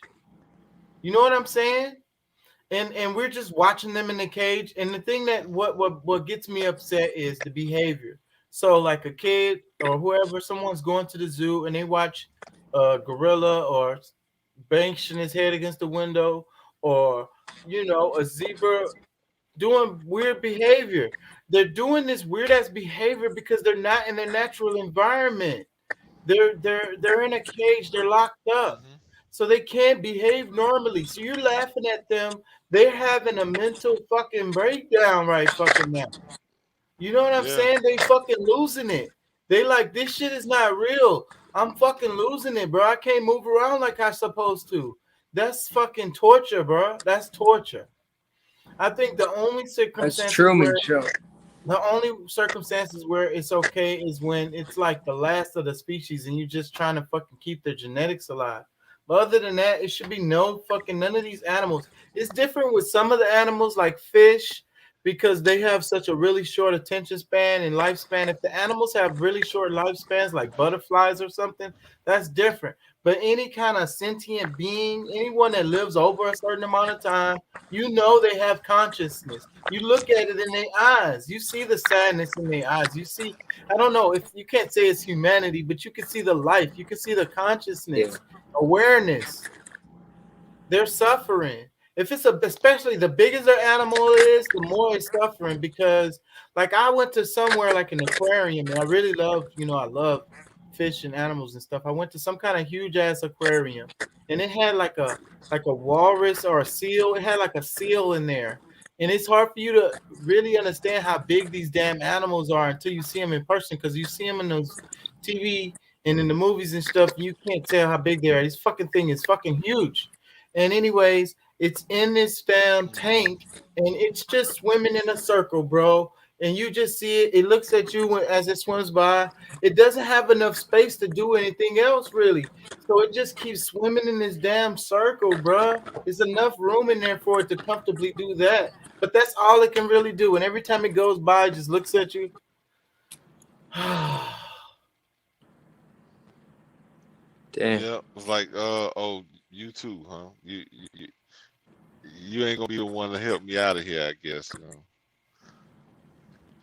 But yeah, I feel you totally on that because, you know, I mean, that's one of the things I preach the most is that the further we are away from nature, the worse we are. Like, you know, as you know, humanity. You know, I mean, just because, I mean, shoot, I mean, you really think about it, a century ago, maybe longer, but they were putting humans in cages for people to walk in and look at, you know. So I That's mean, why it should be no you know, zoos. yeah. Should be none. If you want to go see the nature, just go out there and go see it, bro. Like, go see it in nature. It's out there, bro. Just walk out your house, walk out your apartment, walk out your flat, wherever the hell you are. Go take your ass outside and go visit nature naturally. It's so fucking beautiful. And you can see a lot of shit out there. You can take pictures, you can do videos, you can do drones. You can send your drones and take pictures and look at the shit. There's so many, and there's places you can go where you can go visit nature in its natural habitat. Well, but just think about that when there was in California there was some stupid dude playing around at the zoo and fell into the tiger cage. That was probably the most living that tiger had in his lifetime, is to actually, you know, be able to, you know, snag its own, you know what I'm saying? Like, it was acting within nature to be able to, you know, get its own, you know, food or whatever. I mean, it's horrible that, you know, what happened to the guy or whatever, but you know, it was because of his own stupidity why he ended up there. And plus, and like I say though, but like you also got to know that them people, they've been watching the people watching them this whole time. You think the tiger's not aware that these people are watching them? A tiger, that's what they do. Their eyes are what they use to it's like, you know, if this gate wasn't here, yeah, it's like if this gate wasn't here, they look delicious. You know what I'm saying? Like the whole time. I mean, he was just like, yeah, one of y'all motherfuckers fuck around and come in. Yeah. I'm gonna show Yeah. your ass. Yeah. So, And as soon as he got his chance, he's like, he oh, showed. here you go. I told y'all motherfuckers. If any of you motherfuckers get in here for the show ya, I'm a tiger, bitch. You know what I'm saying? For real. I'm a tiger, bitch. Don't get it twisted. I'm a fucking tiger, bitch. Not no fucking cat. Oh, he's so cute. No, I'm a tiger, bitch. You know what I'm saying? Hell yeah. But and shit, them motherfuckers are massive, man. Them things, they're big. 1,000 pounds. I've held 1,200 pounds. tigers. 1,200, 1,500 pounds. Imagine a 1,500 pound I've fed fucking a cat. tiger. They're bigger than the other. They're bigger than the. I think they're the biggest cats. The tigers. They're the fed a biggest cats. cat too. No, lions are smaller. I'm pretty sure lions are smaller. Tigers are the biggest ones. The motherfuckers be up 1,500 pounds, bro. 1,500 pound fucking cat. I'm not gonna lie, tigers show affection, bro. Especially the ones that don't know any better. That have never been in the wild. Well, Show they're just like cats. So, and they, you know, because I watch a lot of stuff on that shit. So they are a lot like cats. It's just that you know how cats are. If you know cats, anybody who knows cats knows how cats are. If the cat was as big as you, how would he behave towards you? it would be completely on his whim, whatever he feels like that day. Yeah, a straight dick. And if today he decides to bite your head off, it's just gonna be like, hey, you know, today I felt like biting your head off. He gonna play with it afterwards too. He's gonna be like, damn, it was kind of amusing to see your blood squirt out of your neck, but damn, now you're not moving no more. That kind of sucks. Well, I guess I should eat you. I don't want to waste it. Yeah. That's how cats are. I know cats very well because I like cats. Let's see. They don't care. They don't care. That's the reason why I like cats though, because dogs need so much damn attention. They be like, Oh, "Oh, I'm so glad you're home. Oh my God, can we go play? Can we go do something? Can we go run? Oh, I want to do something. Rub me, scratch me, kick, feed me, whatever. Any interaction with me." The cats are when you come in, the cats are like, "Oh, you back, motherfucker?" It man, better be. I've seen some little cats, some little, like house cats that's ready to attack a full-grown human. Like he don't give a damn. Because Like they ignorant like that. yeah. Cats are ignorant like that. Like they'll fight things that will eat them. Because they just so ignorant like that. They that's why they be talking about 9 lives, because they be doing really dumb things. Like they do stupid stuff that's like they are dumb when it comes to that. Like they think they better than they are, I guess. I don't know. Yeah, but they are pretty bad though. Like I say though, when you come home, they look at you like, it better be some damn food in my damn bowl. And some days they might be like, "Oh, you're home. Let me rub against you." Other days they're like, "This motherfucker." It's always about them. Yeah, exactly. It's always about them. So. But that's what I like about cats. Yo, guys, they're real. They're real. People are so fake, and I that's what bothers me about people the most, and that's why I don't really deal with people very much. They're always playing a character, and cats just be 100, and it's very relaxing to me. It's relaxing. Well, I need to be like a cat and be about myself. I need to go and prepare myself for tomorrow. Okay. Hey, to end it that way. have you ever seen that movie Office Space? It's 4 hours. It's right at 4 we've hours. been at it for a while. Yeah. So I appreciate the time, bro. Thank you for being a part of the show. Like I say, man. Thank you. Peace out, bro. Be safe. Yeah, always. For sure. Thriller. Get your shit Hell together, yeah. man. I don't know. Nah, I might just not.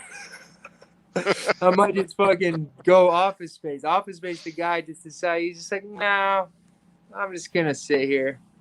That movie had a lot impact on me, and I think it was negative. I ain't going to lie. Which one? Office Space. I've watched that movie over and over. Like, I worship that movie because and to me, it felt like it showed what life is really like, how people look at their jobs and stuff, and how like he found satisfaction, at the end of the movie by like working with his hands or whatever. Like he was tired of working in the damn cubicle and shit like that, but he just left his job and he was like, "This why are we doing this? Why are we even paying these bills and all this stuff?" That movie, man. It all worked out for him though. It was hilarious. He's just like, he ends up getting a promotion.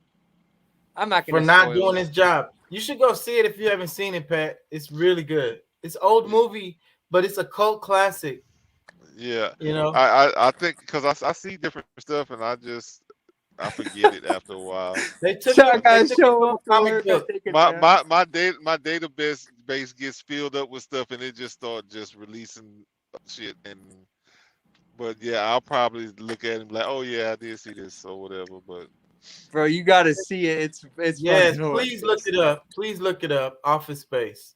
Yeah, I'll see. I probably can pull it up either on YouTube or just go on Netflix or something. I probably can find it somewhere, and I can watch it while I'm driving down the highway. Yeah, check it out, bro. Well, yeah, I gotta peace out, man. It was good, all right, bro. Hanging Thanks with you for your guys. time. And, oh yeah, always, man. I appreciate you having me, and I think I might be able to squeeze in some time tomorrow. I'm going out tomorrow. It'll be all late right. though. Well, we'll I'll be on the train, y'all. Y'all see me. I'm sure. I won't be doing shit else. You can be running the train. Cool. No, he's leaving out of Houston. He's taking the train. Oh, okay. All right. Well, cool. Give us an update on how all that's going. Hell yeah. I can't fly right now. I don't have the right documentation on me. But the train's a little more lenient. Well, because I've heard that there's certain testing. As long as you get tested, you can Yeah, go. the airports are on like lockdown right now. You gotta be you gotta be like A1 to go through there. I'm kind of low I don't key. know. I haven't done any traveling lately, so I'm not gonna speak. But I know somebody who's actually international traveling, and they haven't done any kind of jabs or nothing. So Maybe it's all speculation. I have an expired driver's license. You Right said that person is flying from one country to another, not just interstate. Yeah. Wow, I thought you couldn't move from this because I guess it depends on where you're going. Because I know some places aren't taking nobody without the fucking. They need that damn. You that think form. that passport? Yeah. No, but the thing about it is that those tests that they have to take is cost like between 80 and from what they say is between $80 and $120 based on getting the test, and then you got to have it done within a certain window in order for it to be valid. But that's I'm not gonna lie. But like I It's said, cheaper to fly. yeah, like I said, I mean, they like me. There is nothing going on with them. You be saying, check in with us and see how things are going. Peace and love, man. But peace and love. For sure, and I'll holler. All right. Bro. Yeah. How you feeling, man? I'm all right, man. I'm getting tired, but we could go for a little while longer. What you want to talk about? I don't know, man. I've just been kind of like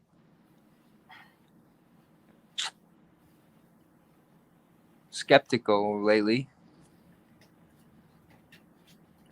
about everything, bro. Just I feel like Wait, so you decided to leave instead of stay, and you had the good opportunity that you was telling me about. So you decided to leave anyway? yeah, bro. Yeah, I gotta go home, bro. Family's numero uno. But I've never been a decisive person, and I had to make a decision within minutes. And I feel like I made the wrong one. What, to get on the train? No, I didn't get on the train 3 times. Oh, that's the problem. Okay, yeah. And it's just like, you know what? I'm not doing it, man. I'm not doing it. I'm going home. Fuck it, bro. I'm going home, bro. Home is where the heart is. Yeah, get on the train, bro. Get on the train. I was watching your family reel the other day, and that kind of even made me want to go home, bro. I liked it. Thank you. I put that together. It ain't hardly got no views. Hell yeah, bro. Should be your most viewed video. Yeah, I guess people not interested in that kind of stuff.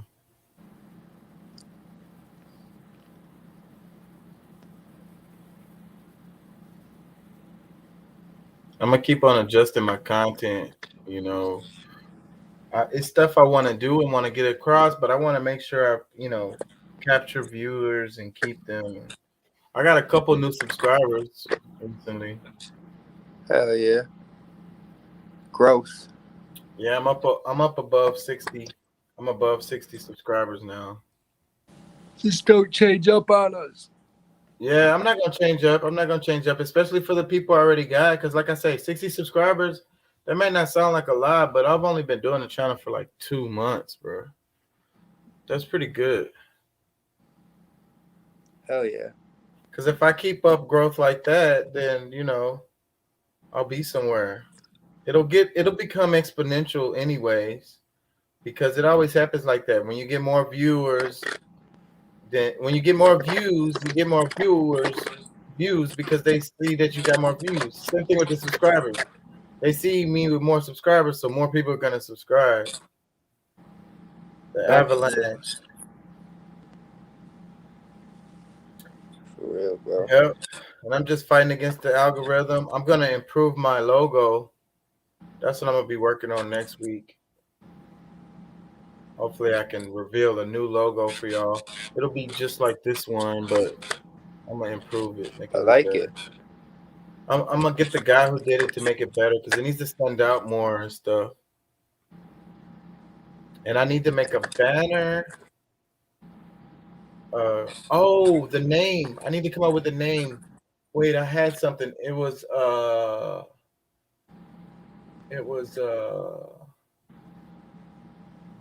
does it go? Oh, you're not supposed to say that. I think that's not the. Oh wait, hold on. You're not supposed to say that podcast. Yeah, you're not supposed to say that podcast, or you're not supposed to say that. And because I talk about stuff that you're not supposed to talk about, so I was thinking about that. Maybe I can name the show, you're not supposed to think about that. You're not supposed to talk about that. Something like that. I wish it was less words, but I want it to be like that. Something like that. I'm thinking. What do you think of that? Don't paint a target on you. What you mean? I feel like, okay, so for the algorithm or for like the YouTube police? Yeah, just like things just don't be like daring YouTube. Don't be YouTube enemy number one. Bringing attention to it, yeah. More like just kind of get away with it. Yeah. Here That's and what there. I've been doing. And that's what I think I've been doing. I've been flying underneath the radar. So if the channel does blow up, they probably will come at me. Or So- they'll just try to blackmail you with something, bro. But I keep these shows so long. That's another reason. It's going to be so hard for them to sift through all this shit and find it. They're going to have to do work. Oh no, man, they already watching.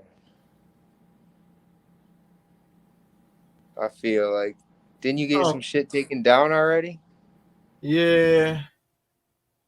I don't think they watching though, because my little channel, nobody cares about my little channel. My little low views I get. But tell a friend, man. Share some videos or something, man. I need some damn subscribers. Tell somebody to come subscribe to the channel, bro. Word, I will, bro. I haven't done that at all. I have put zero effort in growing your channel. Please help me out, man. I need a couple more subscribers. If you can give me like 5 subscribers, I'll be happy. I can get you that.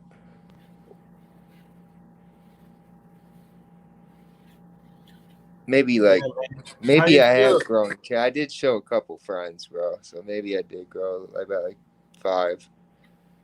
But I'll try my best, man. But to be honest, it isn't about it, man. It isn't about. The words are so important that people are gonna catch on no matter what. I think so too. I really do. I think I have content that people are gonna like, and I found a little niche. It's gonna be the politics, race, spiritual stuff, and that's gonna be my little niche. Black guy on the internet talking this political, spiritual, academic type stuff. And it's not just like focused on one. You have an open mind, man. So that's important. That allows people to come out here and speak. And I think I really do have a product.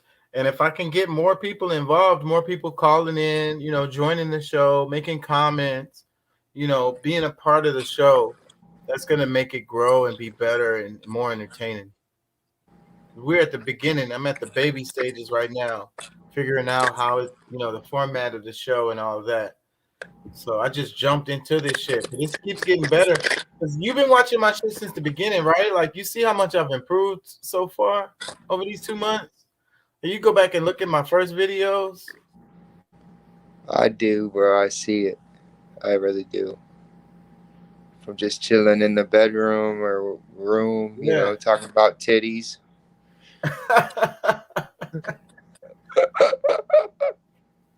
Shout out Lethal. Jay Lethal. The nipple. Free the nipple. That was one of the best videos.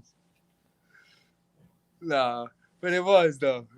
It got a pretty good amount of views when early on I just started the channel. Yeah.